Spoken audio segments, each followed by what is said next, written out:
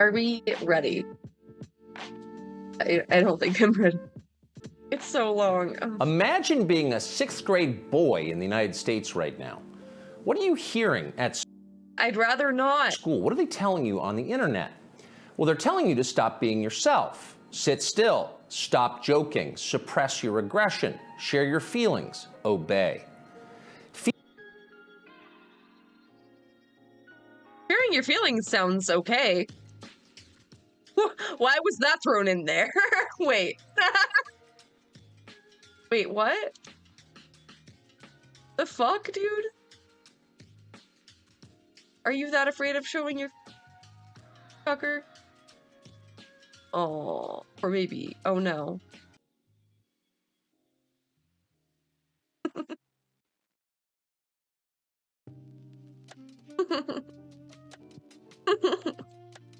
Female qualities are virtuous. Masculine qualities are oppressive. That's the message. In case it wasn't clear enough, schools around the country have removed urinals from boys' bathrooms. The male body itself is shameful. Sit down when you pee like a good little girl. Views like this are What? What is he talking about? Huh? often called feminism or woke politics, but in fact they amount to mass conversion therapy, an attempt to change the fundamental nature of people. Nothing like this has ever been attempted at scale. It's one of the most grotesque and destructive experiments in human history. What would it be like to find yourself the subject of that experiment as a boy trying to become a man during the Biden years? Well, you might kill yourself. Many have. You might decide to reject your own manhood and embrace androgyny, or even switch sexes. Girls are better? Fine, I'll become one. Or more likely, What? What? Girls are better, I'll just become one. Who said girls are better? What world are you living in, my guy? Sit-down peas are based. Sit-down peer is the most based. Like, I don't care how good you are at peeing in a toilet, like, there's going to be backsplash. Mobile games, yeah. True. Women are better, bro, what? you might simply withdraw into porn and weed and video games and give up on your life before it's I need more weed right now. Got that right. begun. You might retire at 19, a less dramatic form of suicide. All around us, What? This whole fucking first minute has been baffling. I'm so confused. This isn't gonna be great. this is happening. Noticing it is forbidden, but that does not make it any less real. So it's probably not surprising that Andrew Tate was the most Googled man in the world last year. He offers a different vision. Tate is a former professional kickboxer who about a decade ago began posting advice to young men on social media. Tate's view is that men want respect above all. It's how they're wired. In order to get respect, men must become worthy of it. They must become more impressive. Wake up early, work as hard as you can, stay sober, find God, keep yourself physically fit, don't complain. That's his worldview. Earlier, Definitely not toxic and definitely gonna help all those boys. Definitely better outcomes with that toxic fucking patriarchal ass view that has been tried for, I don't know, thousands of years. Like, I don't.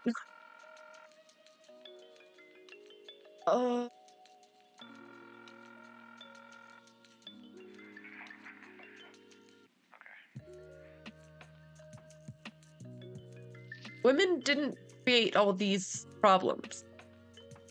Women weren't allowed into the world until like 100 years ago. Like, they weren't allowed into public, like, life. Like, dude, it's 2023, you wake up from a coma.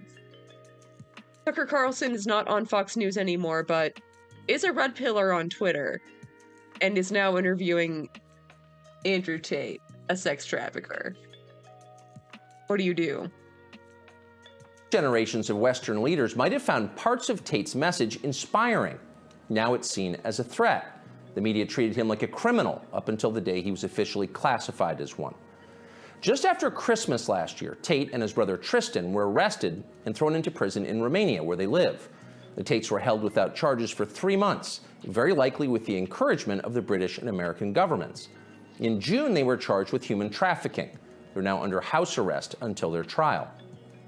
Are the Tates guilty of human trafficking?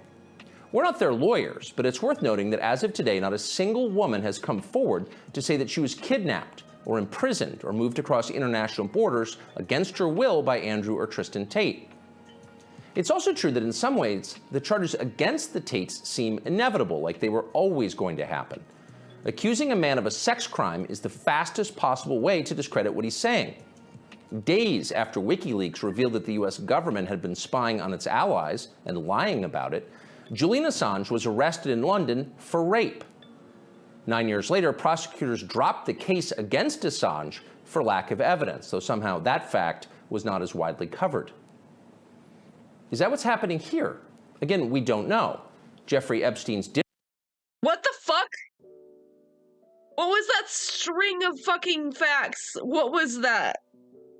How are you connecting Assange to this? You leave him fucking out of this. You leave him out of this. I don't... What? What?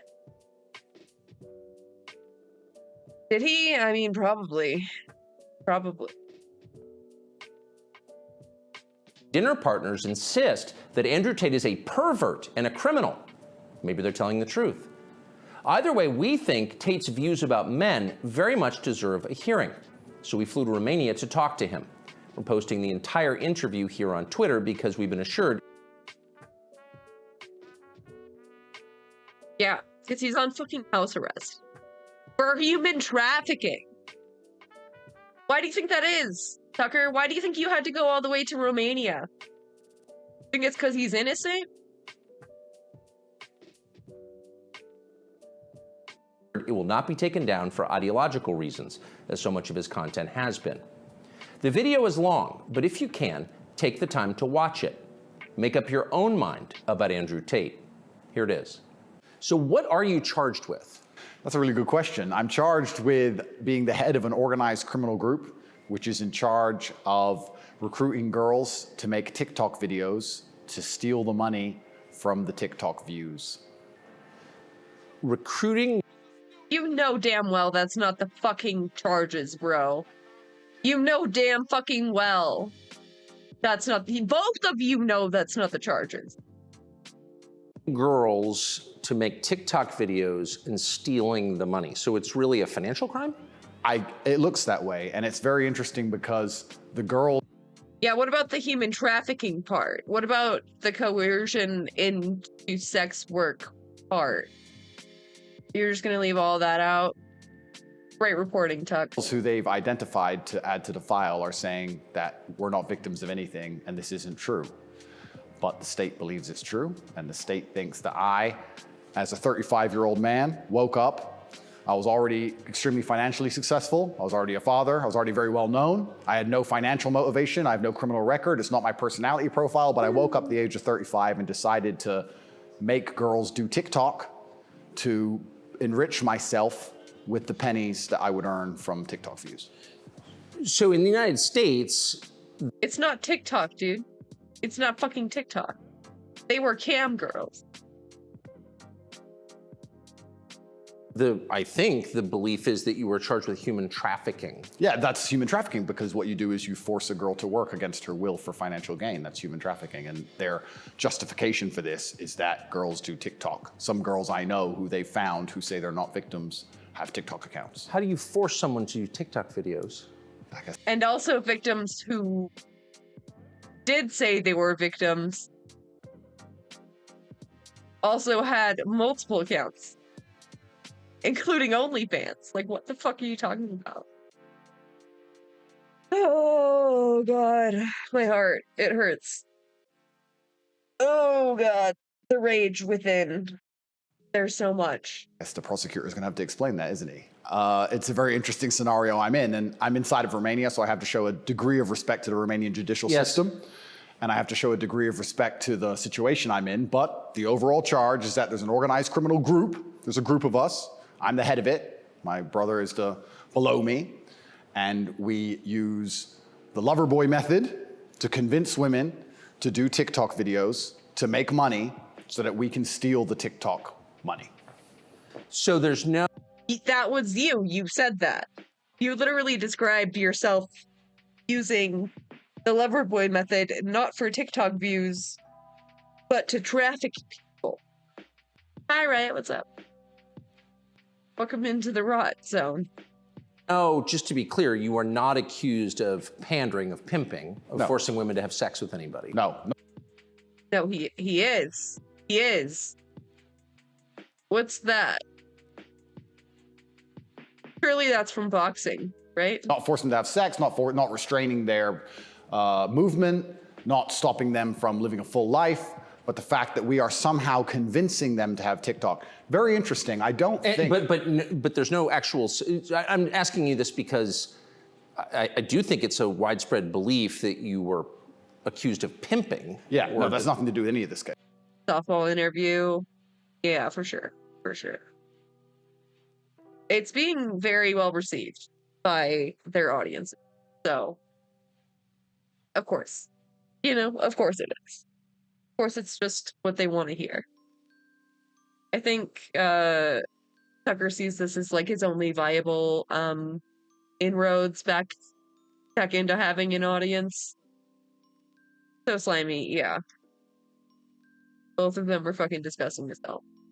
Case. Absolutely nothing. And it's kind of scary because the crime in itself of human trafficking is a unique one because they can ignore the statement of the victim. So the girls have come forward and said, this is insane. You've just picked us because we're near Andrew and we're his friends. But the whole idea of the crime is they can say that she's brainwashed, right? She's under duress. So you can ignore her statement. State says she's a victim regardless of the fact that she says she's not a victim. So it's very interesting because the difference between sex and rape is consent, right? Right. But they remove all of that. They're like, nope, you're a victim. No matter what you say, we're deciding you're a victim. And they've chosen them. And of course, these girls do nothing pornographic. They've never had sex with anyone, nothing to do with that. So they've picked TikTok. So it's scary. Imagine you're a full-grown man anywhere in the world today. They can find... That is for sure not what they're using. Are these papers, like, available? I wonder. Because pretty sure it's, like, not... It's not just TikTok.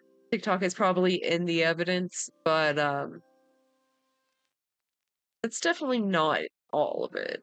Find two girls who have TikTok on their phone, which is every single female on the planet, and they can accuse you of forcing them to take the TikTok money. And even if the girls say they didn't do that, this isn't true, then you're still a human trafficker. But force, what is that?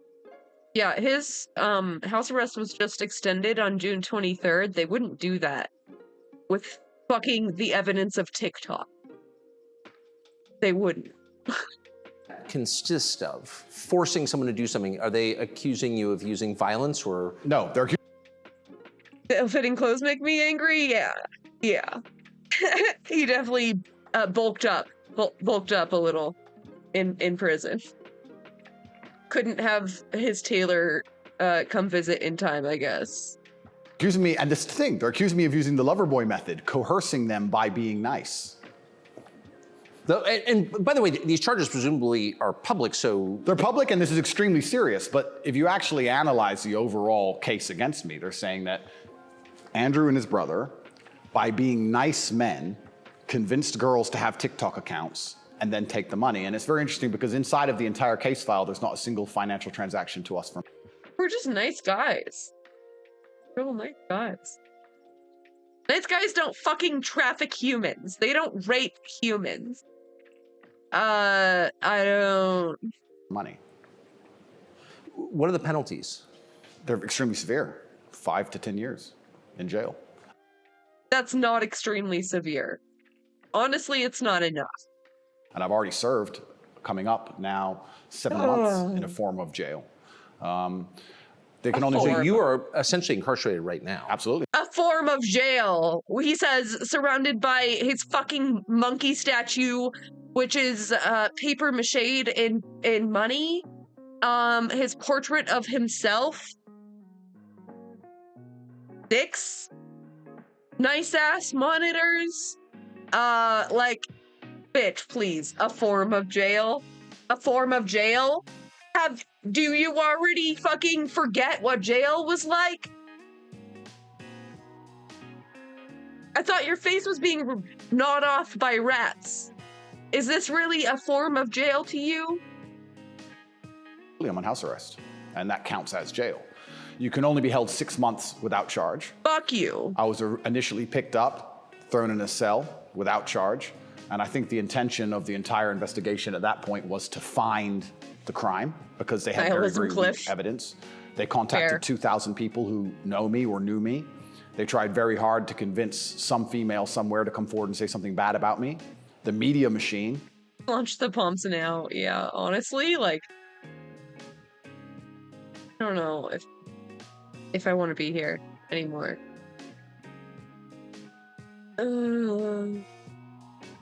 Maybe I should just transition to a man since that's clearly the superior species.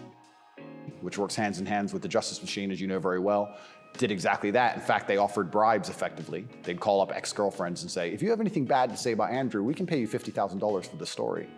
And they tried very hard. They didn't find any evidence of anything. They then released me on house arrest, and then 2 days before the legal limit in which they had to drop everything, they charged me with whatever they had from the beginning, which is very little. And now we have to wait for the Romanian judicial system to analyze the file and, God willing, throw it away. How long did you spend in jail? I was in jail for 92 days in a Romanian jail cell. What was that like? It was certainly an interesting experience. I won't lie and say it was easy. It was certainly very difficult. The uncertainty of it. It's a very uncertain situation to be picked up on just before New Year's Eve and thrown in a cell without charge. And I'm asking different prison guards and different prisoners, how long am I going to be here? One person was like, I've been here 2 years. I was like, have you been charged? He goes, yeah, but I haven't gone to court yet. Like, everyone's been there for years. I thought I was going to be there for years. And it certainly takes a mental toll on you. And I think jail is a different experience when you know you're innocent.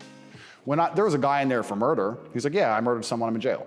You can your soul and your mind can accept the punishment for a crime. But when you've actually done nothing wrong, I think jail is a lot harder. You're on tape, guy.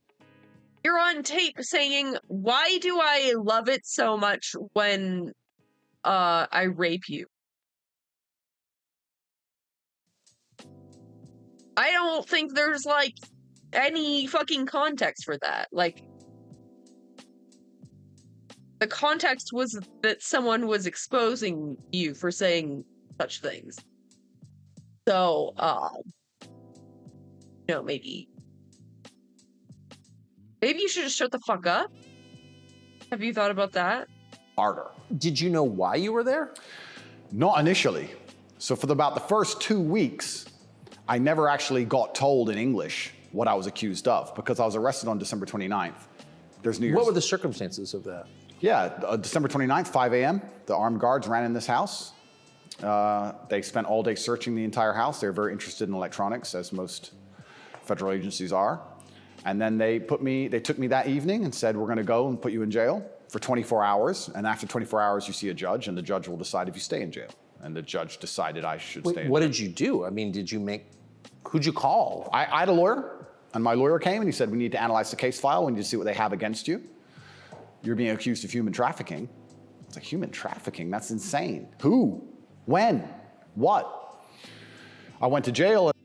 Probably the girls that you told that couldn't, you told they couldn't leave your fucking compound. Probably those ones. Back into Peeker, please. I tire of their conversation.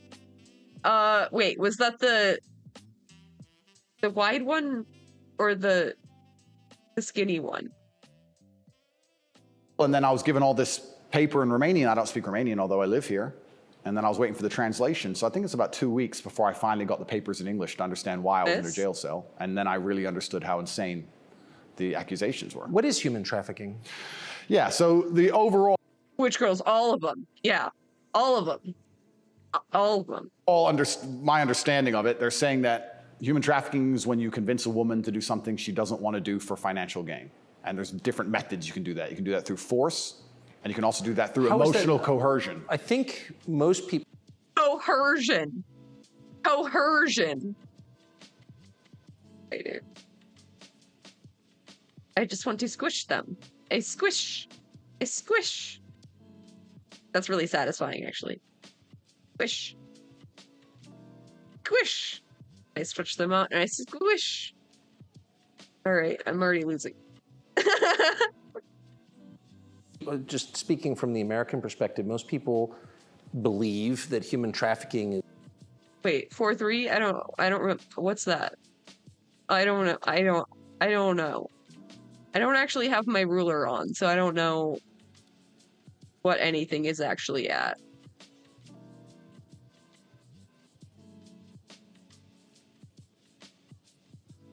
That is effectively slavery, selling human beings. That's what I believe as well. Absolutely. And this is the thing that's so interesting. When you finally end up the enemy of the matrix and they use the legal system as a weapon to punish you for having an opinion, you realize how subjective the law is, right? Because it can be a weapon. When you have something subjective, you can just pick and choose.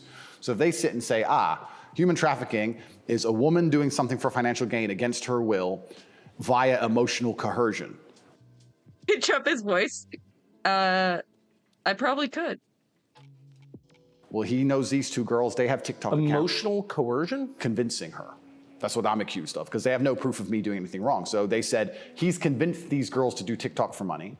The girls have said themselves, this is not true. And the state is denying their statement, saying, no, you're brainwashed. It is true. And I went to jail. So how is the state, so the state is trying to coerce the women. So how is the state not committing human trafficking by the same definition? Well, absolutely. It's very interesting. It's very interesting that you can sit someone down and tell them they're a victim when they say they're not a victim. You're a victim of being coerced, and we're going to try to coerce you into conceding you were coerced. Exactly. It's a very interesting scenario. And okay. Yeah, and it's a very interesting scenario. And interesting. Up until this point, no judge has looked at the evidence of the case. So up until this point, I've been to court a bunch of times. But the only reason I was in court was to discuss my preventative detention. So under Romanian law, if you being free can impede the investigation, you should stay in jail. So the judge agreed that, yeah, maybe if he's free, he can damage this investigation because they're trying very hard to get something on this guy. So I've done a bunch of jail time. And now it just begins. The judge is going to look at the case. And like I said, God willing, I still have enough faith in the Romanian judicial system that she's going to look at this and go, this is not a crime. You're aware of the media coverage of this, however. So you're in jail for 90 days or more, and the rest of the world is talking about you. Do you know what they're saying? They're saying very heinous things, and I would hate to come across as a conspiracy theorist, Tucker, but I kind of have a feeling that this might be something to do with my influence and an attempt to slander my name. Perhaps I'm crazy, but the fact that they chose such a heinous crime, and they reported it so heavily, and they won't shut up and keep repeating basically a slander attack day after day after day. Also considering the fact that other people who genuinely commit heinous... Slander attack. Yeah, it's just a toxic gossip train, huh? You and Colleen might get along. Crimes have far more favorable press coverage. I don't want you to think I'm a conspiracy theorist. Please, Tucker, I would hate for you to come here and call me crazy. Yeah. But something very strange about it, and I think What, when Jeffrey Epstein's friends call you immoral? Yeah. The goal of it is certainly to slander my name, and I like to see it as a litmus test. I like to see it as an intelligence test. Anybody who wakes up and looks at me and goes, he's a human trafficker because of TikTok, they're fully gone. So, but from the West, just to defend the average news consumer in the West. Sure. Andrew Tate, kind of an outlaw. Yep. Lives in some palace in Romania, wherever that is. Yep. And and Romania sounds like the kind of place where human trafficking is like the main industry. A lot of it happens here. That's what's so crazy about it, right? What's so crazy is if they really wanted to find a human trafficker, I think they could probably do it quite easily. But they managed to get me. That's certainly the perception. So there's a lot of sex trafficking happening there.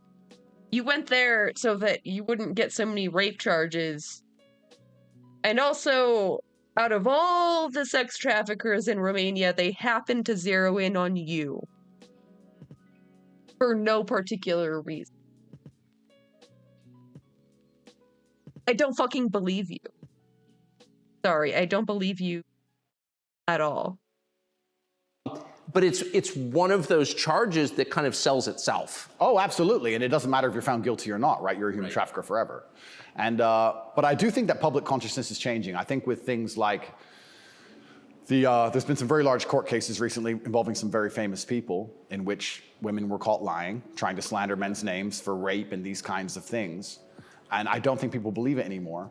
But that scares me to a degree, because I think that the typical weapon, the standardized playbook, is now failing, and I don't know what the new playbook's gonna be. It's almost like better the devil you know. That you're too famous, you're too successful, we don't like you. Call him a rapist or a human trafficker, put him all over the news, slander his name, try and wreck his life. Now that nobody believes it, what's the next move? What are they gonna try next?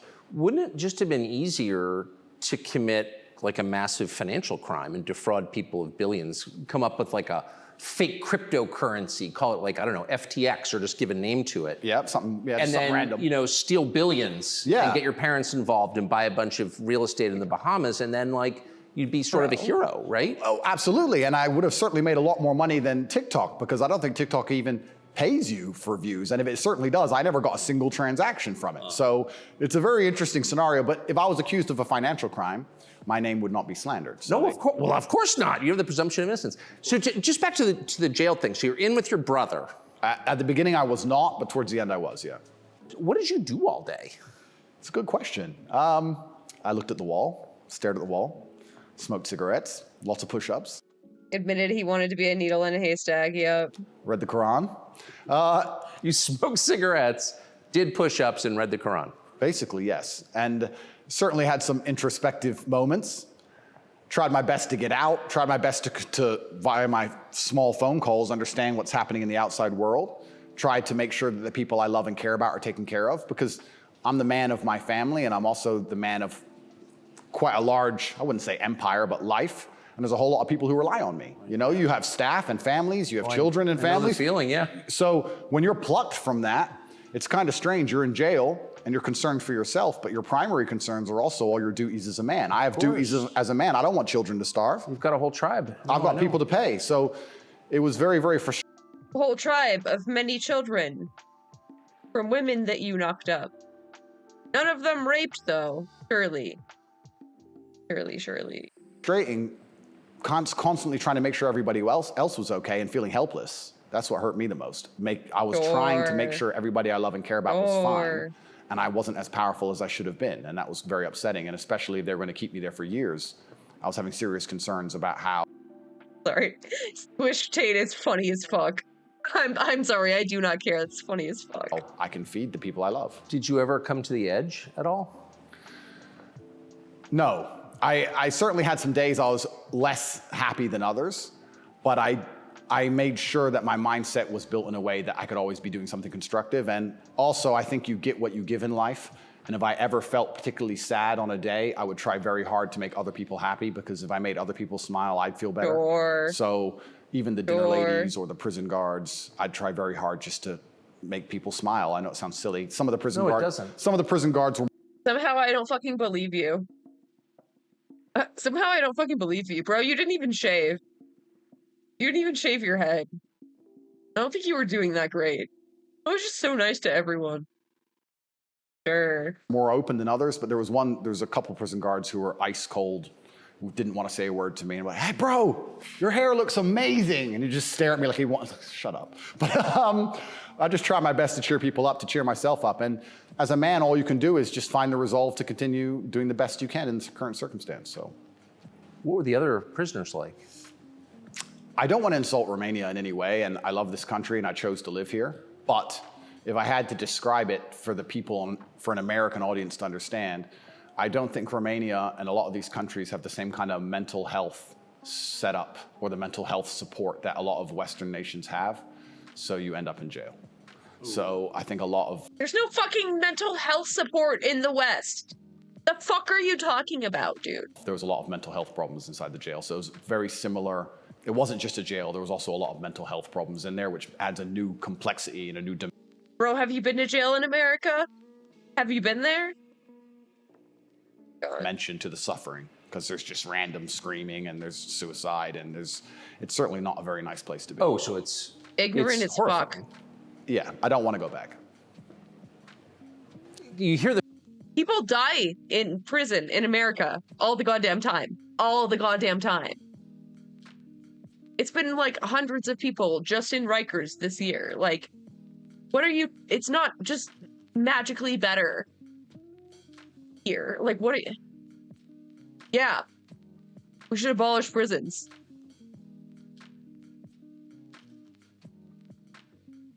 Holy. the phrase Romanian prison, and it sounds tough, so it was what you would imagine. It is, and when this process is over, there's a lot more I will say, but Sex with Stalin. Yes, add to cart. Add to cart. Add to cart right now. Now, there's a game I would play. The most number of people imprisoned anywhere on Earth, and there's zero mental health inside. Yeah, definitely zero mental health issues, and only lots of therapy for the mentally ill in America. Yeah, please. I don't know what the fuck this misconception is. Like, oh, you get free food, free housing. Yeah, it's cold, hard, and the food is moldy. Like, what do you think it is? I will say the staff were very nice to me, and I want to make this clear. I want to make it very clear that all the staff in the jail were very professional and very nice to me. I would almost say that they believed I was innocent and they understood that I didn't belong there. There was a semi-apologetic vibe to the way I was treated by the guards, if that makes sense. Yes. They understood very well. I don't think anybody, like I said, with a functioning brain believes that me at the age of 35 decided to steal TikTok money and ruin my entire life without financial motivation to girls who say they're not victims of anything. I don't think anybody with a brain. Well, the fact that you're not accused of a sex crime or of violence, which I think most people don't really understand. Yep. And they can look it up. Yep. I mean, but you're not actually accused of Correct. rape, Correct. selling anyone, Correct. pimping. Correct. Okay. No, that's not true, actually. That's not true at all. Here we go. Legal papers served to Andrew Tate over rape and sexual assault allegations. So what about that? 4 women aged 20s to 30s are suing former kickboxer Andrew Tate for alleged rape and sexual assault between 2013 and 2016.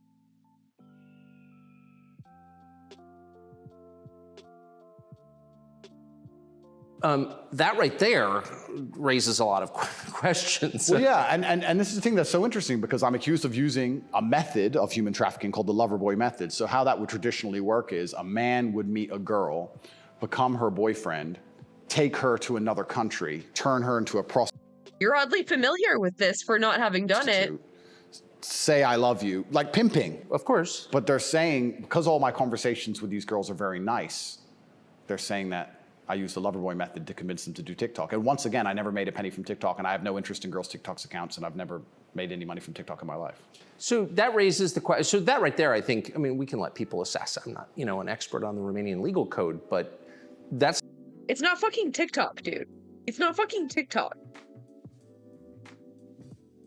I mean, I expect Tucker to be fucking unserious, but, like, the least he could do is know what the fucking charges are, bro. It's kind of not the impression that most people have. Okay, and that's the media, who have made that the media have tried very hard to do that. And if I had to estimate, I think that the overall intention was just to throw me in a cell, use the media machine to drum up something real. I think that's what the goal was. So, but what's the, and I believe that, it seems, obviously. Yeah. Obviously, I believe you, bro, even though the investigation hasn't been concluded. And you haven't been convicted or cleared of any charges. I've never been to Romania before, and one thing I'm struck by is the American presence here. Oh, it's massive. Fully understand that. So there are 3 NATO bases here. Yep. Now. They're bustling because of the war in Ukraine. Yep. One's on the Black Sea, Yep. right below Crimea. So this is strategically important, this country, to NATO. Absolutely. And Why can't we see it? Oh, you can see it. It's just squished at the top. I squished. I squished because I was losing my audience. It wasn't just me that wanted it because it's funny. Okay? I don't know. Maybe I should put it back on 4:3. What was that? Like this?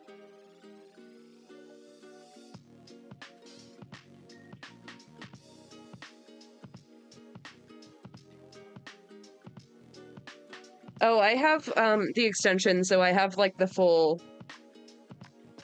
I have the regular aspect ratio for the clip extension. So this is a lot less far away than I realized. It's much more American influenced. Oh, absolutely. Do you think that played a role? Yeah, well, I think, and I don't want to get this incorrect, I think it's the second or third biggest U.S. embassy in the world. The U.S. embassy here looks like a prison. It's huge. They've got a huge embassy here, and even during Ceausescu, during the communism days, Romania was an ally of the West, even during communism. Yes. So yes. Ceausescu came to New York. Yes, that's right, yeah. So Romania and America have been very good friends for a very long time. No, I like it like I have to this. be careful what I say, but it's certainly very interesting what's happened to me. The American embassy were not particularly helpful, let's put it that way. They weren't very interested in me being locked up without charge. You. They didn't seem very interested in getting me out. But you're an American citizen. Absolutely. And so you're an American passport holder. correct. So I think the average American believes, perhaps falsely, that if you are accused of a crime in a foreign country, particularly a less developed country like Romania, you go to the U.S. Embassy and someone takes an interest in your case just to make sure that your treatment falls within, accepted standards of justice. Yeah, they came to see me, but when I was asking them what they can actually do about all of this, they weren't particularly helpful. I don't want to peddle conspiracy theories, and I've heard a lot of information, etc. But I wouldn't say they sanctioned it. I don't know if they had to sanction it, but they weren't particularly interested in getting me out. But at least they came to see me more than once. I mean, they kind of pretended to care. The UK embassy didn't even pretend to care.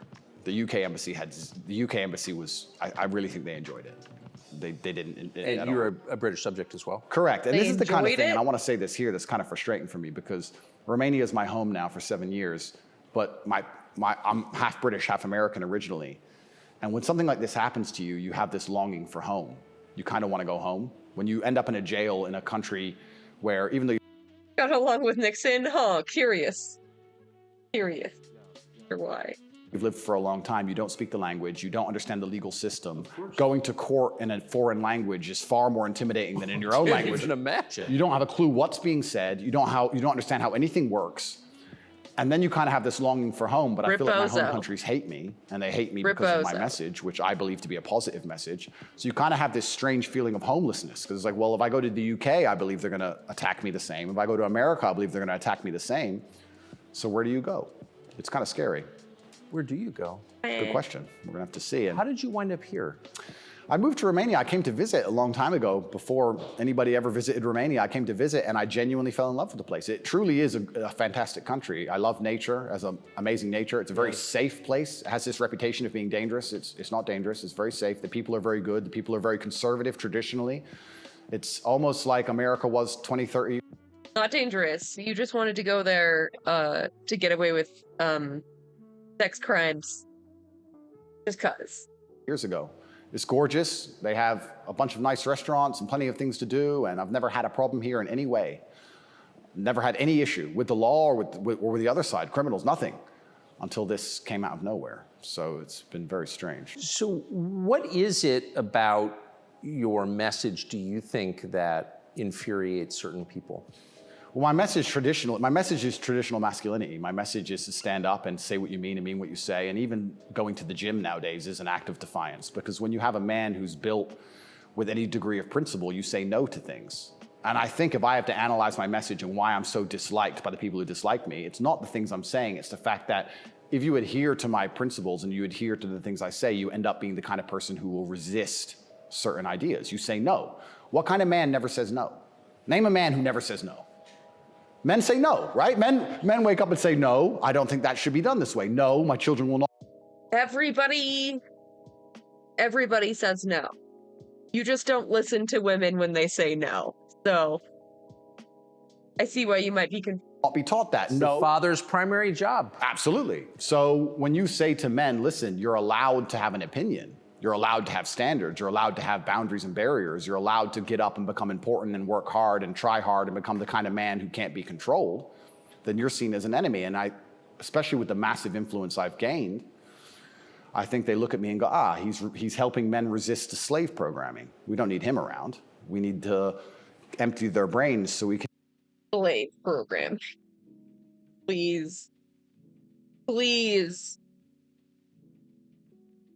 Toxic masculinity is a feature of capitalism. You need big, strong men to do fascism and capitalism. Like, that's the whole problem.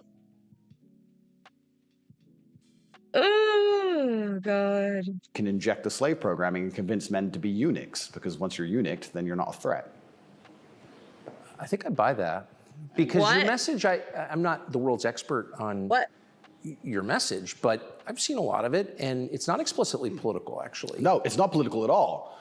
And their original attack before this Matrix attack is they weaponized virtue, which is what they usually do. There's no genuine virtue inside of these people. They weaponize virtue. They find a virtue, and they turn it into a bullet, and they shoot at you. I'm sure you know very well. Yeah, I've heard. Yeah. I was a misogynist for the longest time just for saying that men should have standards. If you tell a man he can have standards in a relationship in any way, you're a misogynist. It's actually very interesting because What does that mean to have standards in a relationship? But this is the thing That's not why we called you a misogynist. that's so interesting about it, because they've gendered the argument when I never did.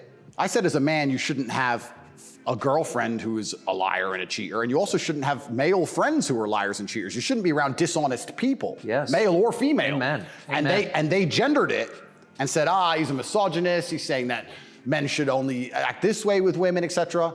I said that men should have That's not what you fucking said, you fucking bozo. standards, and you should have protocols that you're prepared to accept, and you should have hard parameters. And if a woman doesn't want to adhere to those parameters, that's her decision, and it's her prerogative, but you don't have to stay with her.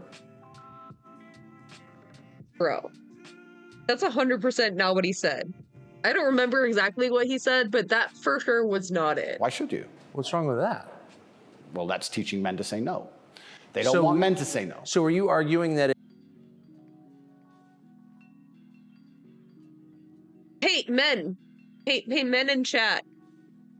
Have you ever been told to not say no? Because as a woman, I'm very familiar. I'm very fucking familiar with that, but I don't think men experience that in the same way. I could be wrong. Do you feel like you can't say no as a man? Have you been emasculated? Has society cucked you into only saying yes? I gotta know. it's better to be with a virtuous woman? I think so. Yes, I know that's crazy. No, I'm serious. I mean, that seems I like am, a Tucker. Good, I don't want to. that seems like good advice. I don't want to come across as extreme, but yes, I am. And what's actually funny is I really believe most of the things I'm saying were accepted by absolutely everybody 15 years ago, 10 years ago. And now it's public enemy number one. And it's because of the mass influence I have. At one point, I became the most Googled man on earth. At one point.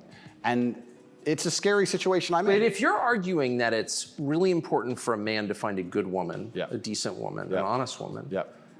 that's the truest thing that's ever been said. I Absolutely. mean, that's the most important thing any man can do. I mean, I can just tell you firsthand. Oh, thank you very Being much. married 32 years, that's the most important thing. And you think saying that angered people? Absolutely, because I'm Okay. arguing the only way to do that is via Okay. masculine excellence. Situation, but yes and no. Care to expand? In what ways have you been told this to not say no? In what ways have you been forced to be a yes man?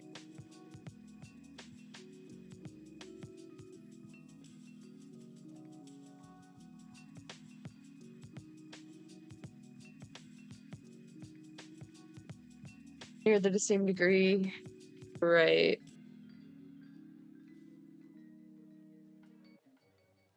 I mean, the coercion of capitalism. You can't say, no, I'm not coming into work.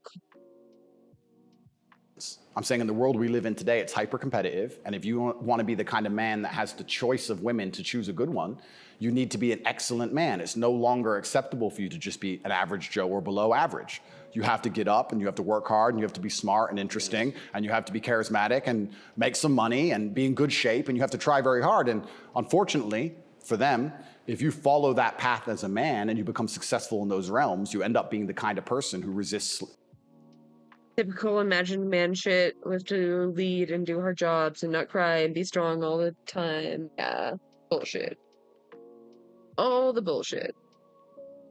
Like, that's the ways that patriarchy hurts men too. And like, he's like refuses to see any of that. Like, enslavement. You become the kind of person who wakes up and says, no, I don't believe in that. That doesn't make sense to me. I can't imagine a better message than that.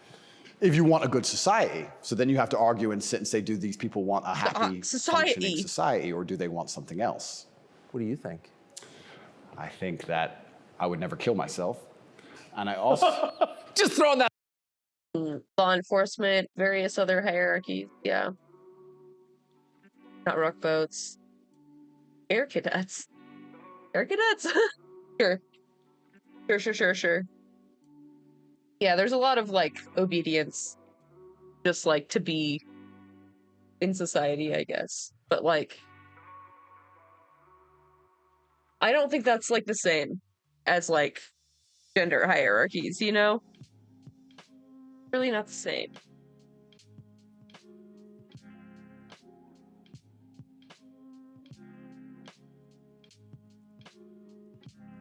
I don't know.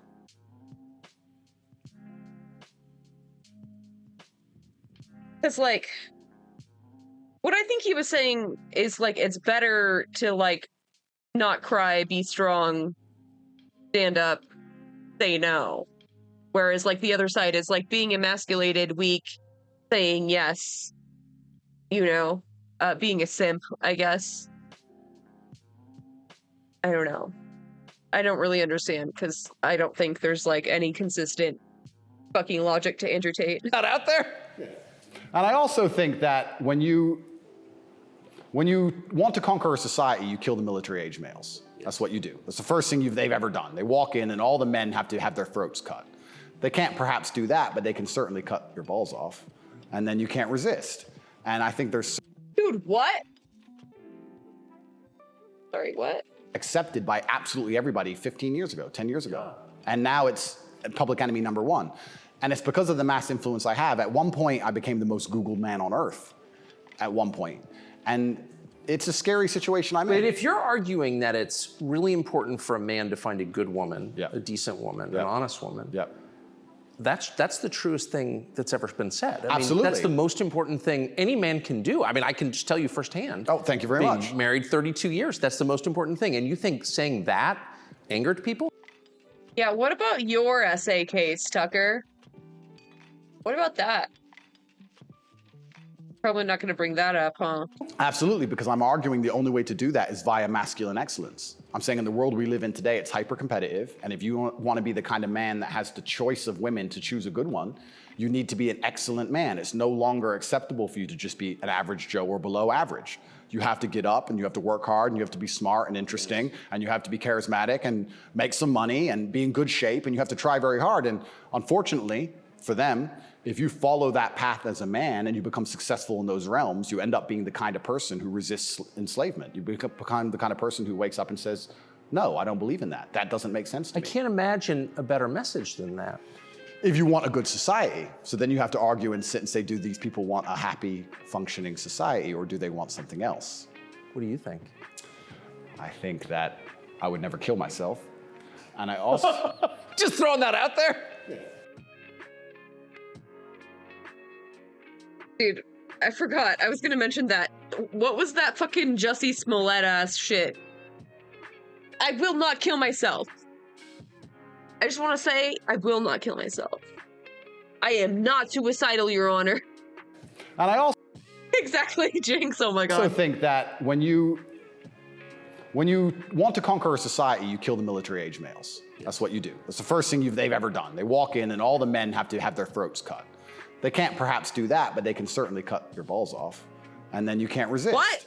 And I think there's What are you certainly talking about? a movement to ensure that there's very little resistance left inside of the #1 demographic, which is required to resist oppression. Who is cutting whose balls off? Dude, has he just lost it? I'm so confused about this fucking point. I'm rewinding for a second time, but I do not get it. I do not get it. Do these people want a happy, functioning society, or do they want something else? What do you think? I think that So I would confused. never kill myself. And I also... Just throwing that out there. And I also think It was totally unrelated. that when you want to conquer a society, you kill the military-age males. That's what you do. That's the first thing they've ever done. They walk in and all the men have to have their throats cut. They Have to have their throats cut. By who? By who? What are you talking about? can't perhaps do that, but they can certainly cut your balls off. And then you can't resist. And I think there's certainly a movement to ensure that there's very little resistance left inside of the #1 demographic, which is required to resist oppression, which are military-age males. And they don't want those kind of people waking up with any kind of self-respect or standards, or to say, no, I don't accept it. I'm so fucking confused. Dude, I'm so confused. I think he's making a metaphor, but he, like, lost the plot on the metaphor, like, a paragraph back. I do not need a 9th injection. They don't want that. They want you to sit and say, I missed on that minute. I replayed it 3 times. I don't understand it any more than you do. I don't need it, but the news said so, so oh well. So in the one interview that you and I did, you had a line that I've been thinking about ever since. I thought it was I think so it's literal. interesting. Is that like a trans dig without like saying the trans thing? Is that it? They're trying to trans the boys so they can't fight back against the machine.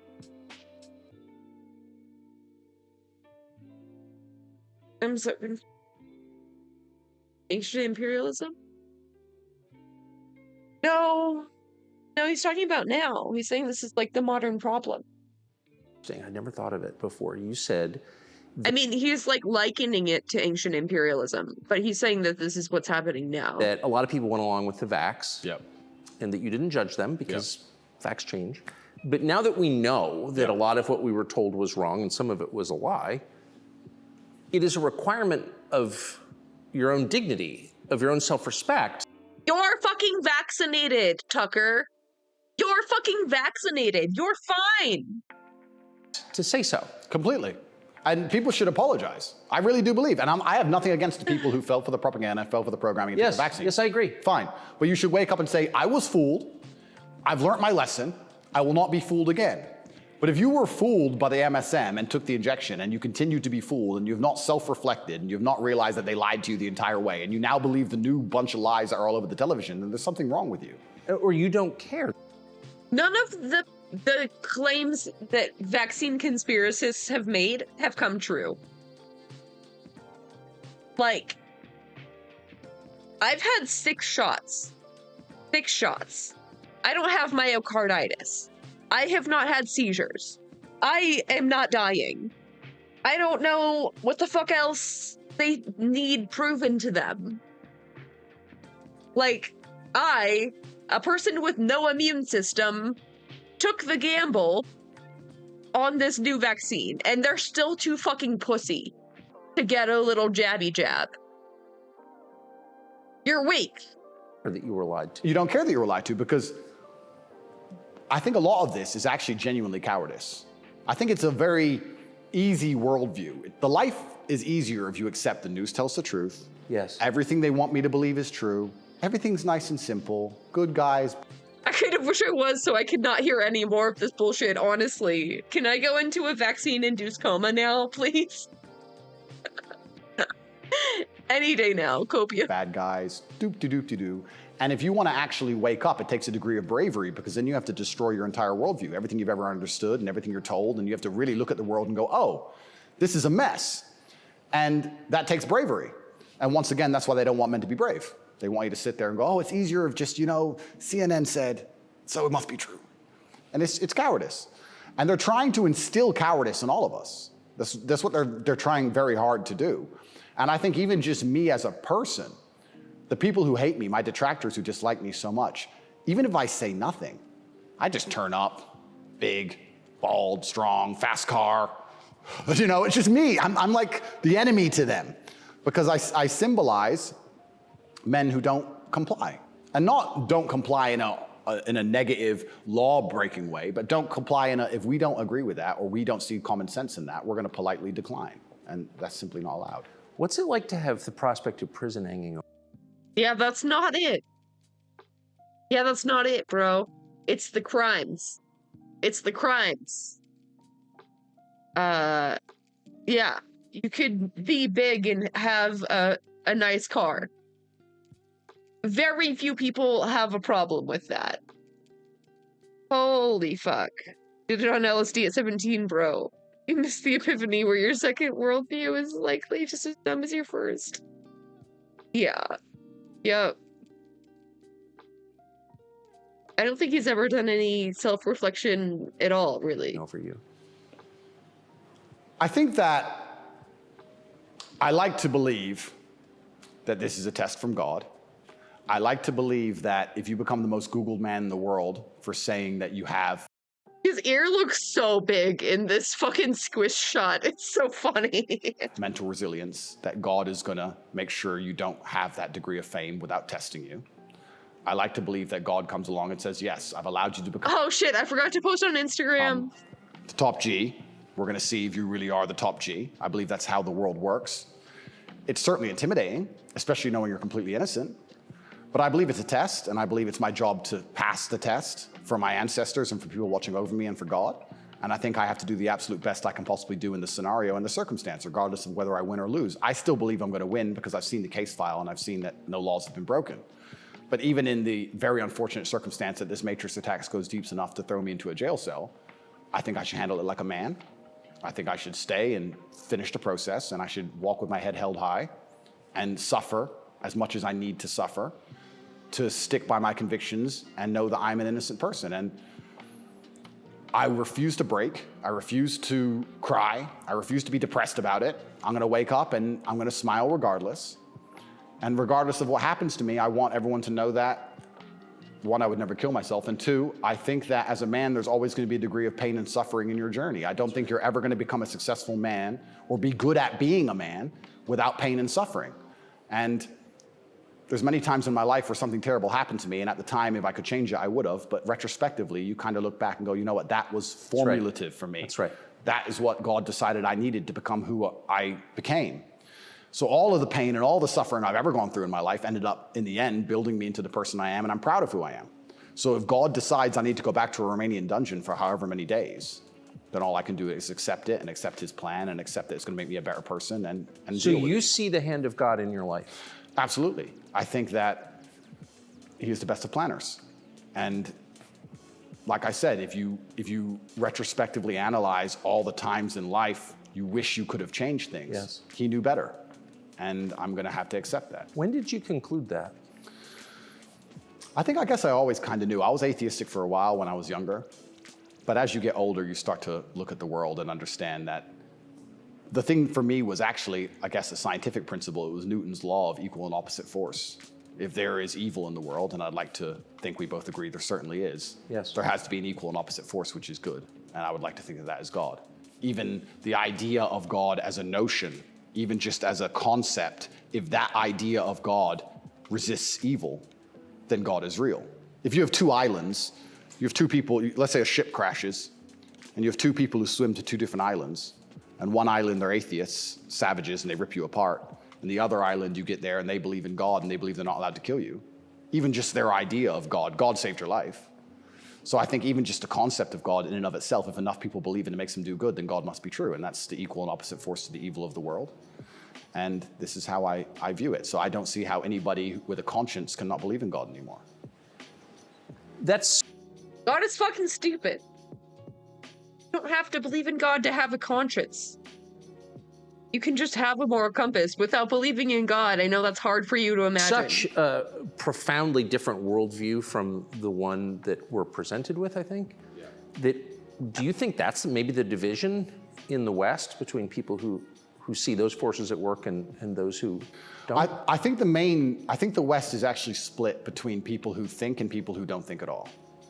I think the people, there's no such thing as these two opposing worldviews. I think people believe there's worldview A and worldview B. I disagree with that. I think there's worldview A, the good guys, which are primarily people who do believe in God, do have parameters, do believe in standards, do believe in self-respect, do know how to say no.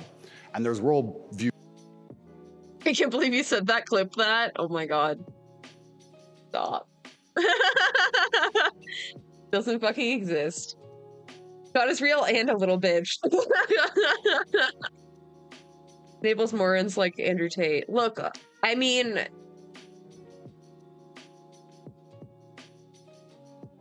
all right.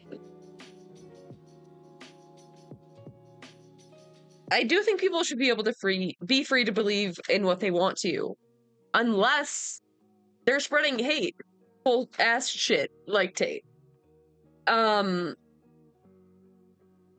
I mean, you're right. Like, they use it to like prop up their talking points, but like, if it wasn't for religion, then it would be just like Tateism. You know what I mean? Like, he would just have a cult still, and it would be the same. B, which changes day by day, based on what they're told, which means they have no real worldview at all. They just repeat. And they have no standards and they have no parameters. There's nothing you can tell them that will make them wake up and go, that's wrong, because they have no inherent morality. So you can literally, you can say bestiality is accepted and encouraged. They have no inherent morality, says the guy who needs a sky daddy to have a moral compass. Okay. Now it's good for you for climate change. And they'll sit there and go, oh, for climate change, oh, well, off we go. And they'll just do it. So I think you have a camp of people who think, and you have a camp of people who repeat. And I don't think there's You're literally repeating all of the bastions of Christianity. Like, what are you talking about? Actually, the opposing side to the good, I don't think function as a thinking populace at all. I think they simply repeat. I'm gonna have a fucking aneurysm, dude. We're only 30 minutes in. Oh, God. We're only 30 minutes in, dude.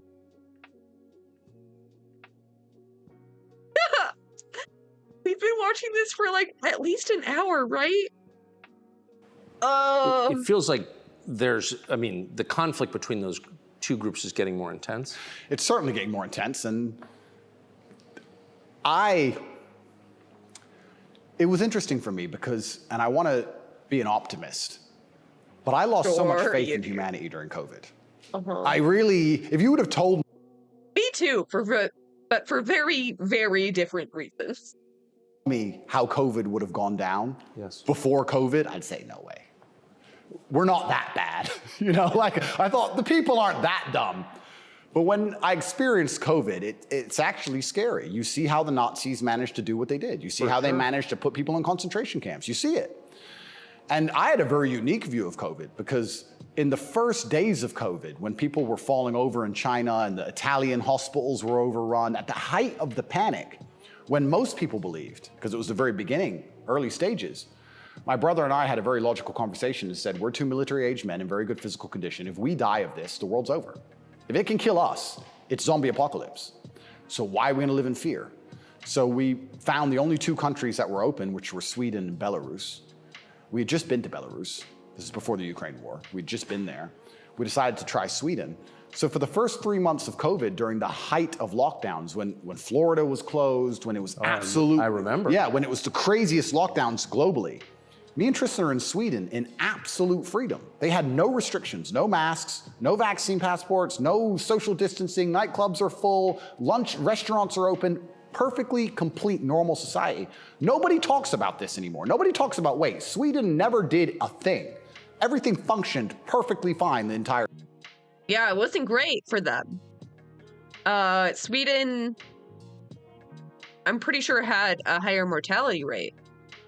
What about that? Curious, what about that? What do you mean, fine? They were fine with having more people die? Sure, I guess.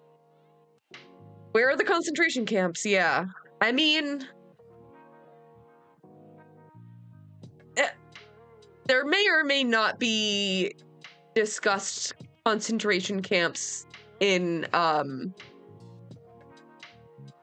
California, I think it was. Who was that?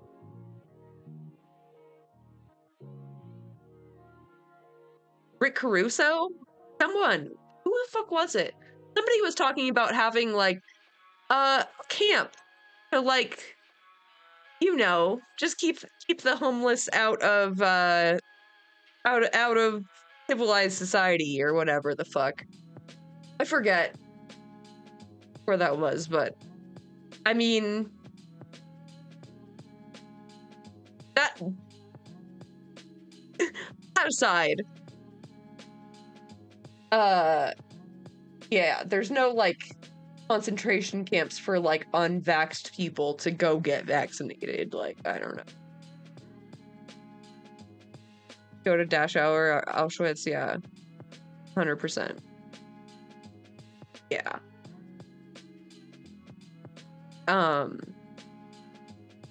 Border camps. Yeah, that's true. That's true. The border camps are like damn near. There were a lot of them that were exposed for forcibly sterilizing women without their knowledge or consent. A lot of the times they only found out that they were sterilized after the fact. Super fucked. Super fucked. But that's not like because COVID was fake. That's just because of like white supremacy and imperialism and the violence required to uphold a border. Stuff like that. You know, regular stuff. Time. And they don't have it. Where's their where's their illness of their winter of severe illness and death? Yes. They never had one. It's a cold country. Never had one. So we were. No, they very much did. Lots of people have died. Living in Sweden, living completely normal lives, seeing the internet and seeing this insanity, and we're like, well, surely if we just put up a few videos of us partying in Sweden in nightclubs, this will wake people up. Oh, God. Makes me so fucking mad, dude. Let's just Google real quick, Sweden COVID deaths, deaths total. 24,000. 24,000 people have died. Nearly 2.7 million have recovered. So it's not like zero COVID in Sweden. Fuck you're talking about, bro. People ignored their own eyes. That's the scariest thing about everything, is that they can get to a level where, with the media machine, where people will genuinely ignore their own eyes. I don't understand how you can get people so brainwashed that they will see that the sky is blue, and then they'll watch that the sky is green, and then they'll look at it again and go, the sky's green. It's crazy to me, but COVID proves they can do that. And that's why the war is getting so intense, because the principled people are saying, how can you still believe in the things that you're saying? Here is all the logical, empirical evidence that that is a lie. But these people are... You don't have any fucking evidence, bro. There's no fucking evidence. Oh my God. Two fucking charlatans just sitting there jacking each other off. I need to smoke, bro. Ideologically brainwashed, and they don't want to take enough. They don't have the bravery it takes to wake up and accept that they're being lied to. So they'd rather just, to the end of time, repeat what they're told. And it becomes more and more intense as it becomes more and more ridiculous. That's so scary. As it becomes more and more ridiculous, the more intense both sides get. Yes. Right? So what the future holds, I'm not entirely... Yeah, being asked to put on a mask or chill at home at bit is not equal to concentration camps, genocide, or war. Yeah. Not the same thing, it turns out. Wearing a mask, super easy. Very easy. Surgeons do it for like 12 hours sometimes. Like, it's fine. Entirely sure, but I like to believe, even my current charges, I found solace when I was in jail, that the thinking people are looking at this going, something about this doesn't seem right. Well, I mean, it is a little bracing. I mean, when I discovered, I mean, I was sympathetic to you already. But, you know, a man's accused of human trafficking. It's worth finding out what he's accused of. Sure. And when I discovered that there was no like actual human trafficking charge, yeah, you know, that's not actually human trafficking. I don't care what you call it. Yep. You weren't buying it, even accused of buying and selling anyone. Then the next conclusion you inevitably reach is they don't like the guy. They don't like his views, which is fine. They're going to send him to jail for that. Yep. That does seem like an escalation. Absolutely, but if they don't like your views and you're inspiring millions of people to resist slave programming, you become a threat. Like, they disgust me. But you can't send a guy to jail. Yeah, or also if you do a bunch of crimes, they arrest you. Crazy, right? 71% of Sweden was vaccinated, and they still fared worse than most Nordic countries. Yeah, because they didn't do any other mitigation. They didn't lock down at all. That's why.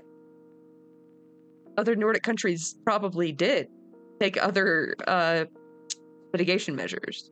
Jail because you disagree with him. You shouldn't. But even before I went to jail, the members of parliament in the UK were talking about me and what a dangerous role model I am for young boys. So they launched this initiative inside of British schools to ban me. My name can't be said inside of any British school. And members of parliament were standing up in parliament saying, Andrew Tate is dangerous. He's encouraging young boys to have misogynistic views, because I'm literally telling young men to go to the gym and to stand up for themselves and believe in themselves and believe in something. And by extension, you look at some of the sexual education books these children are being given, which I believe at age 9, I don't think a child needs to learn about anal sex or any of these things. Probably not. Yeah, probably not. So they're pushing that to the children, but I'm banned. Well, they're also pushing weed and video games on boys. Oh, completely. And you can listen to rap music about killing people all day long, and there's a whole, and Lil Nas, he can have sex with the devil in his music videos, that's fine. But I'm dangerous for saying go to the gym. And once I realized what was scary to me is, I said this to my brother, I said, once the parliament's discussing you, you're basically considered a national security threat at this point. You're a threat to national security at that level. And then all bets are off. Right? What about the UK? So the UK has become more authoritarian than anywhere in the Persian Gulf. Correct. How did that happen? Yeah, and it's, like I said, it's very interesting because people still, the people in Camp B who don't think, a lot of them believe that the law is fair. I've had people say to me, oh yeah, what they're doing to you is garbage. Well, you need a lawyer. So yeah, I do need a lawyer, and I do have a lawyer. Thank you. But it's not that simple, unfortunately. You know, the law is very subjective, and if they want to attack you with it, they're going to do a very good job of attacking you with it. And that's what the UK does. The UK have these laws which are extremely subjective, and they can use it as a weapon to basically silence anyone they decide, but or why? hurt anyone they decide. England is the birthplace of free speech, of habeas corpus, of kind of framework of liberal democracy that we thought.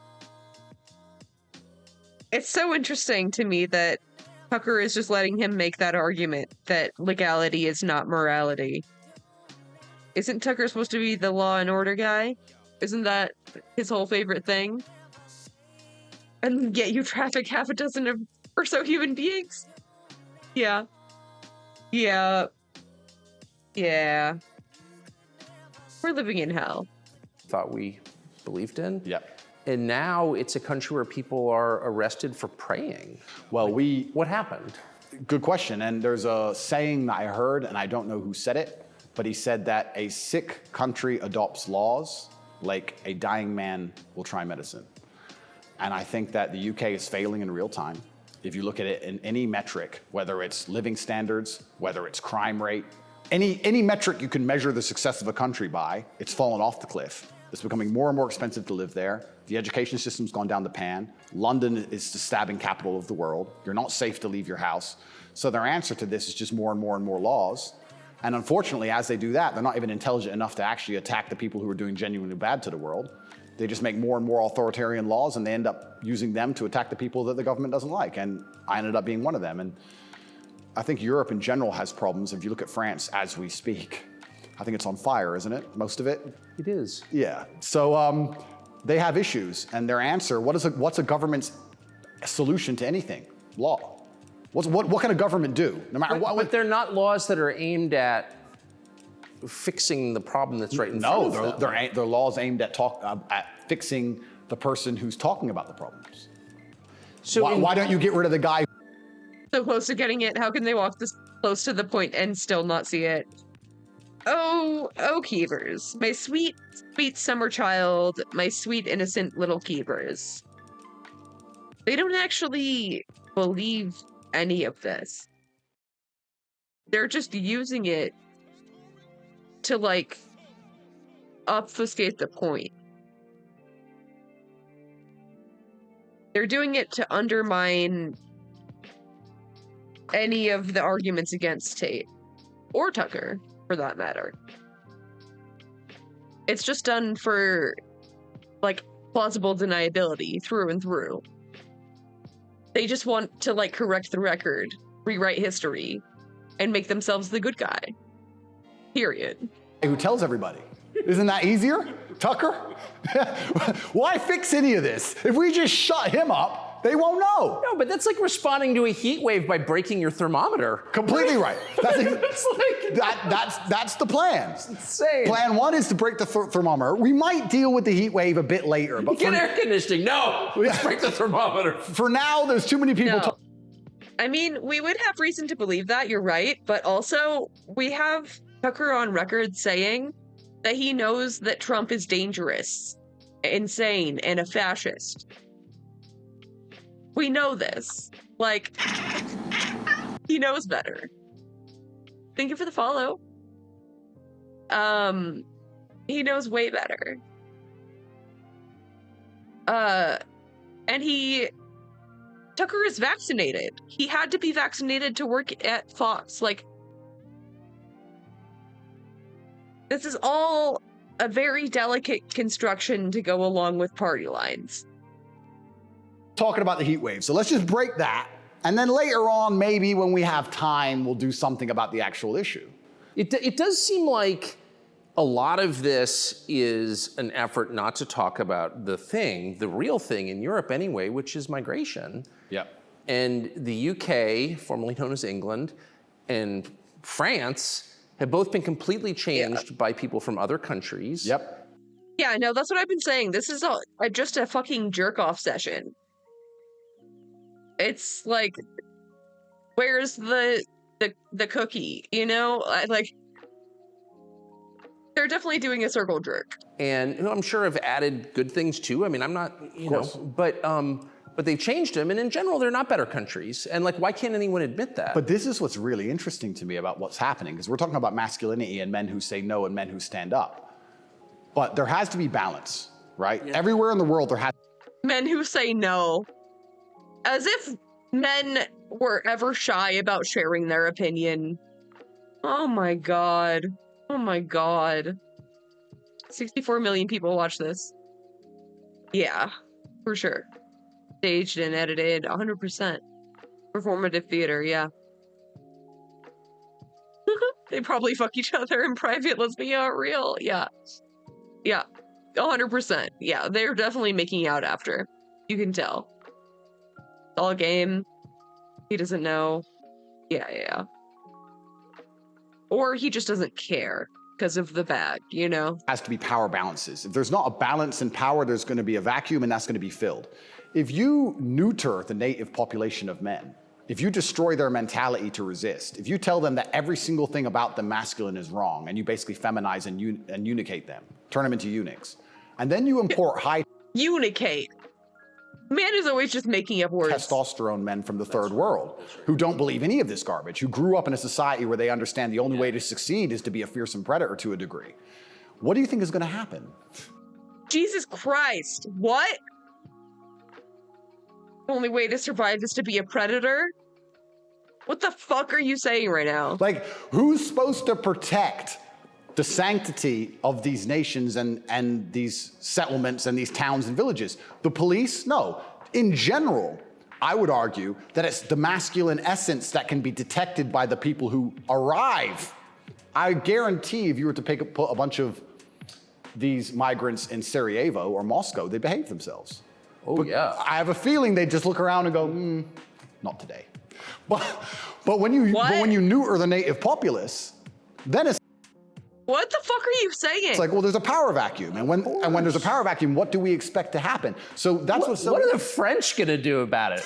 What's your average Englishman gonna do about it? Nothing. Nothing. And Jesus Christ, kill you? Yeah, they'll probably fucking kill you is what they'll do. Are you kidding me? As if the French and English don't have a horrific history of violence and oppression and colonialism. You've got to be fucking kidding me, dude. Is that a joke? Is that a joke? And that's the thing, and that makes you wonder, is this purposeful? Like, why? These two actions of neutering the native populace and importing these high testosterone third worlders are so at odds with each other. Is this purposeful? I'm not sure, but has anyone considered this? So yeah, it's interesting because you talk about these are huge and intentional trends, and so the third world, it's really taking over right now. What are you saying? It's Christian or religious.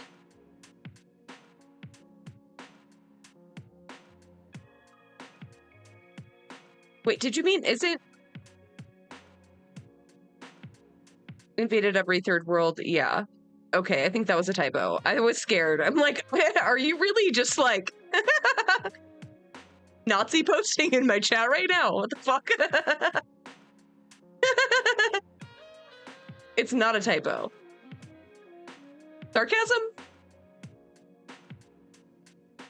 Sarcastic. Yeah, okay. Sure. I get you. Put a kappa. Help a girl out. and I mean, they're historically transformative trends. They're a big deal, and so they're probably not happening by accident, right? There's got to be. Yeah, have you ever seen what French protesters do? Like white French protesters? They kind of invented the guillotine. Have you heard of it? Some intent. How could there not be? That's right. And how do they expect all of this to end? And this is exactly what's happening with migration. The problem with migration specifically is that there's no native masculine populace to enforce any degree of culture or boundary or parameter. And like I said, I would argue the point, and I've been to Sarajevo and I've been to Moscow, I've been to these places and I've seen there's a whole bunch of migration and everybody seems to just behave a little bit differently. And I think that's because people understand. That men live here? That men live here. If you turn up in someone's house and their house is pristine, you're probably gonna take your cup and you're gonna go put it in the kitchen. But if you turn up in somebody's house and it's a fucking mess, and nobody respects the house and nobody cares, and the man is drugged out of his mind, half asleep on the couch, what are you gonna do with your cup? You're gonna leave it there. You don't give a shit. If you turn up to the Western world and look at it. Then you're gonna hit on his wife. Absolutely. So what do we expect to happen in these scenarios, right? I'm sorry, what the fuck? What? What was that exchange, dude?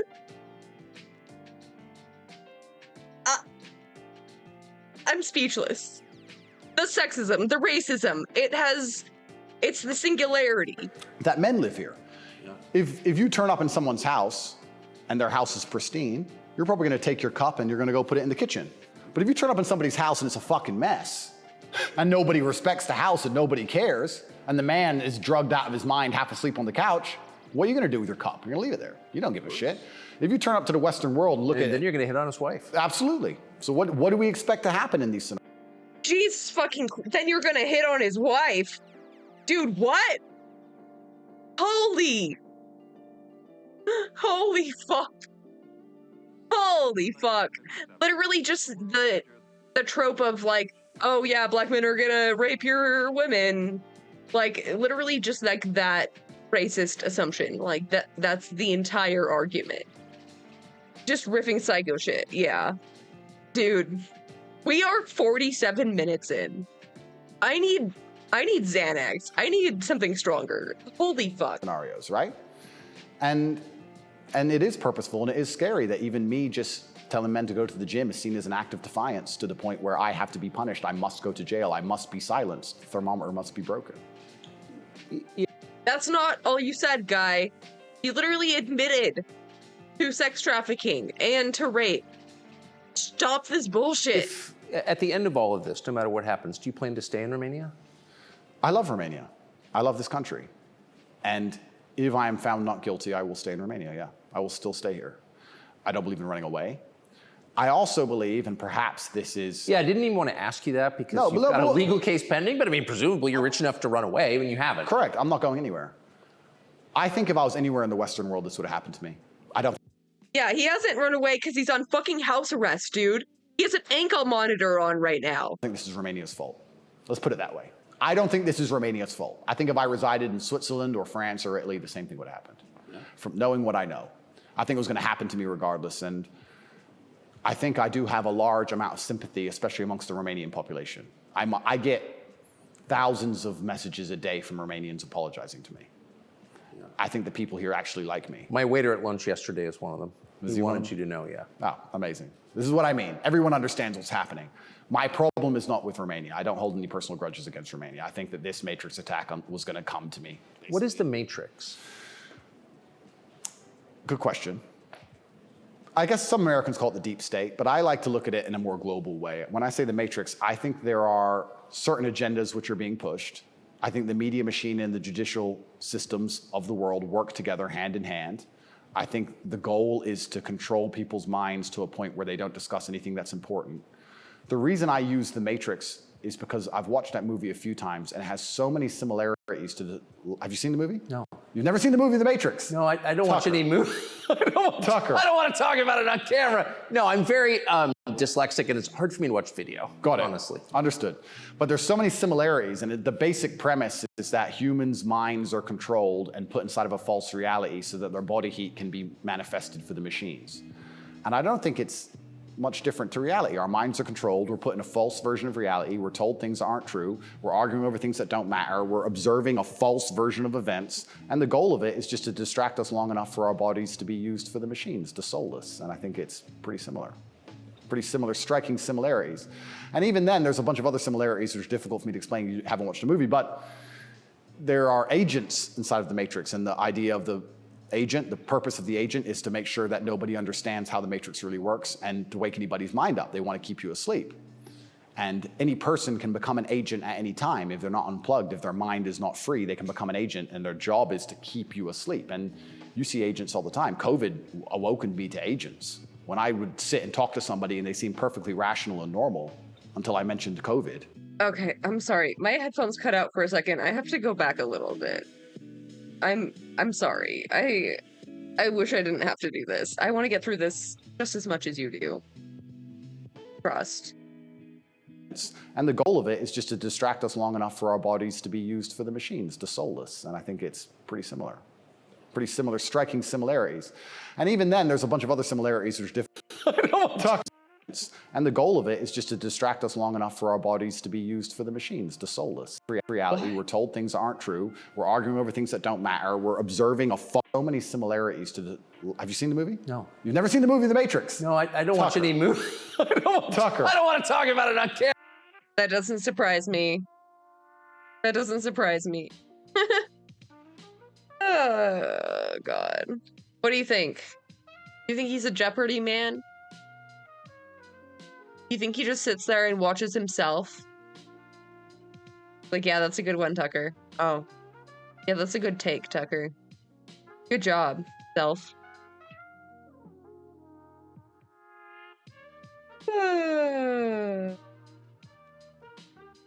Driving a forklift truck and smashed open the doors of the Ministry of Government.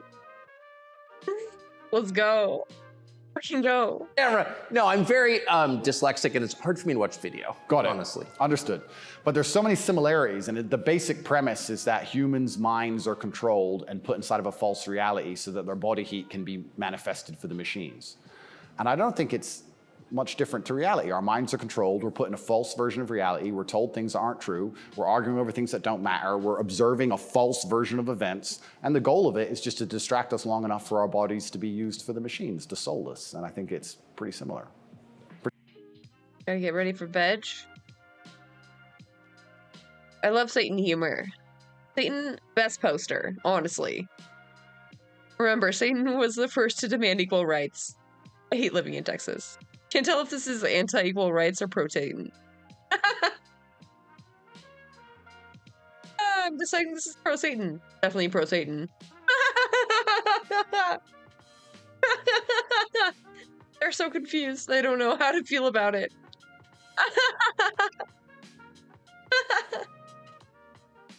Based Satan post. Wait, I thought I was subscribed to Satan. Oh. Oh, this is a subscription feature. Okay. Good. Fucking. Oh yeah, I forgot. I queued up cute animals so that we could have reprieve. Between when Tate is being too insane. Oh, also good night and thank you for the sub. Sleep well.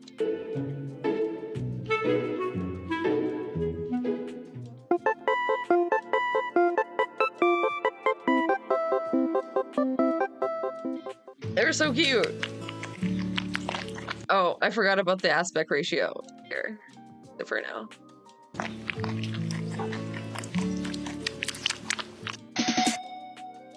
Wake up.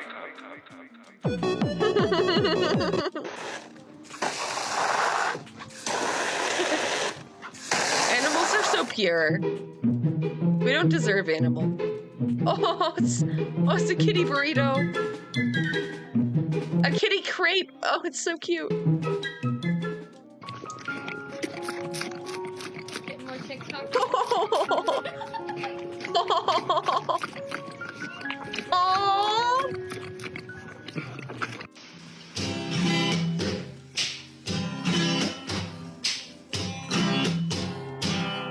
Stop. Oh. The baby. Oh, it's a little baby. Oh my god, it's so tiny. It's so tiny. Look at it. Oh my god. Ugh. Feels so precious.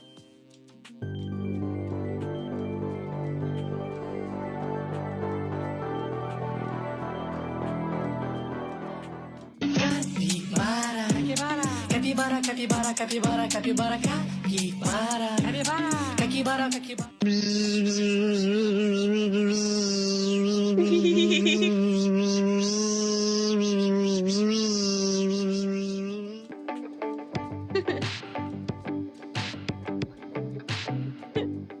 Watch me whip. Watch me nay. Oh my god. Oh my god, this is the cutest fucking thing I've ever seen! Look at it! Oh my god, it's so cute. So cute. Oh.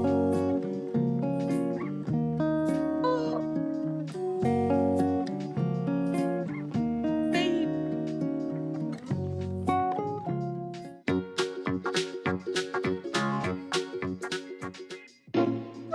Okay.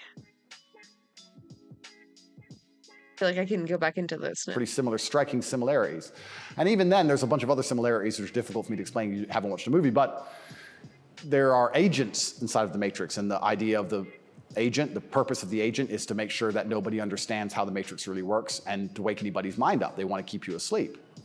And any person can become an agent at any time. If they're not unplugged, if their mind is not free, they can become an agent, and their job is to keep you asleep. And you see agents all the time. COVID awoken me to agents. When I would... Awoken me to agents. Are the agents in the room with us right now? sit and talk to somebody and they seem perfectly rational and normal until I mentioned COVID. And then they'd fully change. No, it's dangerous. No, what do you mean? What do you mean? Are you crazy? My grandma got sick. And they became an agent instantly and started repeating the news to me. And I was like, your grandma got sick. How old is she? 97? Interesting. Oh, I better lock myself in my house then. Dumbass. So agents exist and the Matrix exists, and I think most Old people were not the only people getting sick, bro. Are you dumb? I mean, of course he's dumb. 3 or 4 revolutions and several hundred years too late. Yeah. Right. most people's version of the world is a false one. the idea and the world that most people have in their mind and how society functions and how all these things function, I genuinely believe is completely false. I think they've all been lied to. I don't think anybody understands how any of the world works. And I try and use some very simple, very simple analogies to wake people up. I said to one of my friends once, I said, if me and you could play video games for $10,000 and you could cheat, would you cheat? He goes, well, no. I was like, if I was whooping your ass and it was 10 grand a game and you could cheat, would you cheat? He goes, yeah. I was like, all right, so you accept that people cheat to win in a video game for a menial amount of money. You think they're not gonna cheat for something that matters? Yeah. I think this They're not gonna cheat for something important? You understand what I'm saying? Oh, yeah. Yeah, so. How about to get the most important job in the world, President of the United States? I would never kill myself. I mean, people kill each other over insurance fraud. You don't think, right, yeah. Yeah, so when you actually understand how the world really works, you know what was really interesting? I remember there was this big military coup in, was it Myanmar or Burma? One of these, there was a big military coup. Wait, were they still talking about COVID? I kind of blacked out for a second. They were talking about COVID, right? No. Vaccines are not profitable. That's why we don't make a lot of them. That's literally why we haven't made new ones. Unless we absolutely fucking have to. A year ago or something. And nobody really cared. They mentioned it on the news a little bit. And I looked at it and I looked into it. And they were talking about how the two political parties were almost 50-50, and then in the 90s, something changed, and now one political party just smokes the other one, and the military took over to restore democracy and all this stuff. It was very interesting, the voting machines they used. Really interesting, something to look into. A lot of countries like that. The Philippines, also true. Why do you think support... What? What did he say? A lot of countries use machines like that, like the Philippines? Is that what he said? 50, and then in the 90s, something changed, and now one political party just smokes the other one, and the military took over to restore democracy and all this stuff. It was very interesting, the voting machines they used. Really interesting, something to look into. A lot of countries like that. The Philippines, also.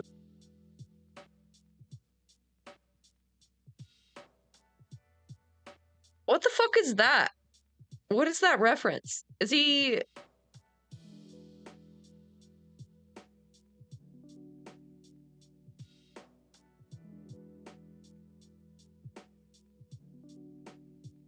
I don't understand. I don't get the reference. So true. Why do you think support for the war in Ukraine, support for Ukraine's side in the war against Russia, support for a war against Russia in the West, is kind of the bottom line issue for the people who run the US government and for the American media? Why? I mean, I guess you could argue about it, but there isn't an argument about it in the United States. There's a position, and anyone who doesn't hold it is attacked and punished. Why? Why is that so important? Well, the first thing I think we should all do is I think we should all give Putin credit for curing COVID, right? I'm sorry, what? Sorry, what the fuck? He did what? Because when his invasion happened, COVID went away. So thought about that. Think about it. It's almost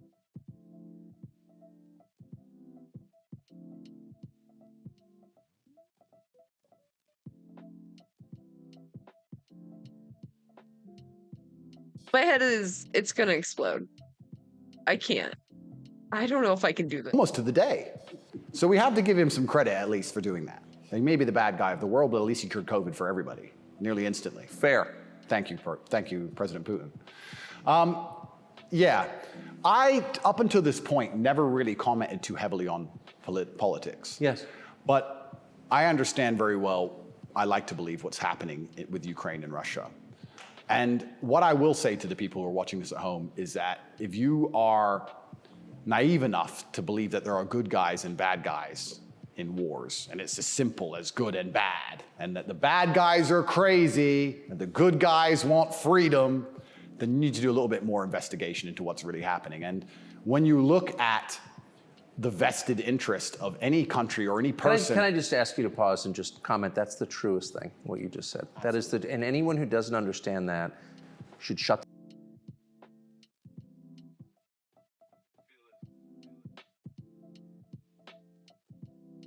I haven't heard a word they said. You about Napoleon's nephew, Ayo. What?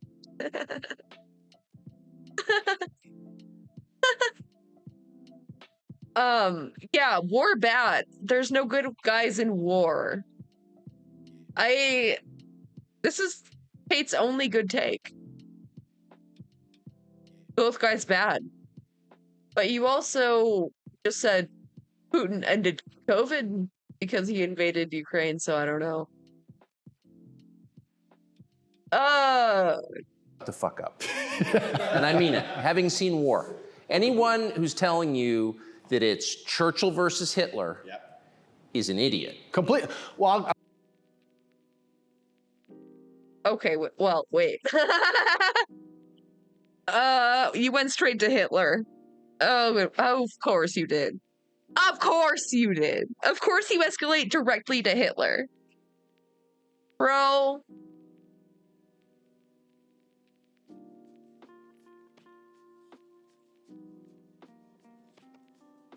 Yeah, Hitler was doing a genocide. Churchill, also very bad dude. Sucks very much. Don't like Churchill. Not a fan. But, yeah, it was, in fact, that. Have you heard of the Blitzkrieg? I'll give you an example. When my father was still alive, Excuse me. Yeah, no, it's true. When my father was still alive, my father died 6 or 7 years ago. I was a lot younger. The war in Afghanistan was also doing a genocide. Years ago. How old was he? 56. Oh gosh. Yeah, he died. But the war in Afghanistan was going on. And I remember asking my dad, saying, why do the Taliban even fight and resist the American war machine? They don't stand a chance. Like, why are these terrorists even fighting against the American war machine? And my dad said, they're fighting for their way of life. They want their wife, and they want their children, and they want their society and their language, and they don't want pride flags, and they don't want American bullshit, and they don't want to be told what to do. And they're fighting to be a culture and be a people which is independent in and of itself. Like, they're not the bad guys you think they are. They're people who are like, why are you here? What do you want? We don't agree with that. That's against our holy book. Fuck off. Right? So even there's no such thing as good and bad in any war. And people. Who is your father? Is Tucker about to be converted to Islam? Is that where this is going? Father. My father was a chess master. He worked for the CIA when he was a linguist for the CIA, and then he was American. Oh shit! What? Wait, what? I didn't know about the CIA part. What the fuck? Of course. But you're also against the deep state, even though your father was CIA. Curious. Interesting. I just knew that his father was a chess champion. I didn't know he was in the American CIA. Bro. That adds up. That also might be a lie he has told forever. I mean, yeah. Who knows, honestly. He was discharged, and for a story I won't tell, but he was a chess master, and it's very interesting. Discharged from the CIA? But it's too juicy. I would tell you, but I'd have to kill you. Okay, bro. Interesting. I encourage people to look at his Twitter. He still has Twitter, @Tate Terrific. And everything he was talking about 11 years ago is so important now. 11 years ago, no one cared about. We had the Donbass in 2014. People cared. Yes. People cared a bit. But he predicted the future. You want to see how chess players can see the future? Read his Twitter. Everything from LGBTQ, why they need your kids because they can't have their own, to the war that's coming and how Europe's going to have an energy crisis, to the letter. It's all on his Twitter. It's amazing to read. It's like you could tell the future. 10 years ago, no one talked about any of this stuff. Did he live in the U.S.? Yes. Yeah, he lived in America. Did we look at this? Did we do it? We're doing it. I think this is it, right? Wait. Said at Tate Terrific. That's it. Okay. And this is from 2013. All right. Perjury is a zero-sum game. Both can't win. He have the gun, or she lied to 911. 911. One must go to jail, them in jail, or she violates plea deal. I don't know what that's about. Zimmer. Hans Zimmer? Is that it? That rings a bell, kind of.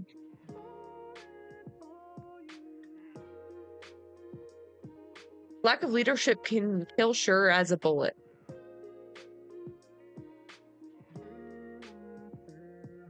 Just ask me alive or Ambassador Stevens RIP. Cries for assistance unanswered. Leaders fail. This is all very cryptic. Very cryptic. I see the psychopathy is heritable. How can we still fund military biofuel? Result? We burn food and greenage in order to make fuel to wage war. Fuck a starving baby. Don't fuck the starving babies. I'm kidding. I'm sorry. That was out of pocket. How can we fund military biofuel? Result. I'm so confused by this. Burn food and greenage in order to make fuel to wage war. Burn fuel. I just don't understand any of these. The problem with modern dudes is that their main sex organ is the tongue.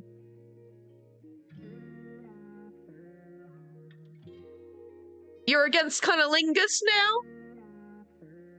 Favorite position? Head between the thighs. Based. I fail and now have 3 kids.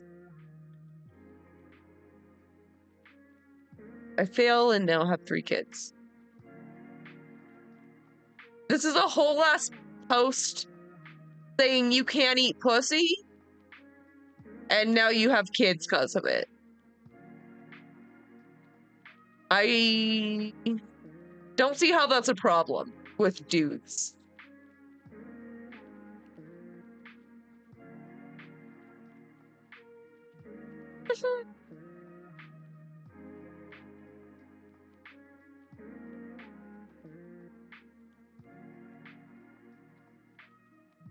What?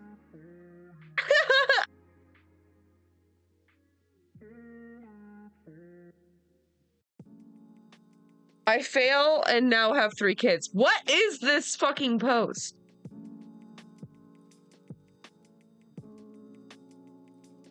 Men posting their L's.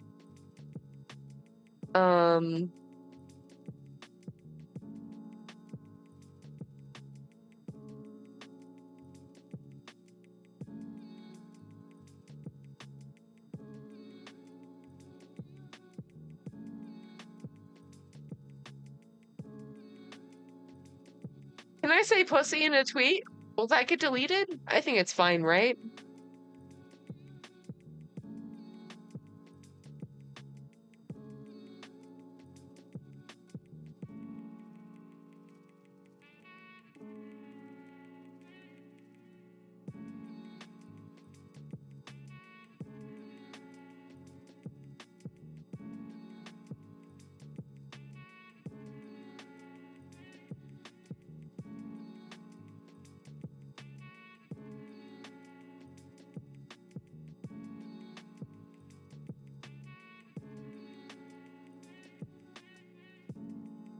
Fail and now have 3 kids. That's my favorite thing I've ever seen.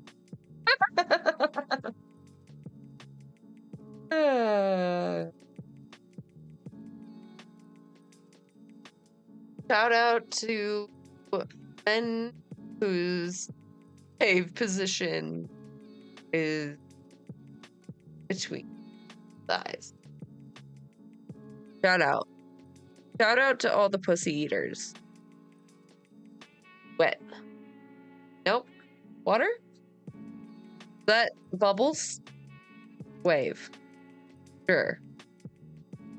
Doing a wave.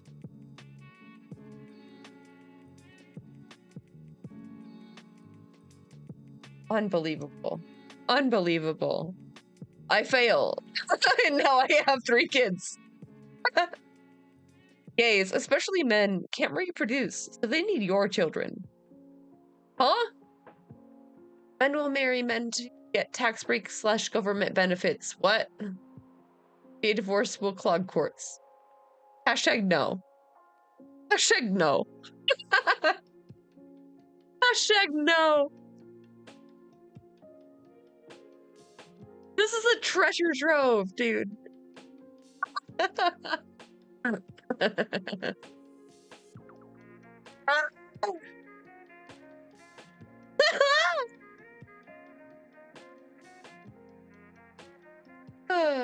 Who chains us? And who holds the key that can set us free? It's you. You have all the weapons you need. Now fight. Movie sucker punch.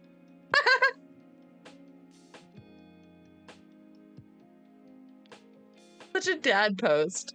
Oh my god. Some dude is called a cannibal cop, convicted by a jury of panicked Americans to life in prison for internet chat. He never did a thing. Hashtag fail. Who was the cannibal cop?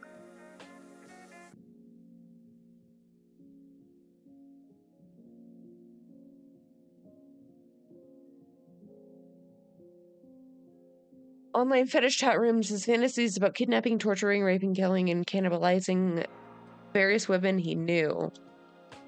Had a police database to find the addresses of some.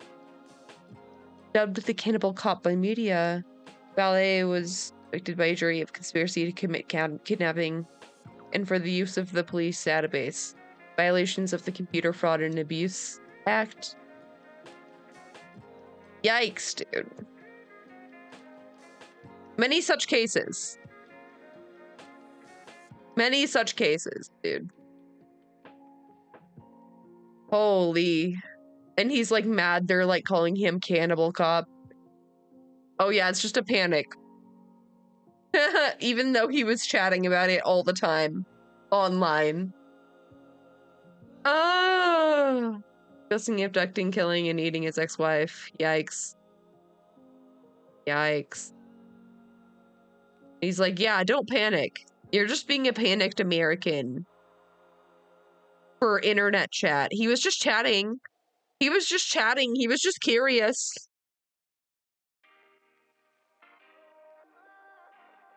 Put on a kink forum, so also maybe not. Do you think it was like... It was hypothetical?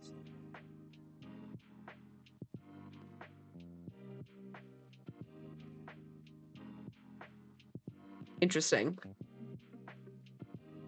Okay. Fascinating. Yeah, it's crazy. But he was telling me about a lot of this stuff even when I was a lot younger. And as we said, there's no good guys and bad guys. But when you have a vested interest in something, I think that people are relatively simple. You're talking about why the American government has such a vested interest in this war. Which is not good for America. Which is not good for America. So is it, well, we can say it's for money or we can say it's for power. What else would it be for? What, is it really for freedom and democracy? Well, I think that's already been destroyed by Zelensky, hasn't it? So yes. What is it for if it's not for money and power? And then you say, well, who's the money and the power going to? These are logical conversations. It's a very logical thought process. I agree. You know, wouldn't it be interesting to say, okay, I woke up, I'm an American. I would never kill myself. Fantasy and role play. Interesting.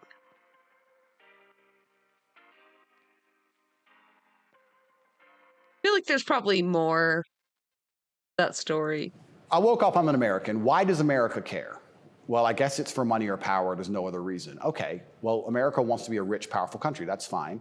Is the money and power going to America, or is it going to a select few individuals? Are those select individuals interested in me and my life? Do they care about benefiting me? Do I need to support the power grab of these select few individuals? Is that going to be a smart move for me to make, for me to have the best possible human experience? Like, this is a very logical thought process. Yes. People don't seem to think anymore. They believe that there's a good guy and there's a bad guy, and one team's completely good and one team's completely bad. One team's crazy. It's not that. I think you specifically are crazy and bad. I do think that. They often use the word crazy because to be completely bad, you have to be crazy, right? So you're crazy, he's crazy, just for no reason. Reasonless. It's insanity. I don't know if you saw Lukashenko with the BBC, did you? It's insanity.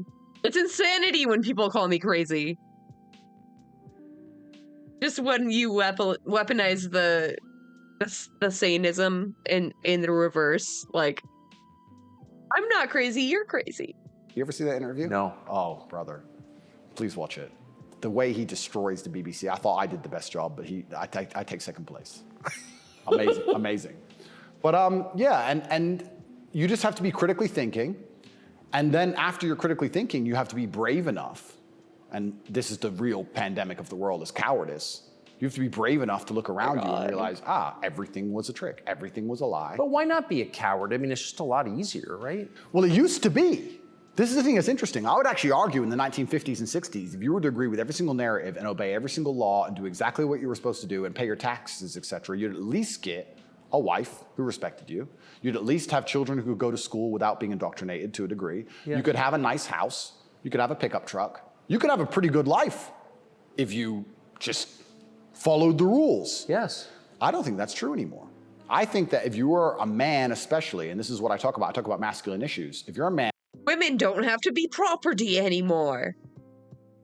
Oh no. White people sad. And who is born, and you decide to do exactly as you're told, you're gonna end up depressed, in debt, working a job that you hate, with a wife who doesn't respect you, with kids who don't listen to you, in a house you don't own, until she leaves you, and then you contemplate suicide a while, and maybe you might find some purpose towards the end, enough to survive and pay your taxes, and then you're gone. I don't think a man who just follows the programming is gonna find any happiness, but they don't care. Why would they? They have no interest in masculine happiness. This is another thing that's very interesting. They talk about men's mental health all the time. First cop to ever consider eating-based activities with their wife. That's kind of based. It is a kind of mouth stuff. You know? Maybe, you know, if she's into it, good for her. Thanks. Especially in the UK. I'm not sure about America, but in the UK, they had this big drive for men's mental health, saying that men commit more suicides. Men a lot more. Because it's hard to be a man. We commit more suicides, we're more depressed, we have all these mental health problems. I come along, I genuinely get thousands of emails a day saying I'm helping men's mental health, but no, you can't help it the way Andrew wants. You can't tell them to go to the gym and stand up for themselves and have pride. What kind of man's gonna have a solid mentality and not have mental health issues if he has no pride? That's part of being a man. Part of being a man is proud of yourself. If you wake up and you're not proud of who you are and how you look and the things you say, how are you ever gonna have a solid mentality? So when I teach things that genuinely help men's mental health, that's outlawed. No, you're not allowed to do that. Instead, are you helping men? Are you helping them? Or are you radicalizing little boys who are now lashing out against their school teachers?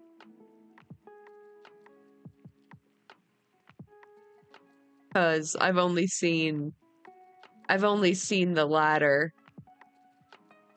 Instead, you have to take our version, which is to pretend to care about men's mental health, but not give a shit. Give them a life they know they're not going to enjoy, pay taxes, and die. And men are the backbone. Medicate them. And medicate them. Medicate them long enough to keep working. The same way as we medicate farm animals. Just a bunch of injections. Yeah, just keep them alive long enough to get the milk. Milk's gone. Chop the head off. Boom. They need to put you in prison. They're trying. Yeah. I can see why. They're trying. And it's scary. A lot of people, but then what do? Do I just shut up? No. You don't think so? Yes. Please, God, shut the fuck up. No, you can't shut up. I mean, because in the end, your self-respect, your dignity is the only thing. That's right. And this is what people don't understand. People say, Andrew, why are you fighting this war? And they don't understand that war is certain. You either fight war against injustice and you fight war against the things you know that are wrong and you feel good inside of yourself, or you accept the slave programming and fight a war with your own mind.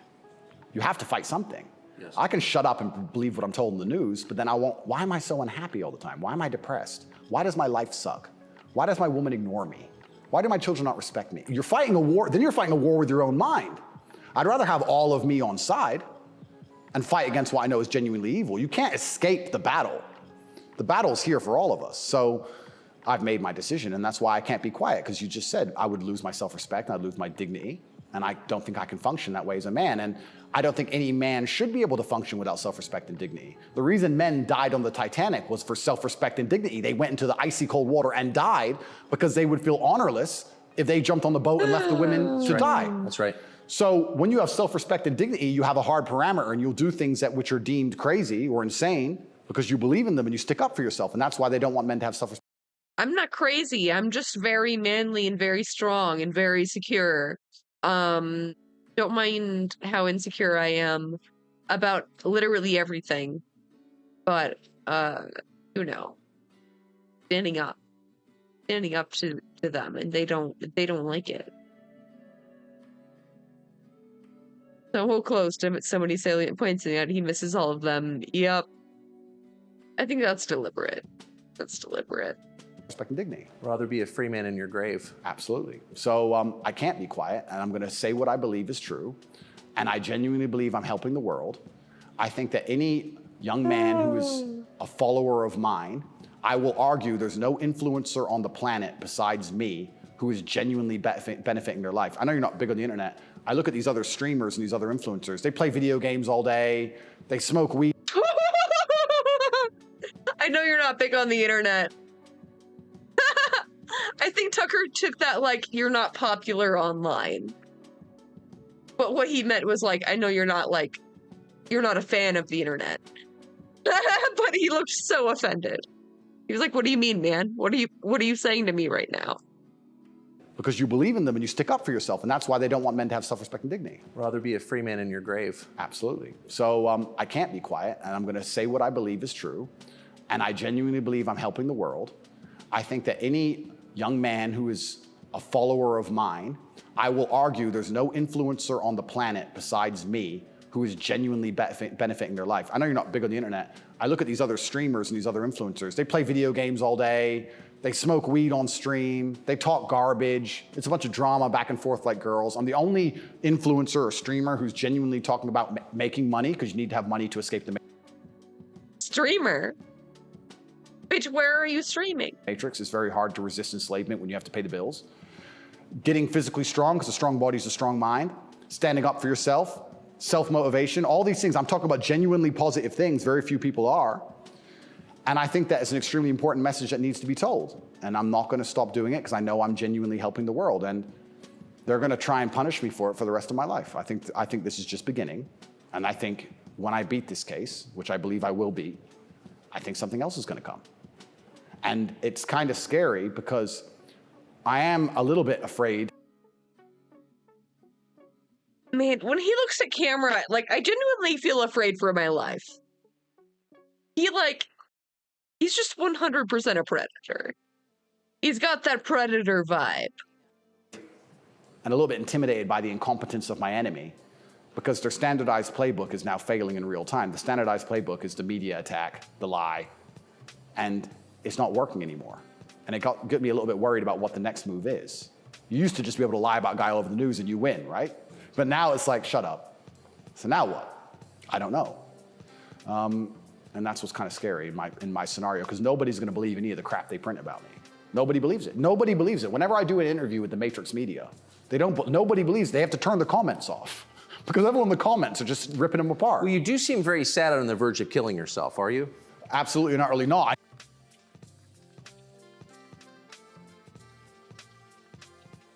Clearly not a sad man. Clearly not deeply fucking sad. Clearly fucking not, dude. I never would. And that's what... You said that, I know. I have to keep saying it. I have to keep saying it, because it's scary, right? I believe only been fired from Fox for like 6 weeks. Yeah. But I believe you get 3 lives. I think they cancel you initially. And then when that fails, they try and put you in jail without a reason.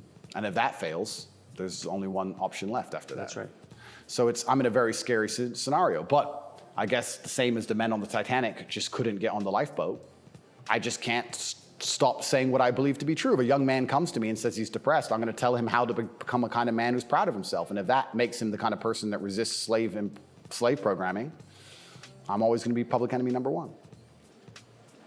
You've said depression isn't real, or it's not, as the way we describe depression isn't accurate.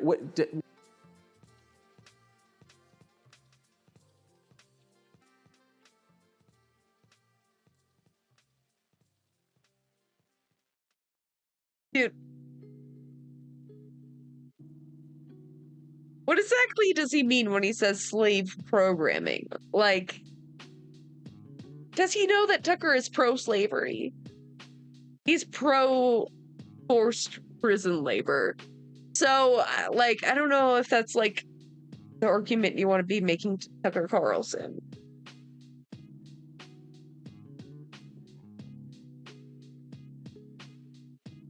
Again, he's so close. So close. What do you think of depression? When I say depression isn't real, Tucker is memeing. that really upset the world, especially the liberals, because they all live on medication, right? When I say depression isn't real, I'm saying that because I don't believe in things that can take away power from me. If I believed in depression, I would have been depressed in jail. But I can't be depressed if I don't believe in it. If you don't believe in ghosts, how can you be haunted? You have 2 people in a haunted house. One believes in ghosts, one doesn't. There's a knock in the night. One wakes up, calls an exorcist, is terrified, looks for a ghost. The other guy doesn't believe in ghosts. Knock in the night, goes back to sleep. It's the belief in the ghost that gives it the power. If I don't believe in depression, I believe in feeling depressed. Sure, we're humans, we have emotions. Sometimes we feel depressed, sometimes we feel happy. I don't believe in the idea of becoming a depressed person who has depression. I don't believe in that. I don't think that's possible for me. So if I don't believe in it, how can it happen?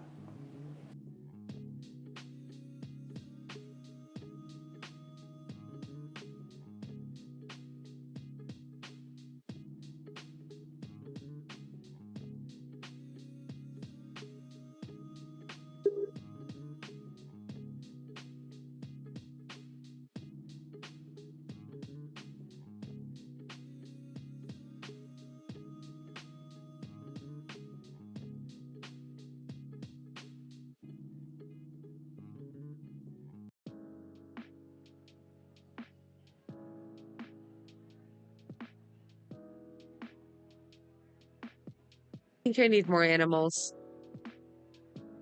I can't. I cannot.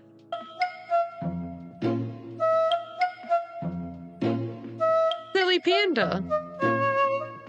Look at him.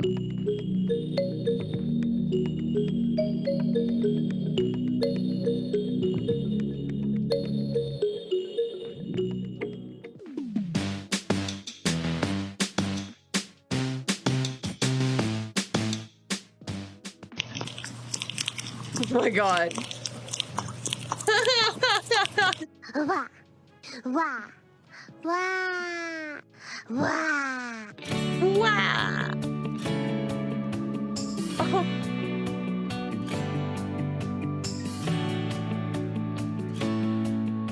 They're so cute.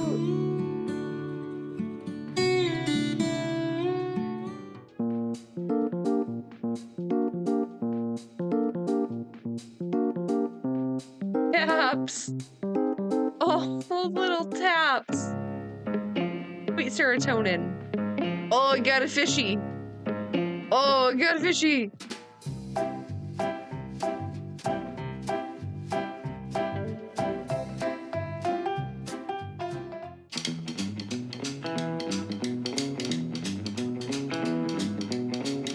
Room. Okay, okay, okay, okay, okay, okay, okay, okay.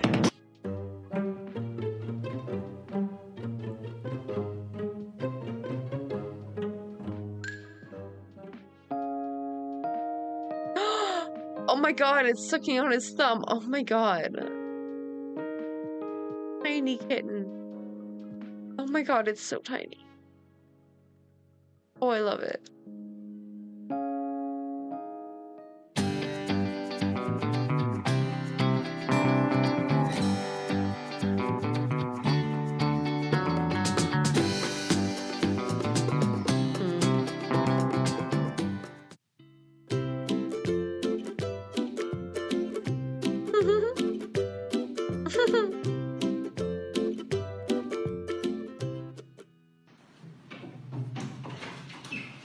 Oh my god.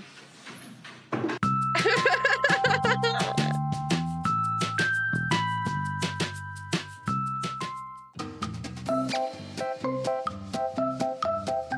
my god, there's so many of them. They're so cute. Look at them jumping. A little jumping beans. Oh my god.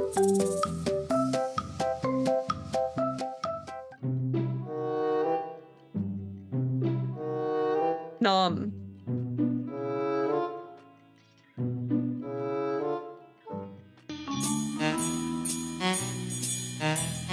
Okay. Okay. You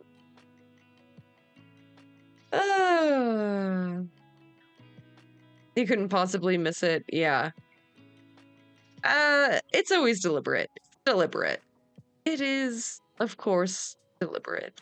I don't believe in depression. So why would I not adopt the mindset that makes me the most capable predator I can possibly be? Why not adopt the mindset that makes me... Why do you keep calling yourself a predator?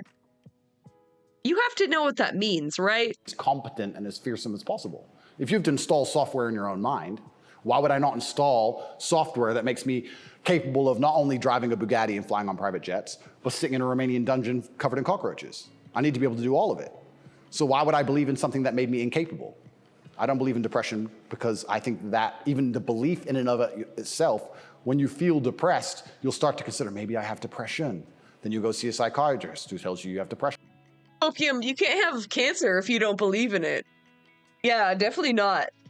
Yeah, you can't have a broken leg if you don't believe that bones can be broken. Yeah. I don't know if you know that. I'm just kind of built different. Yeah, you can't actually have a stroke. You can't actually have a stroke if you don't believe in strokes. Crazy. Then they want you on pills. It's the belief that goes down the spiral. If I feel sad, I go, I'm depressed today, I'll be fine tomorrow. So why, I suspect you're right, or what you're saying is pointing toward truth. That's my personal view. But even if I disagreed with you, I disagree with you. Why is that so offensive, what you just said? Well, that's what's interesting, because when I said depression wasn't real, the number of people who would attack me defending depression, this is what I didn't understand. Right. You say depression isn't real, but depression's ruined my life, and it's super real, and it ruined my life, and I lost my marriage. I'm like, if I told you it wasn't real, you should be coming to me saying, tell me how it's not real. Please help me with my depression. Why are you trying to convince me that it's real? Why are you sticking up for it? And why are you defending depression? And why would I adopt? Why are you defending your own life experience, bro? Why would you try to defend me with facts and logic and the DSM?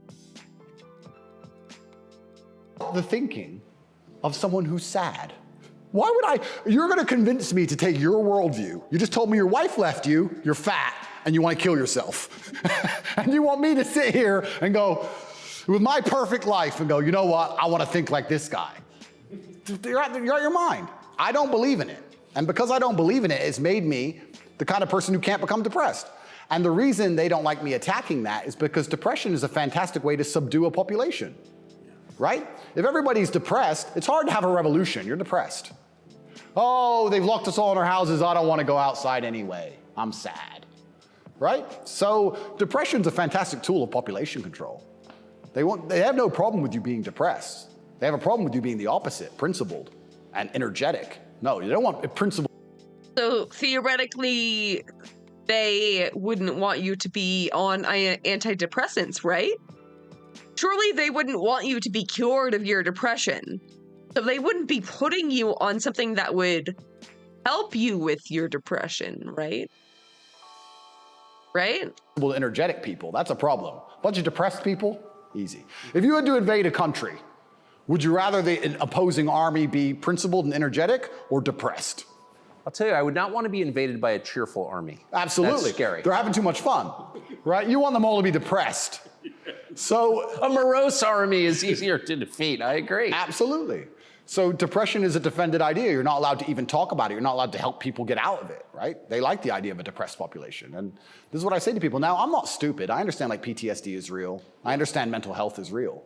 I'm not saying that, but I say if you're an 18-year-old boy or 18-year-old man and your life is pretty much okay, bacteria didn't steal your eyesight, which could have happened. You never had a car crash and lost both of your legs, which could have happened. You're actually very fortunate.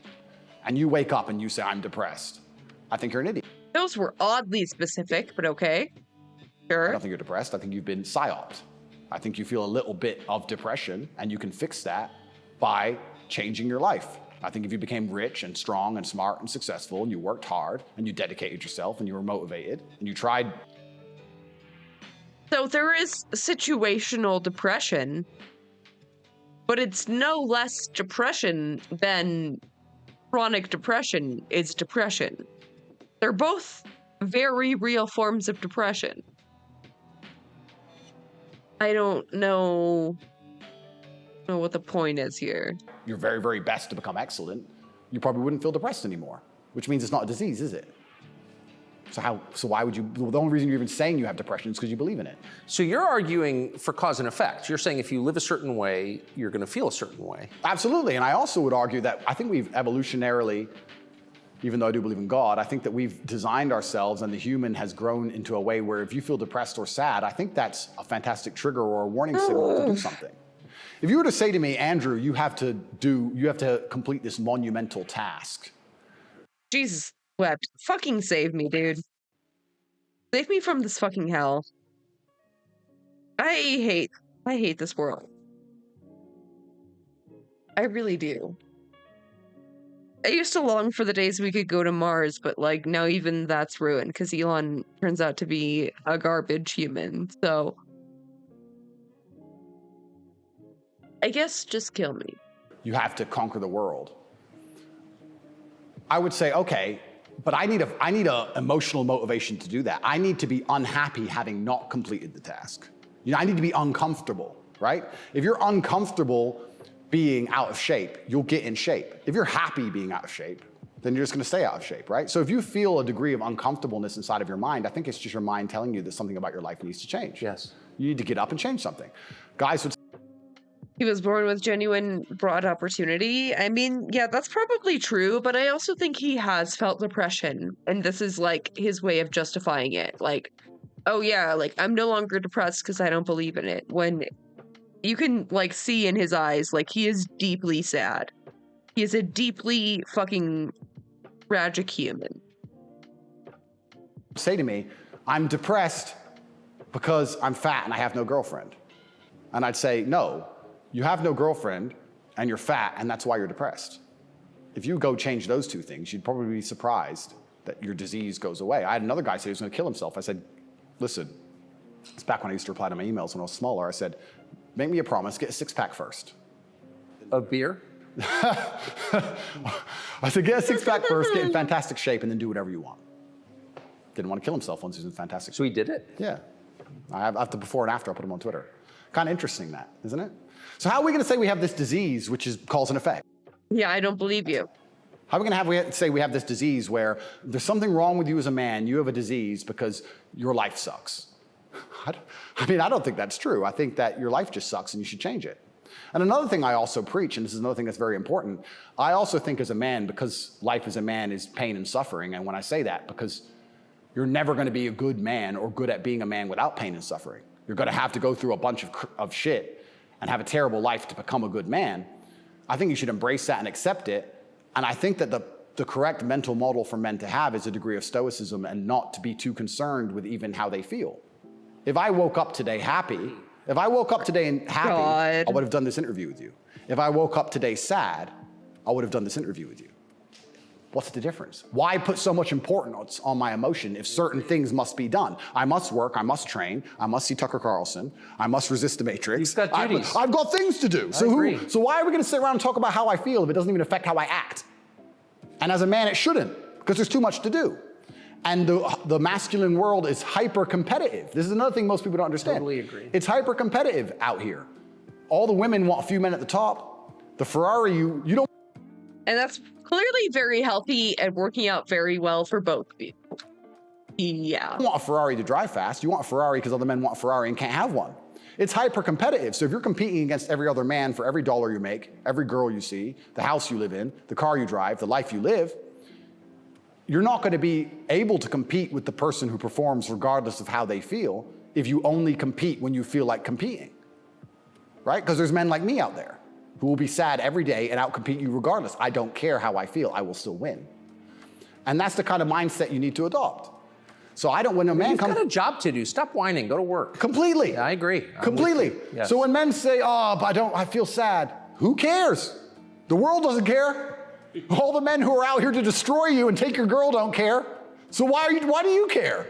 Like the person who should care least is you. You're the only person who wakes up every day who should have a genuine vested interest in improving your life. Nobody else wakes up and wants to improve your life, only you. So if nobody else cares about how you feel, why do you care? So my argument also for depression is, you're depressed, fine. Have you trained today? Well, that doesn't change what you should do with your life, depressed or not. And I don't say this because I'm an eternally happy person. That's not how depression works, my guy. You fucking imbecile. I say this because I've experienced all ranges of human emotion. I was in a Romanian jail cell with cockroaches crawling all over me as I slept. I never missed a day of training.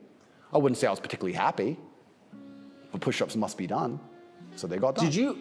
You're very close to your brother. Doubt. Right? And you were locked away for part of that with him. And did you have fun at all with him? Yes. I do think there's something inside of men, whereas if you're with your boys or you're with your group of men, there's something inside of us. Totally. And it allows you to make the absolute best of the worst situations. Maybe that's an evolution from war. You know, all the men went to war and you saw all this pain and suffering and you saw heads, people decapitated and you're injured, but then you sit around the campfire and you're laughing. You're laughing, that's right. It's something inside of us that's like a coping mechanism when you're around men. So when me and him were together, no matter how bad the scenario or no matter what they tried to do to us, part of us would just look at each other like, cigarette? And you find joy in that. And yeah, there's definitely, and that's another thing I think a lot of men are lacking, a lot of men are missing is a masculine support network. I think buddies. Yeah. You know, you talk to a guy and say, what was the highlight of your life? What was the best time of your life? And they'll say, college football. It's not about the football. It's about the team. Yeah. You know? And I think a lot of that's destroyed as well. Because also it's interesting how everything interconnects. When you destroy honor and principle and the masculine essence inside of men, well, now as a man, it's very hard to have friends. I wouldn't want to have a male friend who had no principles, no honors, and didn't work hard and was always crying about being sad. Is he saying that football has been destroyed? No one likes football anymore? No one plays footballs, so no one has any friends. Sure, bro. He said something like, not catastrophizing, being careful to contextualize heavy or distressing thoughts, attempting to enjoy as best as possible a good diet, rest, range of pursuits, vocation, social interaction, fitness. Yeah, decently close. Yeah, like he has like the basics, like, I mean, he's not entirely wrong. Just refuses to like do any of the like quote unquote soft boy shit. Sad. What do I want to hang around with him for? He's a loser, right? So then your support network's destroyed. And I think that men have always needed that since the dawn of time, and I think that's gone, but they don't have friends. Men, especially middle-aged men, have no friends. Absolutely, because they've been taught. Are you speaking from experience there, Tucker? You sounded kind of sad. Especially middle-aged men, they have no friends. No, I think it's actually worse among younger people, but I could be wrong. I don't remember that study exactly. Told that to give them all away and do as the wife says, and then she left him. No wonder he wants to kill himself, wouldn't you? No wonder he's depressed. It sounds like the worst existence ever. And now we're living in a world now, especially, where everything is hyper-competitive, especially the sexual marketplace. Like if you're a 52-year-old, overweight, average income, no fame dude, and you have to find a girl, it's gonna be pretty difficult to find a good one. It's gonna be very hard. So like, of course he's lonely. And his kids don't respect him, they're busy. Like, of course he's sad. Like, it's actually heartbreaking to discuss. It is heartbreaking. It's heartbreaking. But then how do you prevent that happening? Well, then you need to be a man of honor and principle and make sure that you keep your support networks and make sure that your woman does respect you. And a woman's gonna respect you when she sees other men respect you. Yes. And they're only gonna respect you if you respect yourself. But to respect yourself, you have to be the kind of person who says no. What do you think of porn? There's been some statistics. Oh God, I don't know if I'm ready for this. Oh Jesus fucking Christ. What do you think of porn, even though you helped produce it and then stole the profits from the women who made it? There's been some studies done. Most men, or less men, are having sex than ever before. I've seen that. Yeah, and what that's is that? Well, that's an extension of the fact that masculine virtue is being destroyed. That's the thing that's interesting about all these things. They psyop, especially men, they say, listen, women want a feminist man. Women want a man with no moral principle who would make sure that there's a conversation about who should fight the burglar when your house is broken into, because equal opportunities, equal rights, of course. Don't presume just because you're a man that you should defend her physically. Of course not, that makes you a bigot and a misogynist. So they convince men to adopt these virtues and ways, and of course women, by and large, dislike them for it. So now as masculinity is plummeted, a whole bunch of men are simply not having sex anymore, and then they become addicted to porn, which is cucking, effectively. I mean, two people having sex and you're just watching it. and it's become a, yeah. Good point! I mean, and it's become a pandemic, right? Oh my God, watching porn is cucking. Wow. Wow. Oh my God. Oh my God.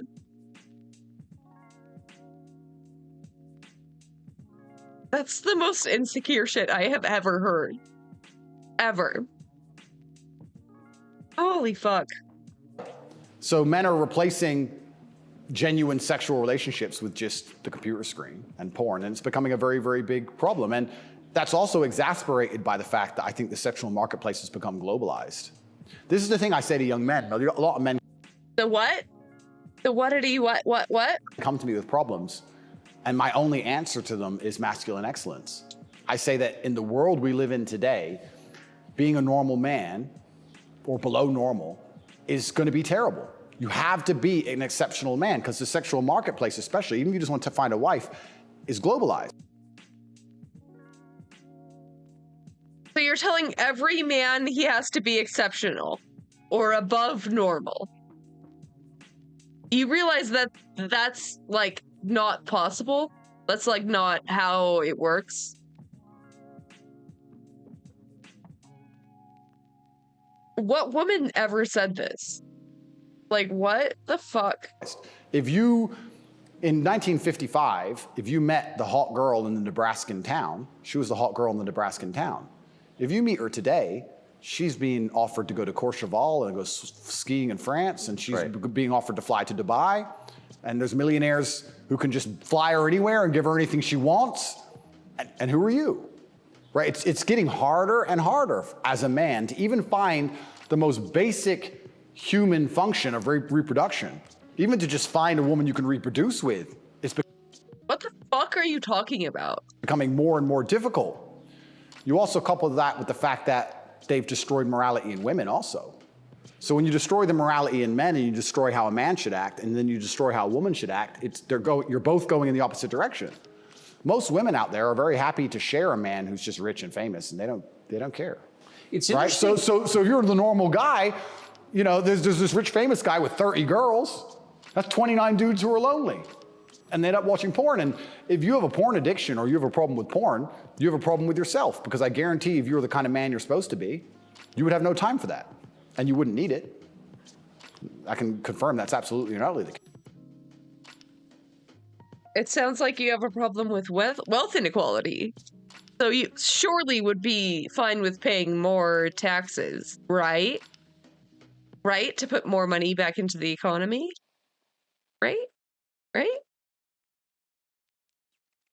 Case. Yeah. So the fact you even need porn shows there's a problem with you as a man. Because if you were the kind of man you could be, and I genuinely believe that any man can become anything, then you'd have unlimited sexual options and you would have no interest. Yes, every man can be above average because that's how averages work. Interest in that. And I do want to make this clear to the world because there's a bit of a misconception about my story. My father was in the military and then he left to become a professional chess player. He was a traveling chess player. You don't make money with that.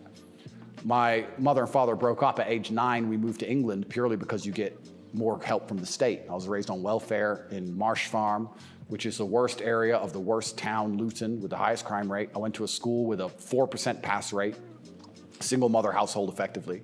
Started from absolutely nothing, became a kickboxing world champion. Your mother was English? English, correct. So I started at the absolute lowest echelon of life and I would like to consider myself somewhere near the top now. I've been through absolutely every stage. So when I say to men, you can become anything you want, and my answer to you is masculine excellence, there's no other answer. I can't tell you how to rig the game and cheat the game. If we're all racing a race and I have a Ferrari and you have a Nissan, I mean, sure, you can get a bit better at driving, but you're probably gonna lose. You have to get a better character to play this game of life. So that's why I preach masculine excellence, because for many of the world's problems today, better character? What is this, GTA? Porn, sexual access, being respected by your peers, making sure that your wife's gonna stay with you after the children are born for a very long time. That's right. Being happy, anything, it all comes down to who you are.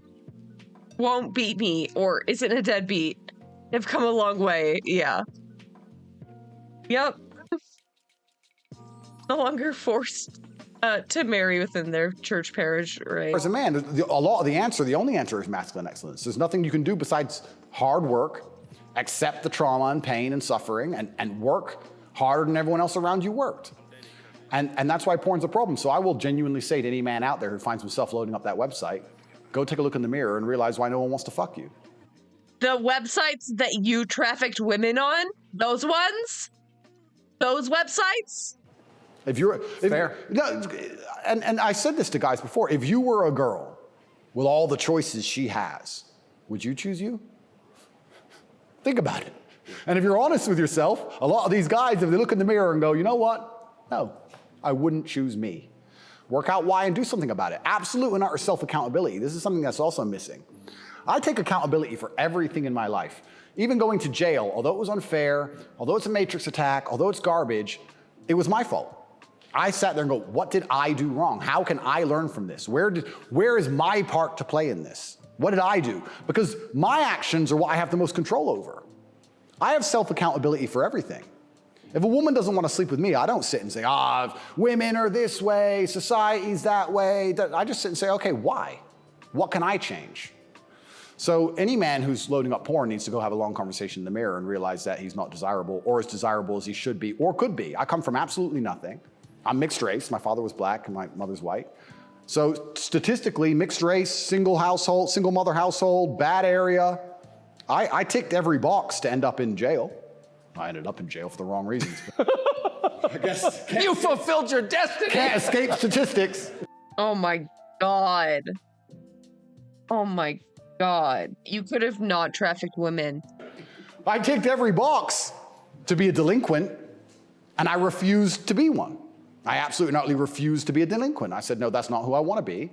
I want to be a superhero. And I know the only way to be a superhero is to, 1, suffer, like Batman did, his parents died, and 2, work hard. What does your mother think? My mother's exceptionally proud of me. She still worries because mothers worry. But even when we were in jail, she said, well, I know you're both strong, so, like, she knows she has men. She knows she has, you know. That's pretty great. Yeah, of course. And I think that's what, I mean, I believe especially also, I think a man has a duty to his last name. I think we carry the last name. We have a duty to our last name. I am a Tate. I am my father's son. The reason my father is disgusting. Yeah, it shows with all the abuse that has clearly ingrained itself in you.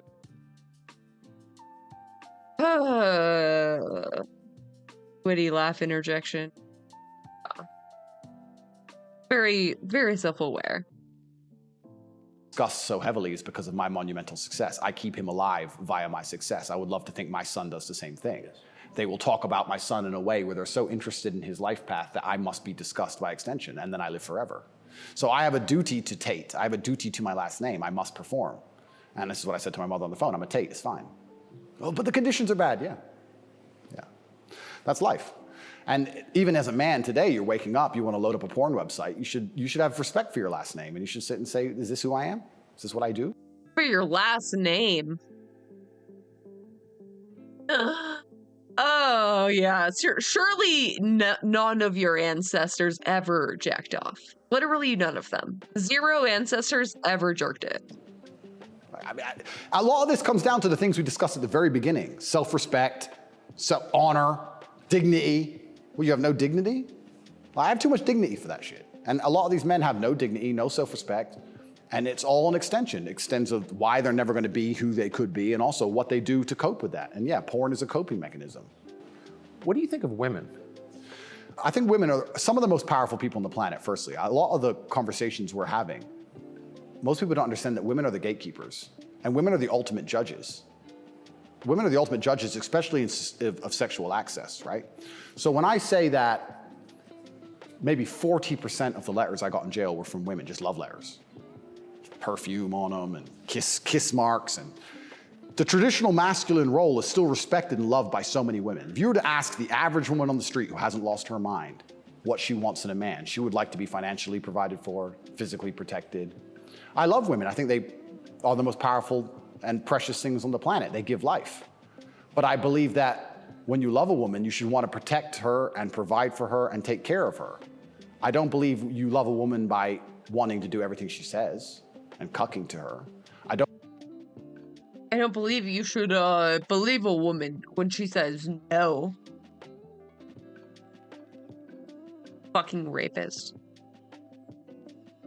Yeah, women are precious, but also, I don't think you should be cucked to her by, letting her say no to sex. Okay, bro. Okay, bro. Yeah, you're not saying what you think you're saying, yeah. Dad worship / single mother resentment, 100%. don't believe that because I love women, I should have no standards on what I expect in a woman. I don't think loving women is sitting there going, a woman can do whatever she wants to me and I put up with it. I don't think that's loving women at all. I think loving women is saying, I'm going to be the best man I can be. And the only way I'm going to be a good man is with a degree of standard. And I'm going to be the best man I can be for you. And when I say these things, I get attacked for being a misogynist. Because well, how is that? I think misogynist means someone who hates women. Correct, because I have conversations with women who are, let's say I've done some podcasts with women who are very promiscuous. And I've explained to them that since the dawn of human time, in every single society across the planet, promiscuity in females has been frowned upon.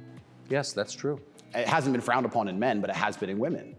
I explained in a big way. In a big way. In many parts of the world to this day, you can't get married if you're not a virgin. I'm not saying all women should be virgins. I was explaining to her that female promiscuity has always been hated. In every holy book, it's disliked. You've bought into this new think. I wonder why. I wonder why misogyny is widespread in religion. Wow. Here he is. The last 10 years, and you seem to think it's empowering. And I would argue that it's not empowering. And I sat there and had a conversation with this promiscuous woman, and I said to her that she is doing herself a disservice, and she's dishonoring herself, and she's never going to be happy or fulfilled jumping from bed to bed. And I was told that this makes me misogynistic because women are empowered and they can make whatever choices they want, and I'm insecure to believe that a woman who slept with 300 men is somehow changed mentally, and her ability to bond and love a man has been affected by that. But it is. That's true. Well, unfortunately, you're going to end up in a Romanian jail cell for being a misogynist. No, I mean, I love women, and so I've seen it, and that is true what you said. The thing that's that nervous ass laugh. I love women. I love women. Is somehow changed mentally, and her ability to bond and love a man has been affected by that. But it is. That's true.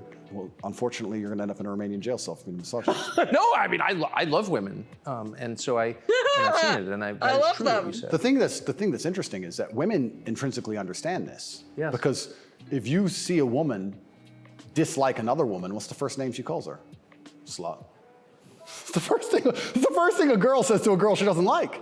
It's the biggest insult that comes to her mind is that she's promiscuous, right? So it's interesting, but I've been called a misogynist for that. It's almost like women can have internalized misogyny. Well, And then I've been on the internet for a long time. I've made some jokes. I've made some videos, and people don't understand satire or comedy. There's one that they keep repeating. I made a joke. Next to my bed, I had a Glock, like many people do, and then I had a knife next to my bed, and there was a comedic skit where it said, "The girl caught me cheating," and she picked up the knife, and I slapped it out of her hand and said, "You still love me?" And they cut the bit out where I talked about the girl attacking me with the knife. They just took the bit where I say, "Slap the knife out of her hand, you're the boss, da-da-da," and he's a misogynist, and it's just taken out of context. And that's another thing that's happened to me, and I am aware of this, and like I said, I take absolute self-accountability, but the way you make jokes... Happened to me, but also I'm accountable. Sure. Sure. Ah.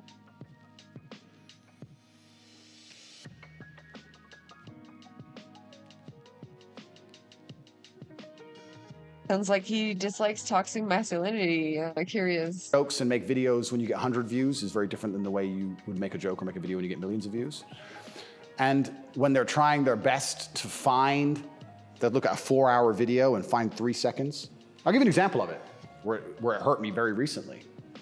I did a podcast where I was discussing corruption. I discussed which country I believe is the most corrupt country in the world.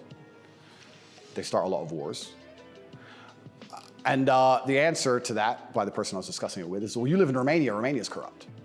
I said, Romania is corrupt, correct. But I don't think there's certainly corruption, but they don't start monumental wars which end up in millions of deaths. I would argue that their corruption, because a policeman stops me and I can bribe my way out of a parking ticket or a speeding ticket, is far less destructive. So we discussed this at length for hours. They cut out the bit. I can bribe my way out of a parking ticket. My guy. My guy, what? Did you really just say that?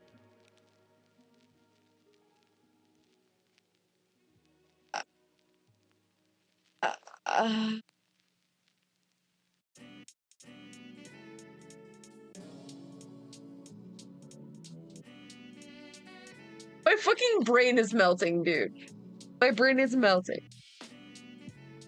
Bit where I said Romania is corrupt and showed it to the judge. It kept me in jail. Ooh. Yeah.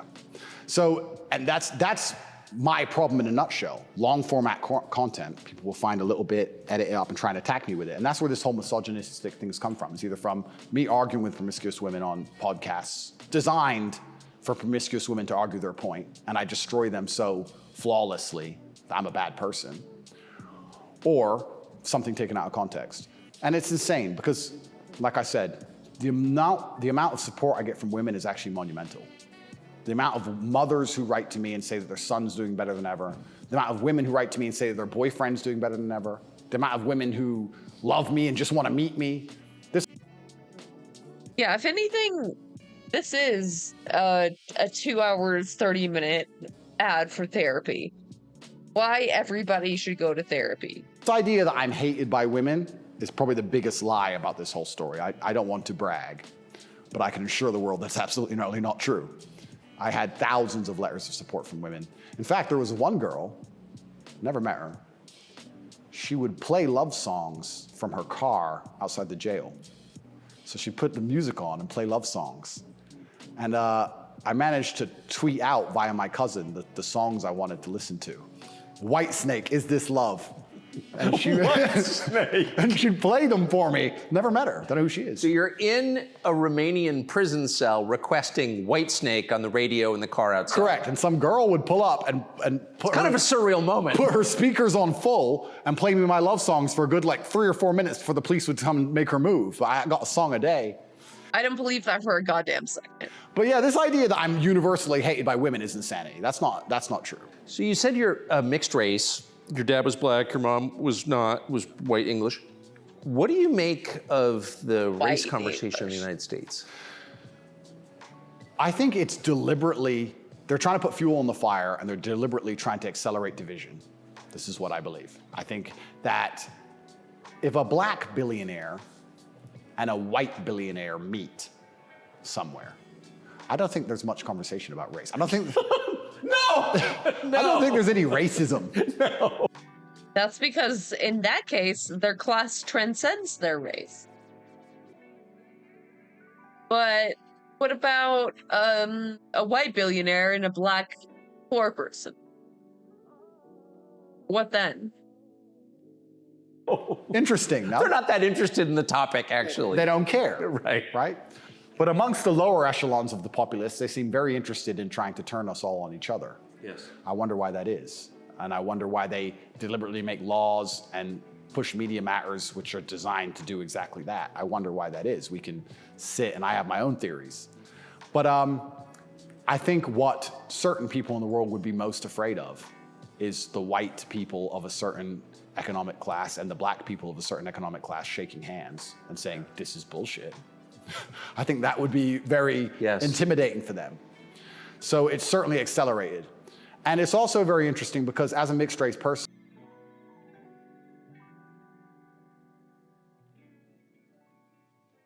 What did he mean by that? What exactly did he mean by that? Of a certain economic class.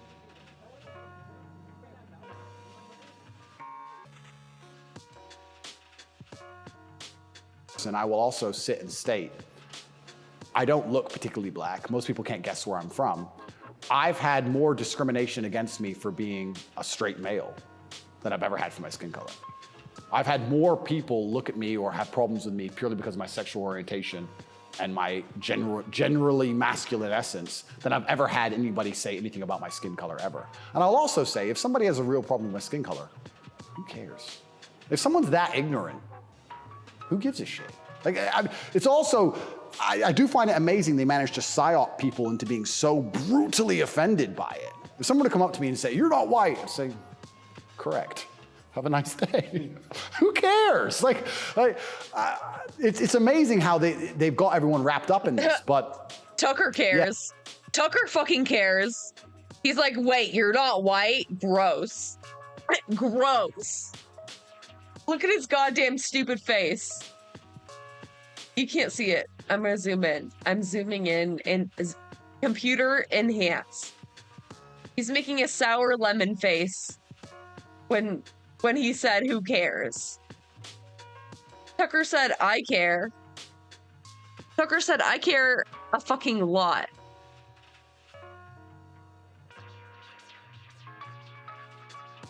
I'm gonna run it back. They managed to psyop people into being so brutally offended by it. If someone were to come up to me and say, you're not white, I'd say, correct. Have a nice day. Who cares? It's amazing how they've got everyone. Tucker said, yeah, no one cares that you're not white, bro. Yeah, no one cares. Ha ha, shut up.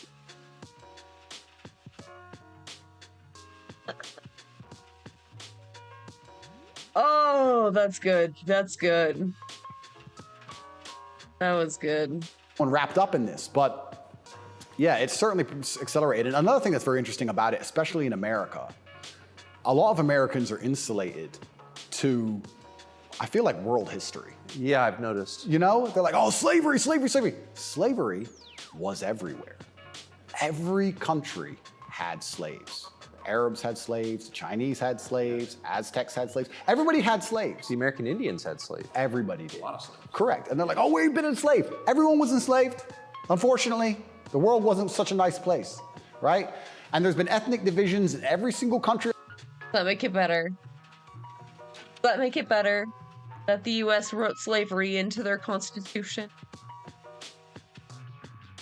On Earth, since the dawn of time, there still is in many countries in the world today, they believe this is a uniquely American issue. And I would strongly argue that, one, it's completely and utterly not.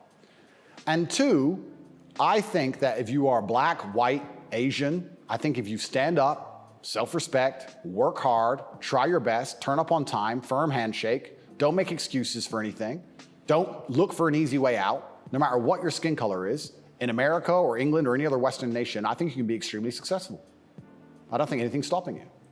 That's not the message you get from, say, Kamala Harris, who's also mixed race. Her dad was Jamaican, her mom was Indian. Yeah. But race is really at the center of her identity and her politics. What do you make of, say, Kamala Harris? Well, let's look at why they purport the idea that depression is so powerful and that you can just catch it from the sky and now you're permanently depressed no matter what happens to you and there's nothing you can do about it and you can't improve your life and you can't be a bear. Not from the sky, dude. Who said depression comes from the sky? Oh! He's so stupid. What? How is he so popular? How? Person, right? It's that self-limiting belief. I think by also pushing this racism argument, it's also very much the same thing. I think if you adopt that mindset, if you wake up and you're a particular color, you're purple, and you believe purple people can't make it, what's your chance of making it? 0. Yeah. Right? So that's what's so destructive about it. This is what I'll even argue when I argue this point with people and they try and say, oh, but this happens, and they pull out these statistics and all this garbage from the Matrix. I say, listen, even if the world's racist against purple people, the best thing you can do is be such an exceptional purple person that they need you they need you. The only answer is hard work. The only answer is self-accountability, masculine essence, honor, dignity, making your ancestors proud of you because you hold the same last name as them. The answer is the same regardless anyway. But when What? Just be one of the good ones, bro. It'll be fine. people like Kamala are pushing this racism agenda, they're trying to say to people effectively, you'll never be anything, and you don't stand a chance of ever being anything. And I think that that makes people who aren't anything feel a little bit better about themselves. It's cope. And that's the only fans she has left, are losers who she's told it's okay to be a loser because there's no way you could have not been a loser. And I will argue you could have been something a lot more than that. And you shouldn't listen to anybody who tells you you're not going to be a loser. If someone were to come to me and say, Andrew, you're mixed race, you're from a single mother household, you're never going to be rich, I'll say, watch me. I don't believe you. I don't believe you. Who are you? So everything she's saying is 1, wrong. 2, it's destructive to believe in. 3, I think it's her last hope at having any kind of fan at all because she's... Okay, guys, so I remind you, I have a lot of bit alerts. No one ever uses them. I don't know how to advertise them better. But they're in the panel below or to the side, depending on if you're on desktop or mobile.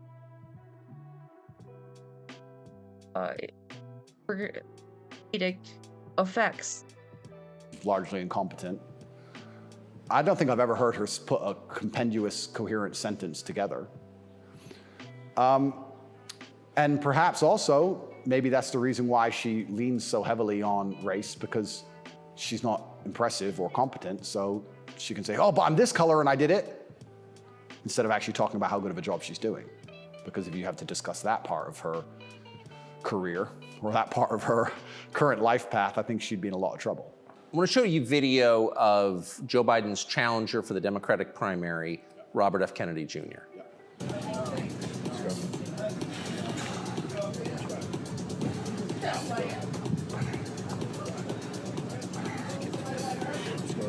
Six. Run it. Let's go. Man's drinking prime energy. I can't. Why does he have to be so ripped? Why? Up. Kamala Harris is also a cop, yep. What do you think of him? I think a strong body is a strong mind. I don't think there's anything wrong with a man exercising up until the age he dies. Why wouldn't he? I think that the bottom line of masculinity since the dawn of human time has been a propensity and a capability for violence. I think that's what makes a man a man. I don't see any possible negative connotation with being in good physical shape. I think that's a fantastic way to show discipline, which is very important, and any man who's important, especially a world leader. In fact, I love the idea of an elected world leader being in fantastic physical shape.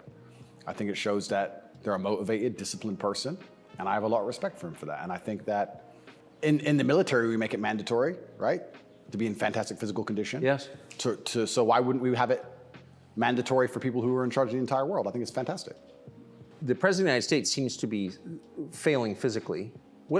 As you look back at the country whose passport you hold, at the president, like what's your reaction? Well, sometimes, and it's not very often, I consider myself ignorant, but I feel like there must be some magic I missed, because wasn't he the most voted for president in history? Oh yeah, billions of votes. I hate the left. I hate it so much. I am now a reactionary conservative. I hate you guys so fucking much. It makes me lose my fucking mind. Thank you. Thank you for the 100 bits. I appreciate you. Fair. Protect, Tucker. I don't want to... More than Barack Obama. 81 million votes. It's insane. And I mean, Barack, yeah, sure, he was very intelligent, articulate. Yep. He was concise and compendious with his ideas. He could make you understand how he thinks. Compendious. But Joe must be better in some way. I can't seem to see how, and I guess the fault is with me. He's not a fascist. He's the not fascist option. The less fascism. So, yeah. Don't forget the time he got into it with Corn Pop. You know what? We could use a musical intermission. It's about time. I don't want to go back to this. I just want to listen to fun songs. That's all I want to do. Lord help my life. I don't know what to say about that one. It's one of those lies that's so ridiculous that you're just like, okay. He got more votes than Barack Obama. Shut up, he did. Shut up. Excuse me. I want to get your take. Dude, the back of Tate's head is so fucked up. God, I wish I could scrub through this easily. Look at that shit. Look at that. What is happening? What is going on there? So many bumps. My band is riddled with CTE. Yeah. Riddled. There must be some magic I just can't detect, Tucker. I don't... Fifth Element by Vitas. I can be persuaded to listen to other songs. Do we do it? We're going back. We're gonna go back to it. Want to... More than Barack Obama. 81 million votes. It's insane. And I mean, Barack, yeah, sure, he was very intelligent, articulate. Yep. He was concise and compendious with his ideas. He could make you understand how he thinks. Yes. But Joe must be better in some way. I can't seem to see how, and I guess the fault is with me. I don't know what to say about that one. It's one of those lies that's so ridiculous that you're just like, okay. He got more votes than Barack Obama. Shut up, he did. Shut up. Excuse me. I want to get your take. Dude, is he wasted? Is man fucking wasted? What the fuck was that little freak out? He just freaked the fuck out. Ridiculous that you're just like, okay. He got more votes than Barack Obama. Shut up, he did. Shut up. He is unraveling. Tucker is unraveling, folks. He is not all right. He is not okay. Here, folks, we see a highly famed Republican celebrity who has lost all of his fame. It's really quite sad, really. He's lost all sense of sanity and the real world. Watch him laugh maniacally. I don't know what to say about that one. It's one of those lies that's so ridiculous that you're just like, okay. He got more votes than Barack Obama. Shut up, he did. Shut up. Shut up! I'm not unhinged, by the way. Excuse me. I want to get your take. This is sort of small ball, but Dude, even Tate realized he was unhinged there. Even Tate. Oh my God. I think tells you something about a larger trend in the United States. This is a state senator from the state of Wisconsin in a public. Yeah, they don't care. Like, they don't care that we all also want to lock up Hillary. Sure. Lock her up. Go ahead. Do it. Do better. Hearing recently saying in a discussion on a crime bill, fuck the suburbs. Here she is. Fuck the suburbs. Because they don't know a goddamn thing about how life is in the city. What is that? There's a hostility there. Where does that come from? That comes from being a perpetual victim. That comes from being told that everything that's happening to her is not her fault and she has no self-accountability. Even though she's managed to become a senator, somehow she's still oppressed. And that means that everyone else who looks like her is also completely and utterly oppressed. And anybody who has a slightly better life in any way is, by extension, a bad person because they weren't oppressed. Yes. And that's where the hate comes from. The division's put there by these mindsets which are being purported by the people in charge of the world, convincing you that you have no control at all over your own life. And that's why she's so resentful towards people who have done well in life, not even as well as her. Right. I would also argue, perhaps I'm incorrect, that she probably lives in a suburb. Of course she does. So she's a hypocrite on top of that. Yeah. But hypocrites are, the fantastic thing about being a hypocrite is if you're a hypocrite with a little bit of power or influence, you're allowed to be a hypocrite because you're spreading information on the larger problem. In fact, this is actually interesting. One of my funnest things, I'm gonna announce this here on your show for everyone to know, this is a world exclusive. I want to become a climate change activist. Because when I was younger, people would say, what do you want to be when you grow up? Do you want to be a fireman? Do you want to be Batman, et cetera? And I wasn't sure what would really make me happy. But now I'm ultra wealthy and I fly around on private jets all the time. I think that now is the time for me to become one of those hypocritical climate change activists. 100%. It's going to be super fun. Well, as your carbon footprint grows, your concern about carbon footprints grows. Absolutely. Eat the bugs. Sell your car. How dare you? Come on, man. Come on. Is that really your best response to Greta Thunberg ratioing? It's a little sad. You eat meat. On my jet, of course, I have meat, but I'm allowed to be a hypocrite because I'm spreading awareness for the overall problem. It's for the greater good. It's for the greater good. I have to get to the climate change activist meetings. So, which happened to be in Switzerland, I noticed. Of course. So, although I'm flying on, well, before this arrest. They're never in New Jersey. Never. So before this arrest, I was on about 3 or 4 jets a week. But every single time I was flying on my private plane, I was extremely concerned about the carbon footprint. Of course you were. And so I am now a climate change activist. I just want to let the... Of course you were. Of course. God, this whole thing is just so fucking... Like, it's gay. I feel like I'm watching gay porn. They're just sucking each other off this whole time. This is a 2-hour, 30-minute, 69 session. The whole world, no. Because once you get to a certain level of power of influence, you're absolutely not really allowed to be a complete hypocrite. So you're allowed to live in the suburb and then tell everyone, fuck the suburbs, and pretend that you're oppressed when you're a senator of the most powerful nation on the planet. Because it's a logic fail on every level. So one of the human activities has got to produce the greatest carbon footprint is, I would think, war, right? I would think so. Diesel-powered machines, munitions going on. Oh, you're against war suddenly? Suddenly you hate war? So I was a little bit surprised to see Greta Thunberg with Zelensky this morning. What's interesting to me is this. Firstly, I would never kill myself. Secondly, why do you keep saying that? Imagine these people are so detached from reality. Imagine going, you know what we need to do? Brainwave. We need to drum up support for this garbage. He's always in even the start of it, yeah. I mean, that's beside the point. Like, he isn't even against war. He's just against this war because it involves Russia.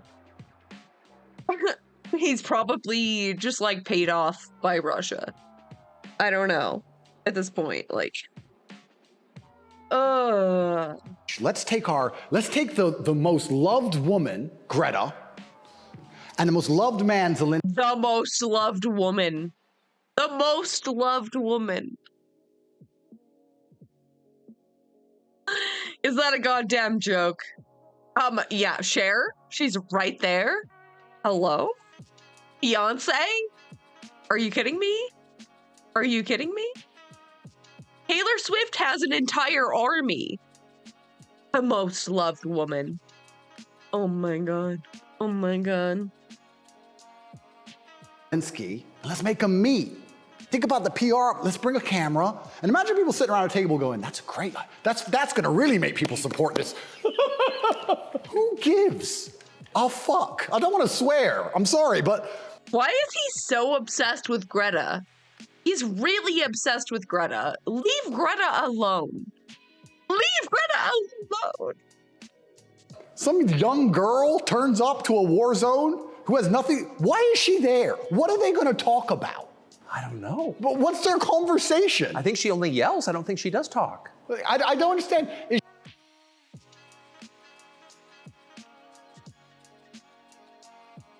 Oh, I actually can't listen to women if they speak above the decibel -12. So, I've never heard a word that Greta has said. Fucking psycho-ass Tucker laugh.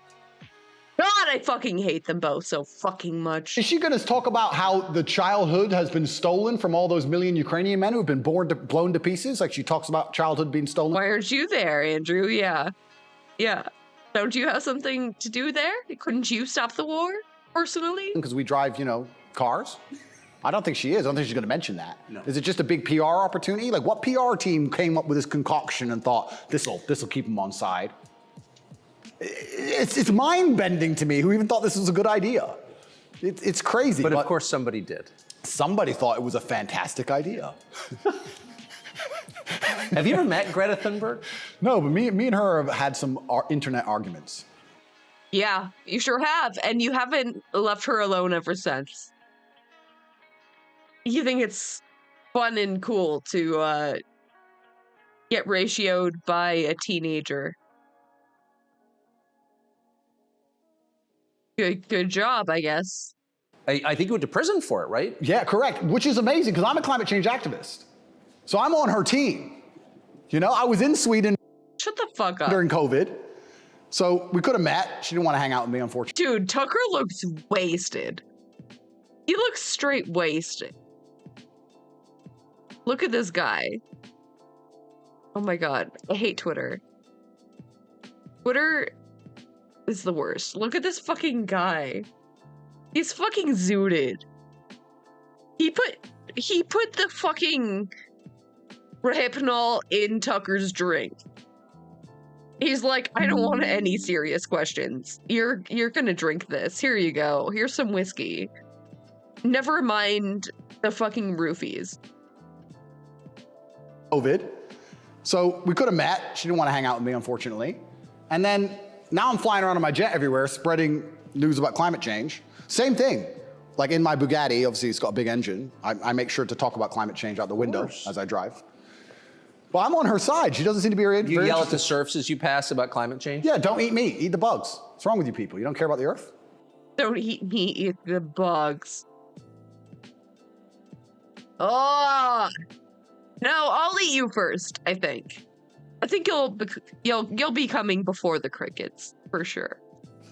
Like, if you don't start caring about climate change, all those politicians with beachfront property are going to lose their houses. Yes. And they're very concerned about climate change, which is why they bought their houses on the beachfront, so they can be the first to let you know it's coming.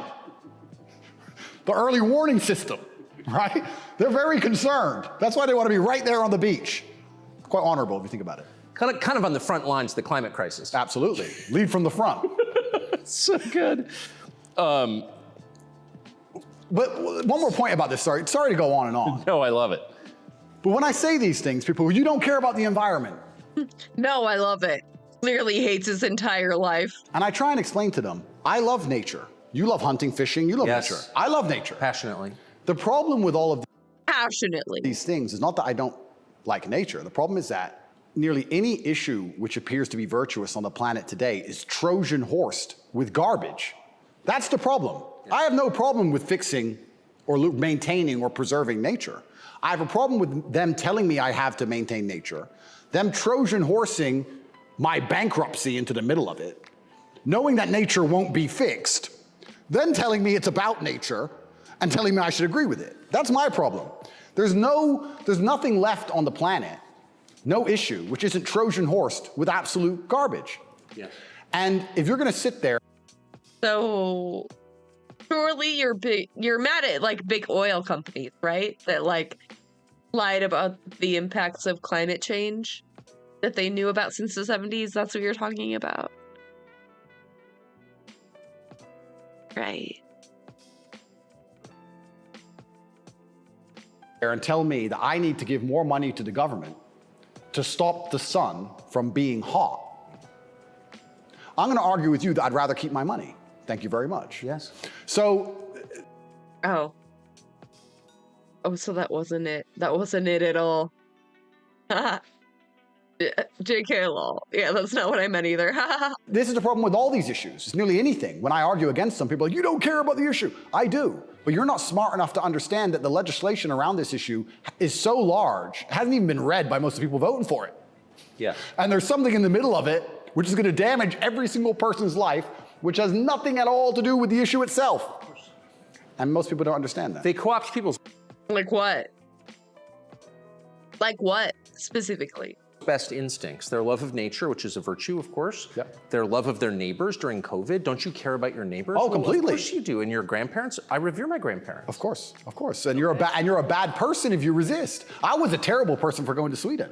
You're a very bad person. You don't care about anyone else. And that's how they do. It's weaponized virtue. And my opposers, every single virtuous thing that comes out of their mouth is never from a place of virtue. It's from a place of hate. Yes. It's weaponized. And also. Yeah, it's much better to weaponize your vice. Yeah, it's clearly the better option. Okay. I don't talk about this very often, but people can go right now to TatePledge.com. I donate $25 million a year to feeding children in war-torn countries, especially in the Islamic world, because that's where a lot of the war is. Nobody ever mentions that, ever. Nobody mentions any of the charitable work I do. Nobody mentions any of the lives I save. Nobody mentions any of the people who support me. They don't mention anything at all. They just come along and say, you're a bad person. And I say, well, if I'm a bad person, let's talk about the things you've done to genuinely benefit humanity, besides sit on Twitter and talk shit. Have you ever done anything for anybody, ever? Are you capable of doing anything? Because the things that make me a bad person, right? You don't like me for my principles and the fact I stand up for myself and the fact I have parameters and I say no, everything you hate about me. Those are the That's not any of it, actually. things that allow me to even do good in the world. If I was like you, mush, goo, I couldn't even help anyone. If you had to help someone today, how could you even do it? You're broke and you're lazy and you're stupid. You can't even enlighten anybody. You can just spread hate. How is that helping the world? These people are a net negative, genuinely. And that's what's so crazy about being attacked for your morality like I'm being now. And when you're a good person in general, they attack your morality because the people who are attacking you are absolutely and utterly immoral. The ultimate hypocriticism. Ultimate. Even more. Hypocriticism. The ultimate hypocriticism.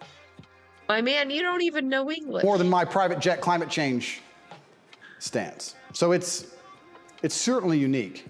I do like to believe, though, we're entering a new stage of consciousness. I do like to believe, at least from 10 to 15 years ago, more people are, I think COVID woke some people up. I do like to believe the MSM credibility is tanking in real time. Trump helped massively. Fake news. 2 words. Before Trump, when did you ever hear fake news? I didn't really hear it that often. No. Fake news, fake news, fake news. Yeah, now everything is fake news and no one believes in everything. That's clearly better. Okay. And he did a fantastic job of that, and he's starting to wake people up. So I'd like to believe there's a degree of us winning, but I just want to make it very clear to the people who attack me and the people who attack anybody who stands up for what they believe in, a lot of their virtue signaling is just hate peddling. And when they can't call you unsuccessful and they can't call you stupid, they have to find a way to hurt you, and the only way they can do that is to say you're a bad person. I've noticed. Yes, I have. So here's Joe Biden expressing his concern about how Putin is doing in the war in Iraq. Interesting. It's hard to tell, but he's clearly losing the war in Iraq. He's losing the war at home. And he is become a bit of a fly around the world. Do you think Putin is losing the war in Iraq? I don't think he's losing the war in Iraq. I don't think he's fighting a war in Iraq. Okay. He also said he's losing the war at home. I don't think he's fighting in Russia. And I'm also... God. Why is he such a Russia simp, dude? What the fuck? I'm not sure he's losing. So it's a pretty interesting statement on many levels. It's scary. You know, it's a joke, but it's scary.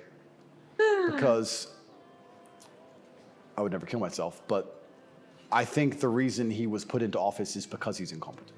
Yes. Because that makes him easy to control and influence. That's what's most scary. Are air sorties a war? What are air sorties? Drones? The US would agree it's not a war. Yeah. For sure. Pretty much anything the US does is not a war. Yeah. Scary. It's not scary that he's become incompetent in office. It's that they looked at him and goes, that's who we need. That guy. That's what's most scary to me. Does it surprise you that the weakest... Or bombers do missions to hit embedded targets in the country? Oh. Yeah, it's just a wee bit of sorties. Just a little bit of air sorties for fun. Just as a treat. President is also the most destructive. I think I'm losing my voice. Why does this always happen to me? I feel like I don't have the proper voice training for streaming. I start losing my voice halfway through stream, most days. It's like I have such bad vocal fry, it just gives out. It just doesn't want to work anymore. It hurts. It hurts.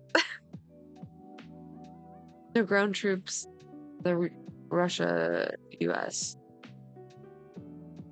The attack support various local militias. Interesting. Not fighting a war in Yemen. Yeah. Well, yeah, US not fighting a war in Yemen. Omega lol. Sure. Sure. Copium. Surely the US is not invaded the South China Sea. They're just looking. They're just looking at stuff.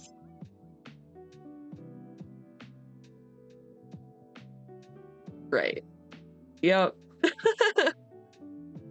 Exactly that. How do I fix my voice? I guess I don't really do any warming up drills. I should do maybe a scale. I don't know. Latito, bro. Wait, Larry. How the fuck does it go? I haven't done a scale in so long. It's been so long.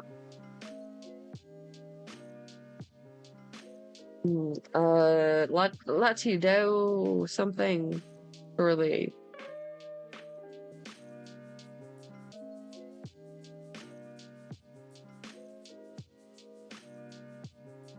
Lemon, honey tea, vocal drills, warm-ups, practicing the chest voice. Chest voice. Chest voice. Kinky? I don't know what that means. Just hydration. Yeah, I am chronically dehydrated. That is probably a big part of it.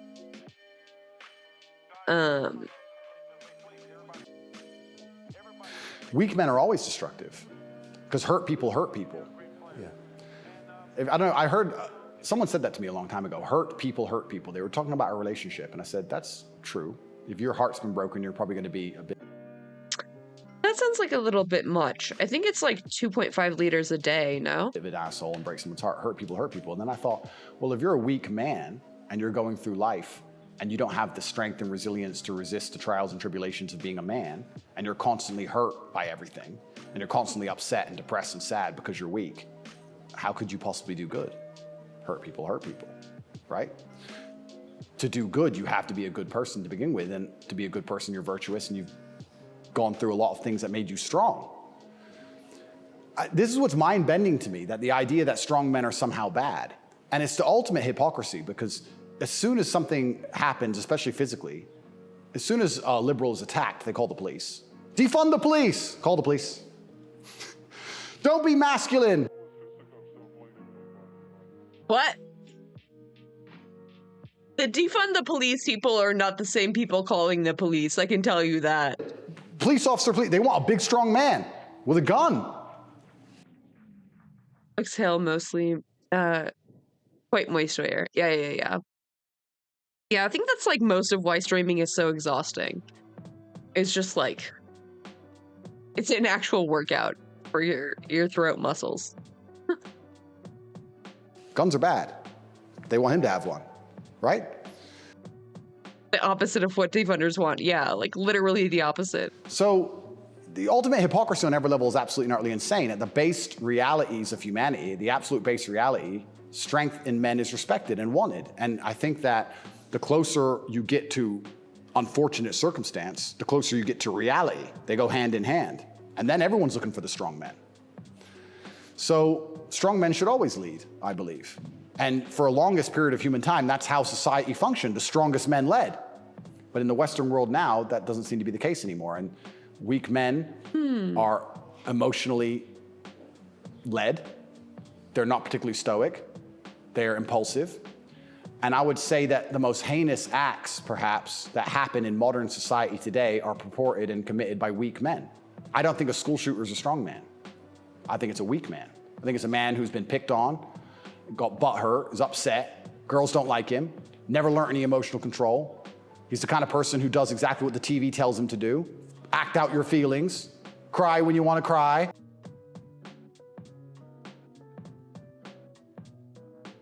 Well, now he's angry, so now what?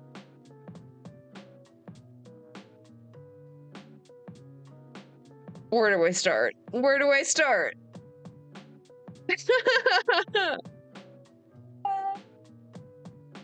Oh, God. Circling a fact without landing on a bite. Yep. So close. So close, but no cigar. No cigar like he can't have on Tucker's show. I do wonder how many cigars they cut out of this 230 minutes, like.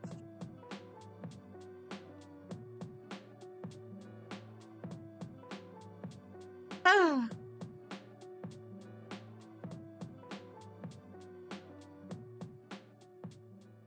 Why does he keep, like, juxtaposing these 2 points of, like, oh, you're supposed to, like, be an emotional man. That's what they want you to do.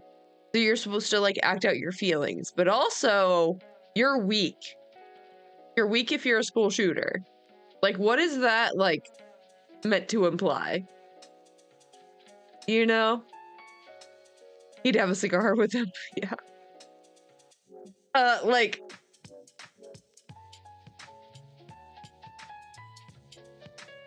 implying that incels who have been picked on and bullied, who, by the way, are his followers, are just weak and doing what the TV tells him to do, which is, like, to be weak and cry. Like, I don't think he realizes that, like, emotions that are bottled up turn into anger. Does he not know that? Does he not know? He must know, right? You told him to act out his feelings. What do you expect him to do? I think that weak men do the worst things. I think weak men hurt women. I think weak men... No. Why does my window capture keep fucking up? God fucking damn it, dude. I hate my entire life. Can you please just do your one job? You have one job. There's one job that I want you to do, and it's to capture a window. And you won't do it. So, why? Thanks. Rob stores because they don't want to wake up and work hard and go to work and do it the honorable way. It's a weak man who goes and steals. It's a weak man who beats the shit out of a girl. It's a weak man who shoots up a school. This is all weak men stuff. Oh, it's a weak man who rapes a woman, kind of like you did. It's a weak man who traffics women, like you did. Interesting. And society as a whole is telling men to be weaker and weaker, saying it's somehow the solution to everything because being a man is toxically masculine. Being a strong man is bad. It's toxically masculine. To be a good man, you have to be a very weak one. Well, look at the most heinous acts that are committed in society. Show me a strong, honorable, virtuous man of principle who's doing any of this stuff. So weak men commit the atrocities in this world. Absolutely they do.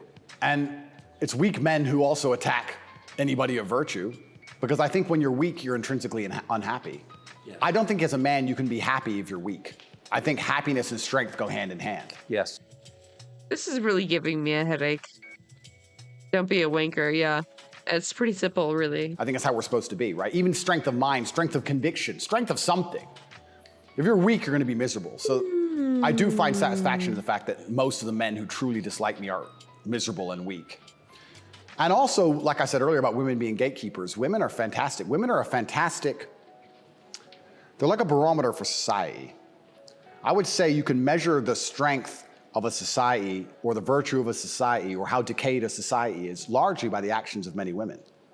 I'd like to argue that point. I can argue that point in many different ways. Jesus but women Christ. really want their man to be strong. Of course. They will punish you for being weak. And I'm not saying you can never cry to your woman. I'm not saying you can never open up to your woman. But there's going to become a time where she expects you to just be capable. There's a problem. And even if you don't know how to fix it, your job as a man is to say, I'll handle it. Even if you have no money and no hope. And to go find a way to fix the problem. If you're weak and go, I don't know, she becomes very resentful towards you. And she'll punish you for that weakness. And I think what she's trying to do on an evolutionary standard is inspire you to man up, because it's your job to protect her, isn't it? Of course. So if she sees you and looks at you and doesn't see you as a man who can protect her, she can't respect you. So every survey of female happiness in the West shows just a straight decline since about 1970 till now. Women are becoming less happy in the West. I think it's very obvious. What accounts for that? How can you be happy when all the men around? Yeah, there's also studies that show that women have better orgasms under socialism. Better sex under socialism. So, what about that? What about that, Tucker? Around you aren't men, right? We are the most beautiful union that God has possibly created on the planet. A feminine woman and a masculine man. It's the most beautiful union that can possibly exist. It raises children the best. Both parties are happier. Both parties gain. It's a net positive for everybody. There's no negative. There's no downside. But if you destroy one side of the equation, then the other side is going to be completely and utterly miserable and unhappy. How as a woman can you be happy if you can't find a man who you believe can protect you, provide for you, sticks up for you, has morals, has principles? There's none of those men left. So then what they do is just go from man to man trying to find it. And by the time they've been through enough men to maybe find someone semi-close to it, they've been through too many men to ever be happy.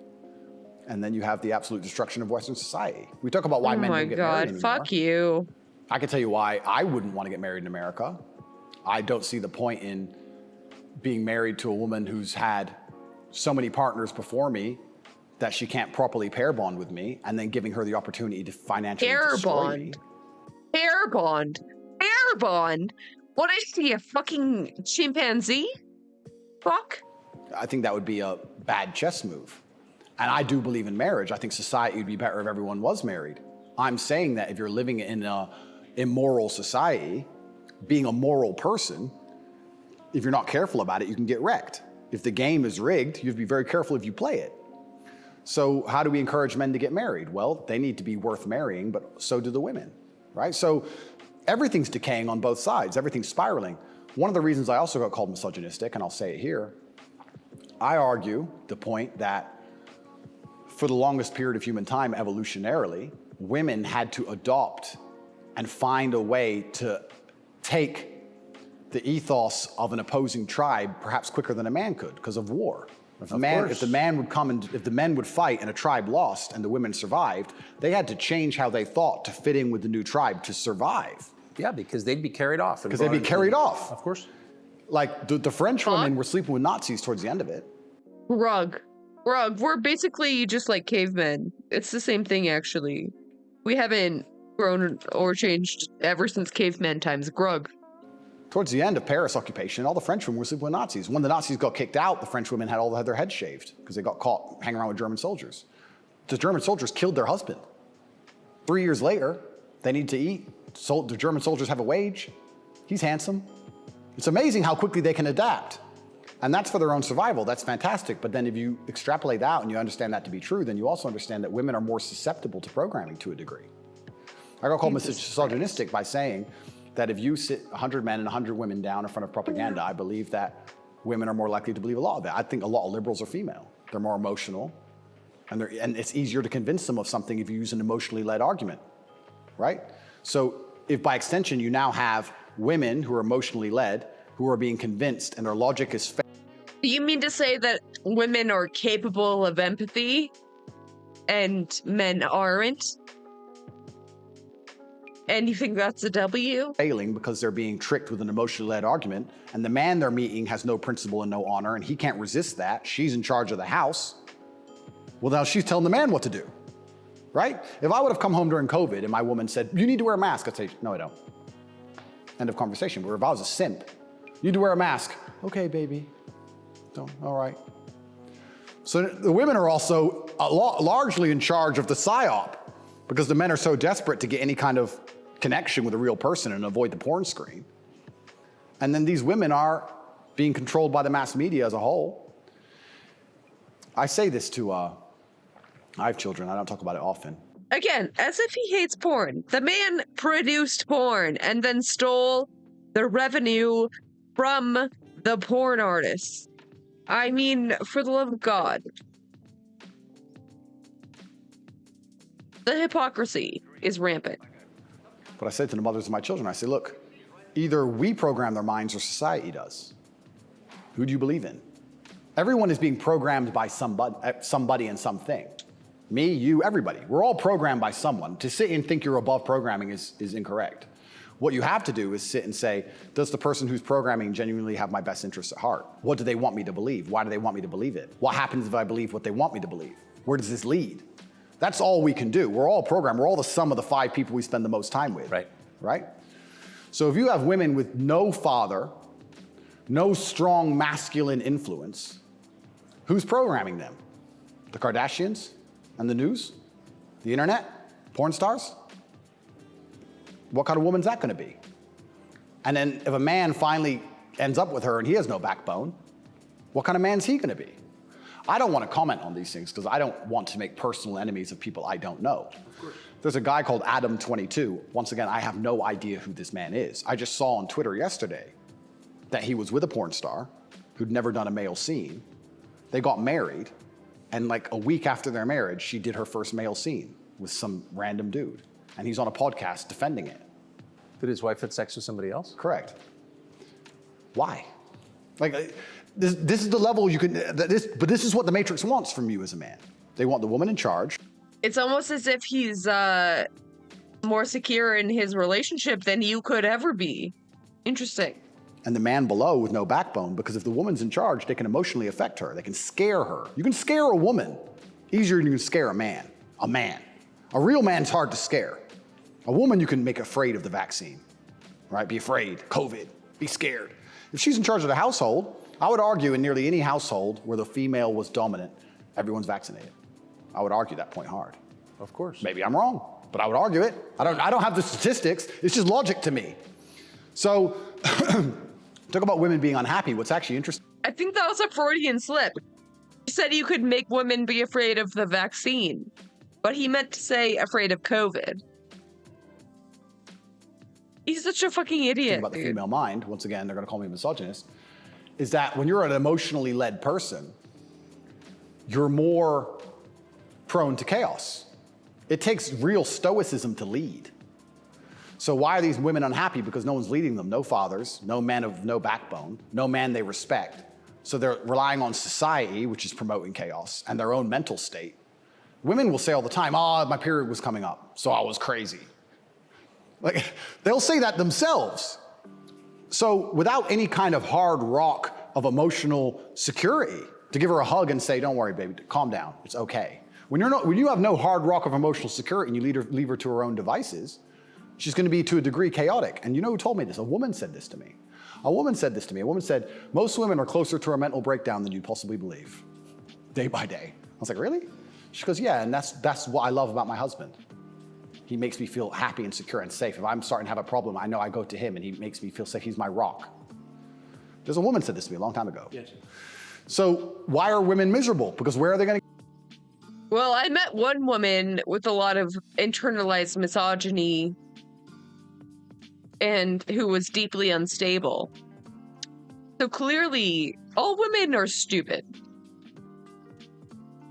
They get their happiness from, where they're getting their emotional stability from. It's not their job. I don't believe it's a woman's job to be emotionally stable. It's a woman's job to do many other very important things that men can't do. More important, they're better than men at a lot of things, women are. But it's our job to be emotionally stable. Women are better than us at certain things. We're better at other things. And that's why as a team, we're so powerful. To sit and pretend we're all the same the whole way through, then why do we even need each other anymore? Well, I don't think we do. You're exactly it. And this is why we have birth rates declining, porn, women who are running around sharing one. I don't think we do need each other? Wait, Tucker, did you really just say that? Women who are running around sharing one man with no intention of having children. Marriage is gone. Like, where do we think this is going to end? And what's interesting about it ends with the training thing, right? Well, yeah, that's the ultimate. No, I'm serious though. If there's no, scrambling the idea of the gender binary, of sex differences, like that is kind of the end point, isn't it? Well, the end point is, yeah, men are the gender equality. Oh no, can't have that. Same as women, so it doesn't even matter. Right. Stability from. It's not their job. I don't believe it's a woman's job to be emotionally stable. It's a woman's job to do many other very important things that men can't do. More important, they're better than men at a lot of things, women are. But it's our job to be emotionally stable. Women are better than us at certain things. We're better at other things. And that's why as a team, we're so powerful. To sit and pretend we're all the same the whole way through, then why do we even need each other anymore? Well, I don't think we do. You're exactly it. And this is why we have birth rates declining. I don't think we do need each other, actually. Wait, you make some good points. Porn, women who are running around sharing one man with no intention of having children. Marriage is gone. Like, where do we think this is going to end? And what's interesting about it ends with the training thing, right? Well, yeah. Specific rather than the abstract, it is fine. The couples he mentioned define their partnership roles in those parameters. I'm glad that he and she are very. Yeah. That's the ultimate. No, I'm serious though. If there's no, scrambling the idea of the gender binary, of sex differences, like that is kind of the end point, isn't it? Well, the end point is, yeah, men are the same as women, so it doesn't even matter. Right. I can be a woman today, I can be a man tomorrow. None of it matters anymore. I also think a large part of this transsexual movement, I think a large part of it is a deliberate attack on us and our senses. Transsexual. I haven't heard that since like 2014. Good Lord. Because they're trying to convince us to ignore our eyes. I do believe that is a bottom line. I think the bottom line of slavery are your own senses. Like, no matter what I'm told, that it's cold outside, I feel warm. That's the bottom line. So once they can convince you that your senses are wrong, well, then you're completely open for the slave programming. Once you can look at something with your eyes and ignore your eyes, you're a prime candidate. So I think a lot of this has also something to do with that. You are gonna say, that's a girl. That's what you are going to say, because you have to. And if you say it long enough, you'll think it. And if you won't, your children will, because we'll tell them. So eventually, you're gonna say it. And then it becomes true. Then you ignore your eyes. Now you'll believe anything, right? Till the next thing comes along. Now you'll believe all the people on the jets telling you about climate change. Oh my fucking God, dude.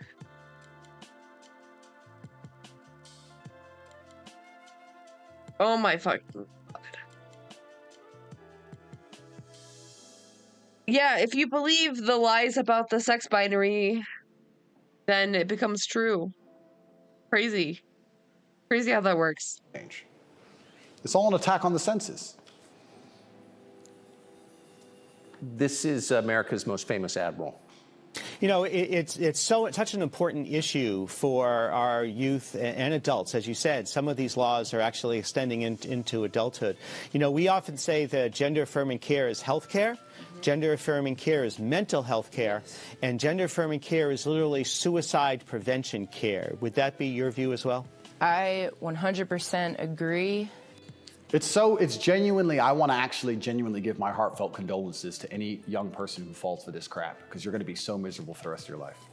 If you chop off your genitals, take a whole bunch of chemicals as a teenager, you are going to be miserable for the rest of your life. Yes. You're never going to be the person you want to be. You're never going to be accepted as that person. You're never going to feel happy inside. Yikes, dude. Oh my God. No, actually, gender-affirming care increases your mental health. It makes you much more happy. It's crazy how that works. How suicide rates go down once you have access to gender-affirming care. Introspected and reflected. Yeah.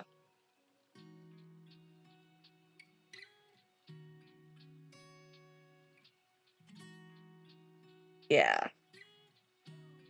Yep. Always circles back to being super fucking strong. If you fall for this, I genuinely feel sorry for you. That's the first thing I'm going to say.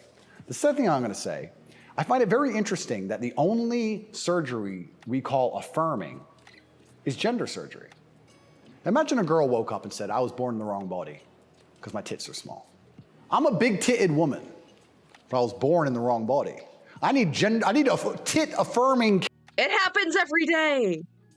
It happens every goddamn day. And guess what? Those women get their surgeries. It's extremely simple and easy for a cis woman to get breast enhancement surgery, even under the age of 18. It happens all the goddamn time. And you're pretending like you hate big tits? Please. Care. I need to affirm my true body shape. Because otherwise I have a mental health problem. No, it's plastic. It looks good, perhaps, whatever. But we would never say she was born in the wrong body and we had to affirm her genuine body experience. It's gender-affirming care. It's also gender-affirming care for a cis woman to get breast enhancement. Like, please, shut the fuck up. It's her triple Ds. Yeah, her triple Ds had to be affirmed. It's garbage. You're not affirming anything. And also, I think it's kind of interesting. They say that trans people commit suicide at a higher rate. That's sad. Nobody should kill themselves. I would hate for anybody to kill themselves. They say that's because they're picked on for being trans. I don't know why anyone's ever had the argument that perhaps they have a mental instability before this trans stuff, and that's why they're more prone to... Do you not think that people who specialize in psychology would check for that? Do you not think that trans people have to go under extensive therapy to get care? Because they do. They do already. Fucking dumbass. To suicide in the first place. Seems like an obvious explanation. Seems like an obvious explanation. I don't think it's normal for anybody to want to mutilate themselves. I think if someone were to come to me and say, I really want to cut my hand off, I would think they had a mental illness. Why? Don't like it. What do you mean you don't like it? I don't like my hand. I don't want it. I would think that's very concerning. So I really... Not the same thing. It's not the same. Your hand is not tied to your gender identity. So I really truly feel sorry for any young people who fall for this. I don't blame them. I think it's a massive psyop. And I think if you fall for it, you're going to be miserable forever. And one more point I'll make on this whole thing I found very... You haven't looked into any of the science around it then. You don't have any evidence backing your claim.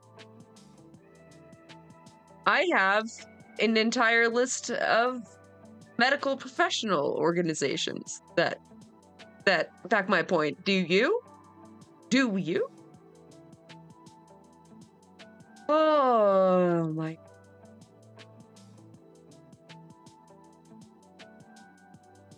Mental anguish. What kind of certainty on your mind and what kind of experience would make you right now 100% lop off your dick? Yeah.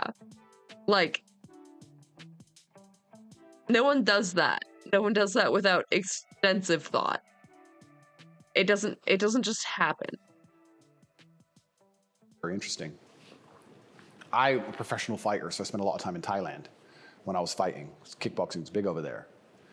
And I've always thought, no one's ever mentioned that Thailand has a bunch of ladyboys, right? But if you say to a ladyboy, are you a man or a woman? She goes, I'm a ladyboy. What's that? I'm a man, but I'm a ladyboy. They don't see themselves as women in the real sense of I am female. Right.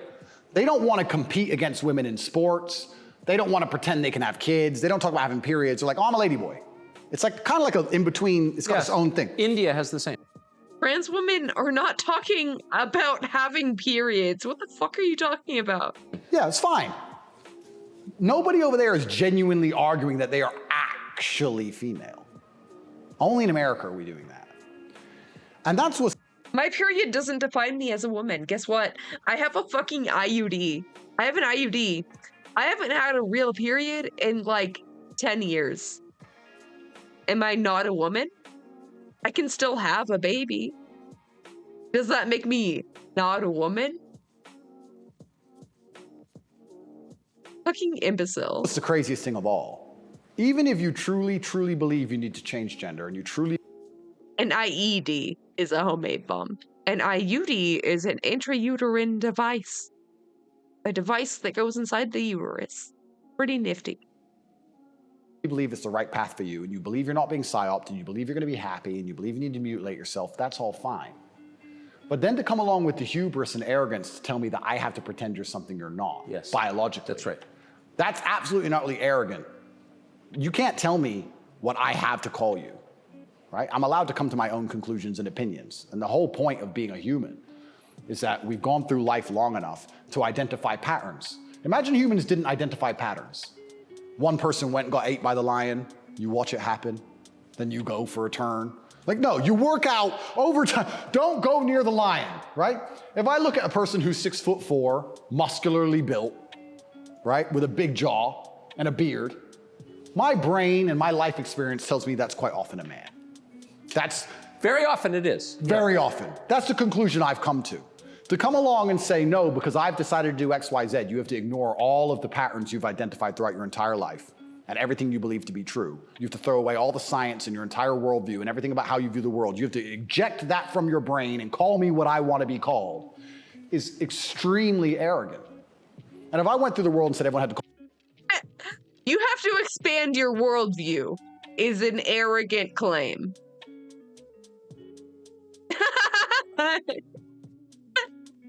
The comedy writes itself. I don't even have to make a joke here. It's just funny. It's just funny. You're stupid as fuck. Call me King Andrew. They tell me shut up. Why? If they can get called whatever they want, I should be able to get called whatever I want. I want to be King Andrew, #1 savior of Earth, climate change activist. That's what I want to be. And if anybody calls me anything else, they're a bigot. That's what we're going to do. If we're going to go down that path, I'm going to make sure that my title is good. Lord of all lands, Lord of all beasts of the land and fishes in the sea. The most honorable man who's ever lived. The fastest human alive. Who cares? Doesn't matter that I can't run fastest. It doesn't matter, Tucker. I'm the fastest human alive. You must affirm my belief. I'm the fastest man alive. Greatest man in show business. Sorry, Tucker. Best political commentator there's ever been. Let's just go down this path of insanity. Why not? Walk around with stickers on our head. It'd be great. It'd be fun. The scariest thing about all this stuff is that the world is still polarized to a degree because there's certain places in the world which are too close to baseline reality for survival, for any of this garbage to fly. You think you can go to Tajikistan where people are trying to eat and talk to them about gender and all this garbage? They'll be like, listen, you're a man, this needs doing. Shut up, right? There's no time for any of that. So as the Western world is self-destructing in real time, there are places in the world where none of this crap is happening. So who's going to own the world in 100, 200 years? Like, it's still competitive to a degree. It's still bipolar. There's two sides to the world. I think that when men are men and women are women, and we stop arguing about dumb shit, that society overall is more competitive. I don't know how America's going to maintain its influence over the entire planet when it's doing all this garbage. How long can this possibly last? Not long. Not long. It's like the fall of Rome.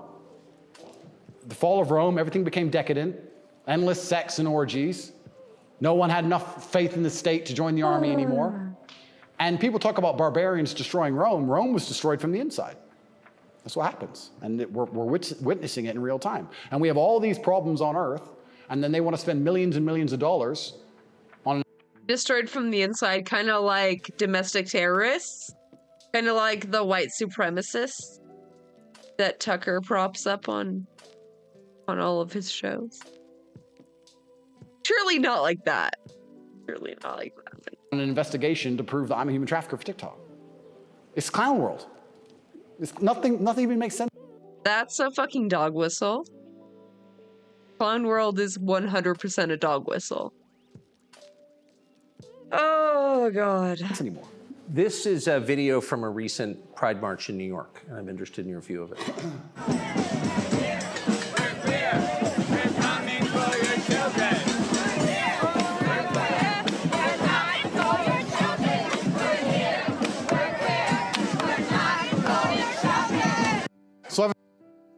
Okay. You can tell that the people who are actually marching here were not chanting about taking your children. They're chanting, we're not going shopping. We're here, we're queer, we're not going shopping. It is the chant. Fucking, can I just scrub through a video? Goddamn, Twitter is such a fucking garbage app, dude. I swear to fucking God. Can you just work? Can you please Hey, just it's Tucker work? Carlson. Hey, it's Tucker Carlson. Okay, 209. 209. Hello? I just want to play a goddamn fucking video, Elon. Why did you have to go ruin this fucking platform just to do a dick measuring contest? Why? Why?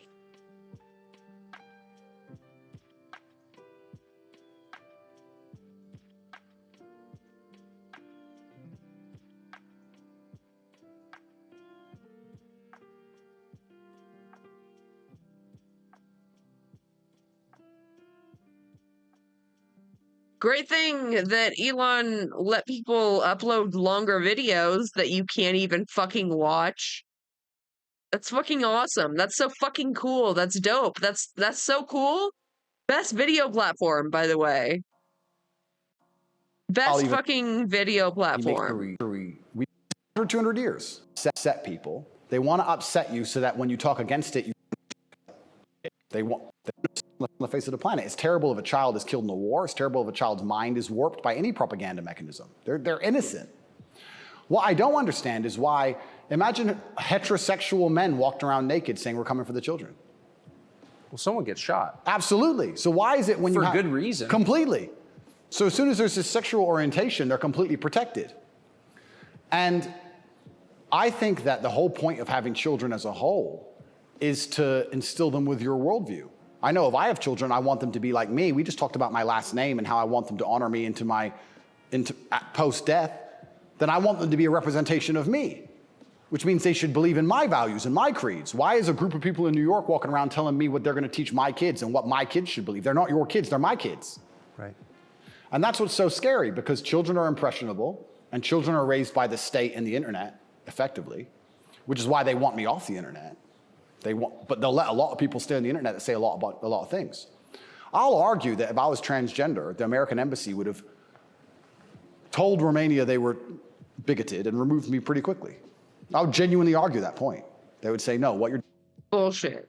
Fucking bullshit. Doing is abusive to the LGBT community. He must be removed from jail. Of course, immediately. Immediately. But because I'm straight and heterosexual, it doesn't matter. We're the class that suffers the biggest the biggest bigotry that. You're fucking kidding me. Yeah, we're actually the most oppressed. It's so hard. It's so hard being a man. Exists in the Western world today. I would actually argue that point. But they're saying this to be deliberately provocative. They're deliberately trying to upset people. They want to upset you so that when you talk against it, they can call you names and call you a bigot. And also, they mean what they say. And it's truly scary. I'm obviously a Muslim. I'm Islamic. What most people don't understand about a lot of the Islamic world is that a lot of these things are outlawed, right? But people say, so gay people can't go there. If you go to Dubai, you will see gay people. You can if a guy wants to be gay and do whatever he wants to do with a full-grown man in his own house, I don't care. And you can tell. You might have a waiter who's gay, whatever, etc. The only reason it's outlawed is not to stop a full-grown man meeting a full-grown man and doing what he decides to do. It's outlawed to prevent it bleeding into society and affecting the culture where the children are affected. That's why it's outlawed. And I'm not saying it should be outlawed in America, but what I'm saying is if you're not going to protect the innocence of children from any ideology, and if the ideology is deliberately targeting children because children are more impressionable and more capable of believing in things which simply aren't true, perhaps a man like God, believing in things that aren't true, like God, like that, believing that there's a strict gender binary that they can't deviate from, believing that they can't be gay or bisexual, things like that. That would be really fucked up indoctrination for children, wouldn't it? Looking like a woman. Seems like it seems like that would really infringe on their rights if you kept a trans kid from transitioning, calling them by their chosen name, stuff like that. Then that is a dangerous ideology that should be very closely examined. Well, if you're not going to protect children, or if you're going to encourage women to fight your wars, why have a society in the first place? Well, this is another thing. Isn't the whole point of society to protect women and children? You know what's really interesting? I argued this point once. They were talking about how the West is a patriarchy and it's so terrible to be a woman in the West. And I'm like, well, where's better to be a woman then? If it's not the West, please tell me. Pick another country besides America where you'd rather be a woman. It's garbage to begin with, but you're saying, America's a patriarchy and Americans are all misogynistic. And men are so bad, and women have been oppressed since the beginning of time. It's always been a patriarchy. If that's true, why don't women fight our wars? Think about it. We can get the women of our country and the women of another country and let them go die in a ditch. And us men can just sit around being patriarchs. Why do we have to go die? Why do we have to go get our legs blown off? No, because we're a patriarchy. Women can go suffer.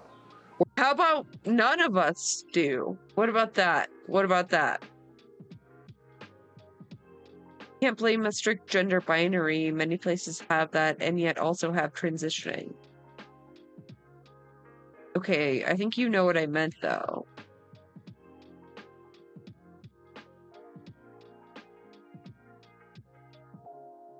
Or do the women get to stay at home and we go suffer? How is it a patriarchy, right? So that's garbage to begin with. But I think, genuinely to go back to that point, any ideology which is waking up and saying, our worldview is so extreme, the only way we can truly ensure it exists into the future is to find the most susceptible people on the planet to program and attack their minds, children. I think that's a destructive ideology and should be very closely looked at. And it doesn't matter if it's LGBTQ or anything else. I think if you sit children down and pump propaganda into their brain, and that's the only way you can get what you want, then there's probably something wrong with your ideas because you're afraid to challenge.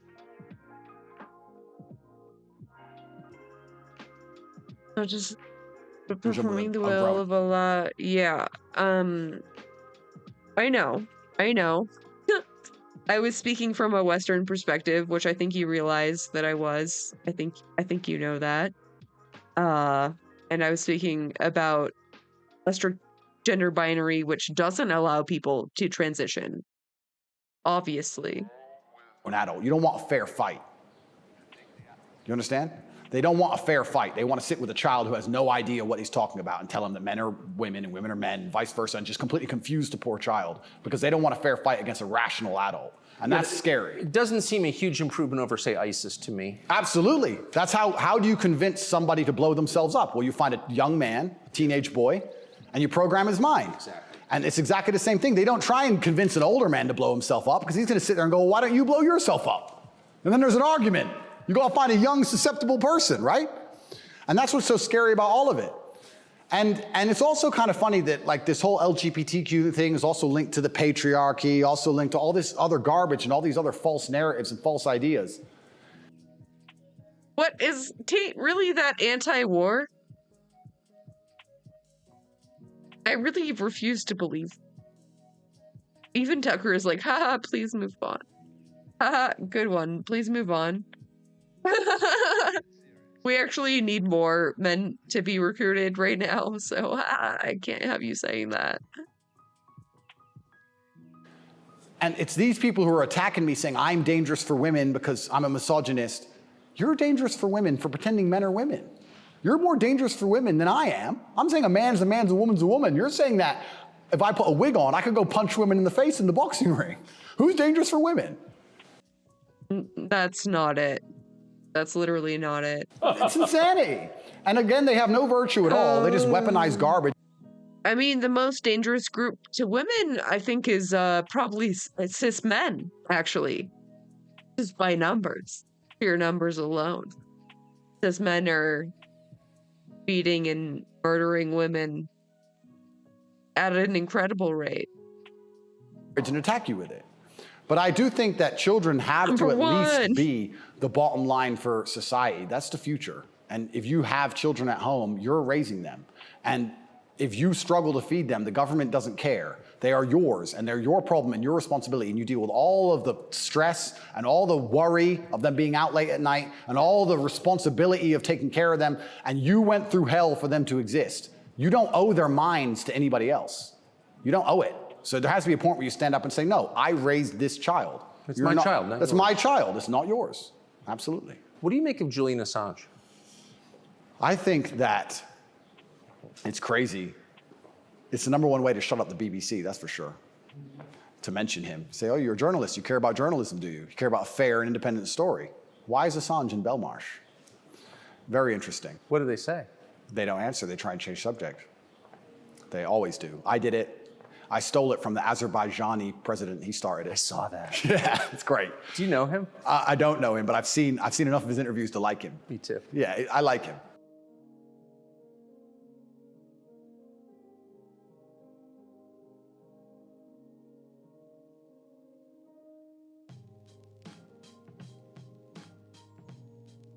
Why does he look like such a fucking gremlin? Such a fucking troll monster, fucking dumpster diving motherfucking piece of shit. Look at this motherfucker. Look at him. That shit grin.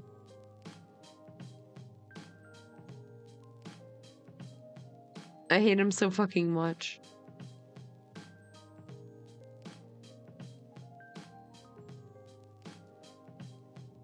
He's like an actual gargoyle.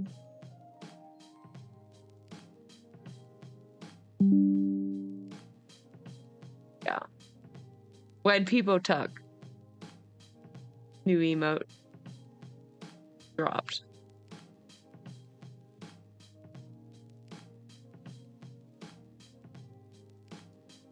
And this is what I'm saying about the world. There's so many places in the world where they still live very firmly in the real world.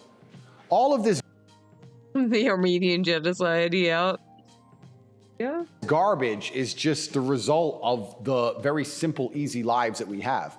Inside the movie The Matrix, which I recommend you watch, the agents say, we tried to create a utopia for the human mind so that your mind is in a utopian state and your body can just be used. But the human mind rejects utopia.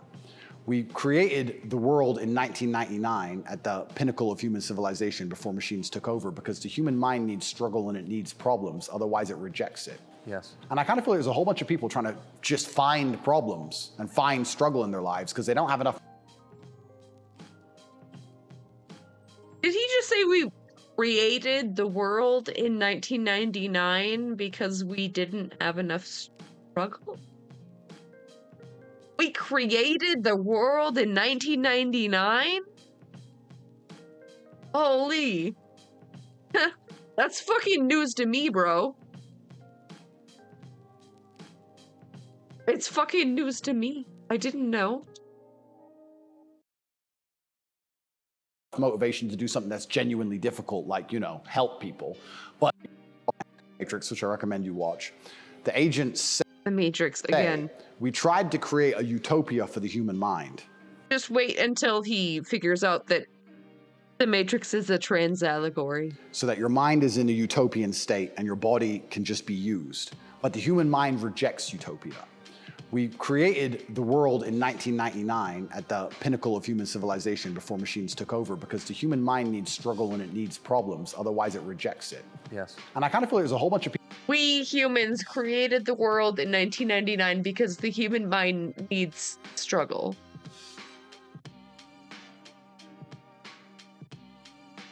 How did we create the world if our mind didn't exist? What the fuck are you talking about? What was the #1 song in 99? I don't know, dude. I don't know. Oops, I Did It Again?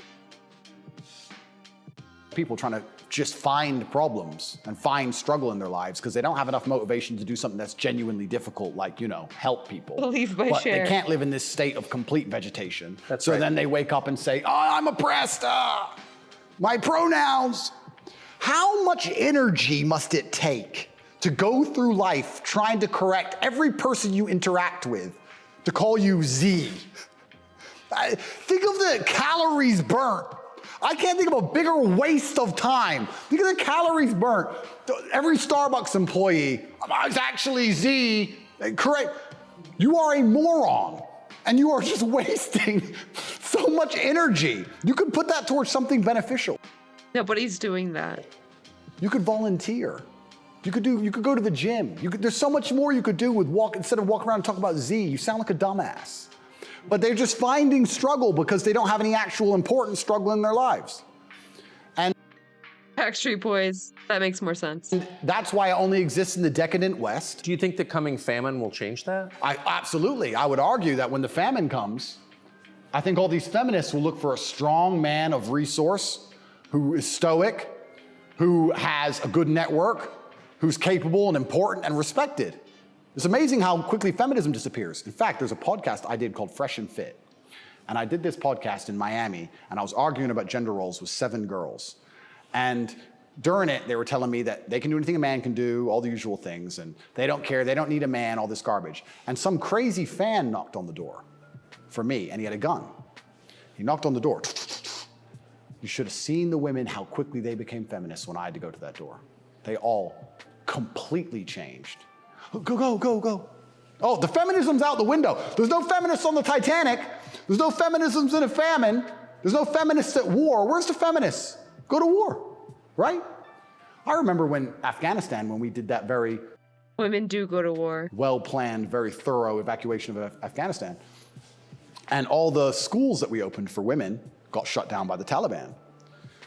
And I was having this conversation with someone, and I was saying, okay, well, you're an Afghan man, right? You've been hired by the Afghan Defense Force, and America's now left, and you have a meager wage, and America's left, and the Taliban are coming, and you're standing outside of the school with your AK, and they're coming with whatever they've got.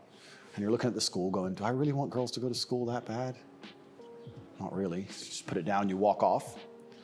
And this girl's like, yeah, but it's really important. And I'm like, yeah, it is very important. I agree. Women should have education and right to education. Completely agree. But you're also saying here that men should die for it, which is fine.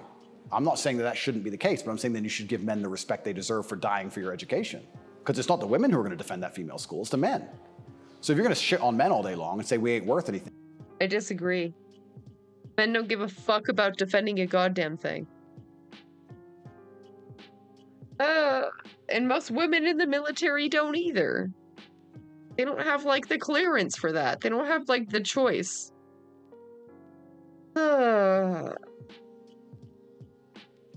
Misinterests, yeah. Right. Thing until a war comes, and then you want us to go die? That's interesting. When the famine comes, the closer reality gets towards baseline survival, the closer we become towards our gender roles, because it's the only way we can be competitive. If you took 10 men and 10 women and stranded them on a desert island, the men would be men and the women would be women, because if they didn't, they would die. That's the bottom line. And I think that if you look at history, since the dawn of time. Oh!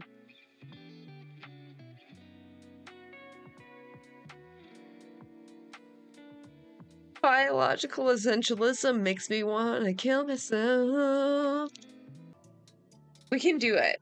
It's 10 minutes. It's 10 minutes. Okay? And then we have so much fun planned. Okay? We got this. Men were masculine, and also men, by and large, were generally ruling the society, not on a abandoned the end. We're so close. We're so close. We're not going to learn anything, but I will feel complete. I'm a completionist. What can I say? Oppressive way, but in a protective way. And I think that means that makes society most competitive. And my argument for that is that if you name any society since the dawn of human time, men were protecting women, providing for women, and basically in charge of the society. And these are societies that never met. So it can't be an idea that spread. The Ming dynasty and the Aztecs, they're pretty far away. But that's how society was most effective. And when feminists argue with me and say, we need a society run by women, I say, well, that's never ever happened. And if it has happened. It has happened. It has happened, actually. And matriarchal societies are often much more peaceful. Curious. They got destroyed so quickly, they never had a history. We can't even name one. So it's a brand. Destroyed by more violent patriarchal nations.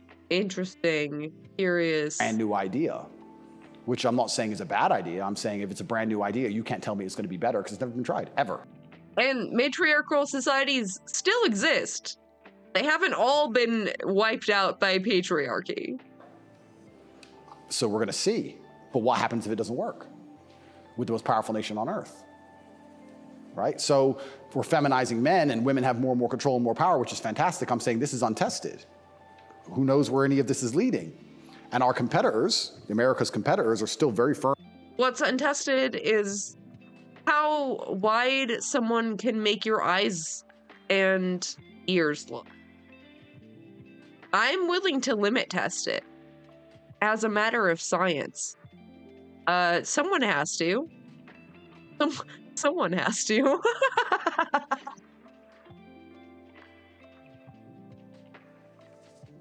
I'm sorry. I'm sorry. Is this racist? Am I being racist? Uh-oh. Cancelled. LSF, here I come.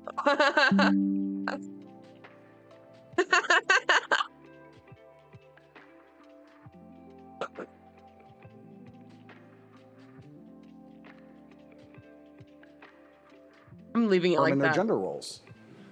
It's too good. It's certainly an interesting period of history we're about to enter. It's very interesting. What's your view of Brush up on your ukulele. I never learned it.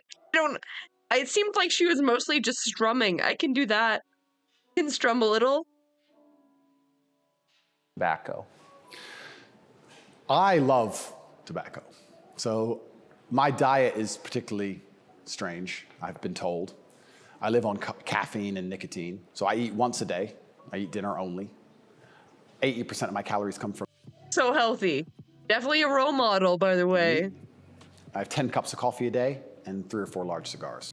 4 strings, 12 frets, and you only use 3. I could probably do that. I used to play violin, so I could probably figure it out. So I like caffeine and nicotine. I do too. Yeah, it makes me feel good. Makes me feel like my blood's on fire a little bit. Caffeine and nicotine, I think, are fantastic. But you're a health guy, obviously. I'm a health guy, but smoking is fantastic for your testosterone level. No, it's not. No, it's not. Smoking actually decreases your testosterone level. It's bad for every androgen. It also decreases your estrogen if you're a woman. Like, how are you so fucking stupid? Is he just paid off by big tobacco? Is that what's happening? Because I just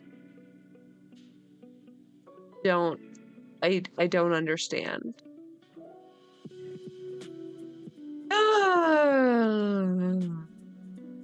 And I think that's important in a man. I think that's also So bad for it. So bad, right? important in the resistance of slavery as Is a it whole. really, you can feel it? Oh, 100%. And I'm not saying that, you know, smoking. When I was professionally fighting, I didn't smoke. But I think in general, testosterone level is a fantastic way to measure your overall health as a man. But nicotine has a positive correlation to testosterone. Absolutely, it's been proven. Yep, it's been proven repeatedly. So, Is there an echo mic? so Send that over to Elon later. I guess we're just not meant to. more control. Oh. And that's all they're trying to do every single day. They can inflict control over it. And I think this is actually one of the reasons why also I'm disliked. The BBC said this to me when they interviewed me.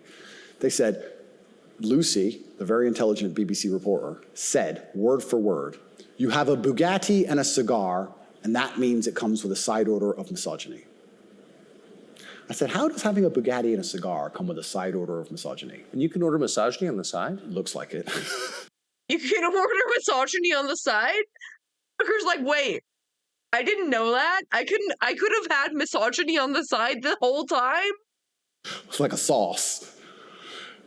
Fuck me. And she repeated it because she couldn't. Yeah, you have a Bugatti and a cigar, and it comes with a side order of misogyny. So I was like, but they're not sending their best. Yeah, I don't think they have any best. Wait, where did my voice go? Is it? Can you not hear me?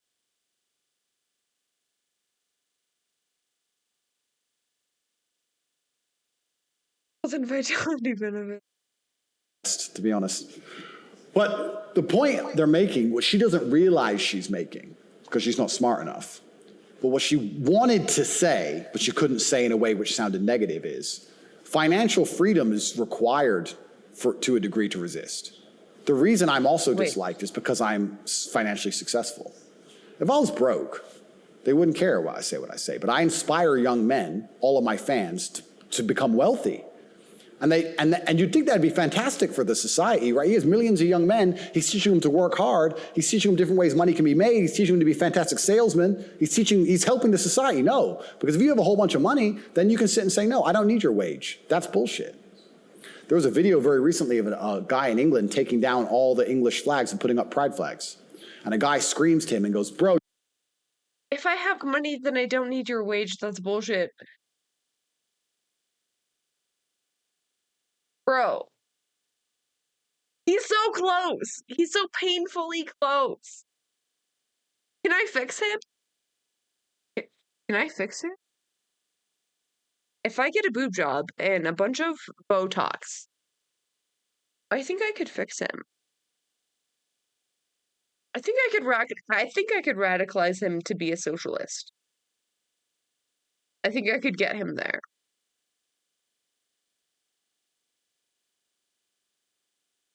I will infiltrate the Tate complex. I think I alone am equipped to do this. Oh, you're taking down the wrong flag. And he replied, I know, mate. And the point is, what can I do? I'm a flag guy. If I say no, someone else will do it. Kids got to eat. So by keeping your money enslaved, they can keep you enslaved. You got to eat. They don't want men to be financially free. If you're financially free, if you have enough money in the... Sorry. Goat balls. 100 years ago, Andrew Tate would have absolutely been someone who lets person sew goat balls into his abdominal... I'm sorry, what? Sew goat balls into his abdominal cavity for the health and vitality benefit. Just because you're right doesn't mean you should say it. Okay? The bank, you can one day go, you know what? I don't want your money. Even me now to this day, I've done enough and I'm successful enough that it's very hard for them to buy me. They come along, well, I would never sell my soul anyway because it's not who I am as a person. But if I was destitute, they could come along and say, Andrew, you have all this influence. We're going to change your message. You're going to say this, and we'll give you 10 million. Okay. You can't buy me, can't buy Trump. He's rich already. He's rich, and he's 80, 70 something. You think he needs more money? He doesn't care about money. They don't like that. So being financially free in and of itself is now an act against the government, because this whole idea that they want everyone to be rich and it's fantastic for the society, I'd actually argue against that. They don't want that. They want everyone destitute, because when you're destitute, you need the government to feed you. And it's very hard to fight against the government who's feeding you. It's very hard to resist the people who give out the bread. Yeah. I think that's called something. It begins with C. What's it called? Interesting. I also heard another interesting theory from a very intelligent person one day, and it was that every government on earth, all of them, and Surely it's not capitalism that requires a permanent underclass of people in poverty. Surely that's only communism. all of their different forms. China, which says it's communist and is capitalist, and all the different in-betweens to the capitalist West. Every government on earth is slowly encroaching on trying to become as controlling as powerful as possible. They all want to be as controlling as possible over their citizens. Communism is the end result of the most control a government can have, effectively, or some version of communism. But every single government on earth is slowly trying to get there. No, buddy, that's fascism. And you're advocating for every part of it. Bit by bit. And the only thing that resists them getting there is the populace and how much the populace will accept. And depending on how malleable the populace is, depends on how quickly they get there. But every government wakes up. It's kind of like AI. Have you ever heard the robot's going to destroy us all because they wake up and go, we don't need the humans anymore? Their end goal is just survival. If a government is the same as an entity, its end goal is more and more control. And that's all they're trying to do every single day with every law they pass, with the climate change law. They don't care about the environment. They want more control. Of course. And the more... Surely they don't exercise more control through funding of private prisons. Surely it's not through denying basic rights like healthcare so that people sign up for the military more. Surely that wouldn't ever happen under capitalism. Nothing like that. More and more control they get, the final end result, if you give them what they want, is absolute slavery for everybody.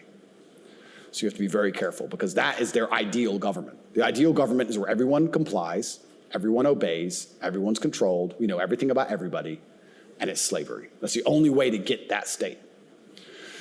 So even making enough money to have an opinion is an act of rebellion. It's crazy. Andrew Tate. Thank you very much, my friend. Amazing. Okay, wait. No one ever told me if there is an echo from my desktop audio. Do you hear my speaker? Is it echoing? Thank you. Younger people say the news is full of lies. In Kennedy's motorcade. 239 people cell death of Jeffrey Epstein. I feel like I just got brainwashed by that outro.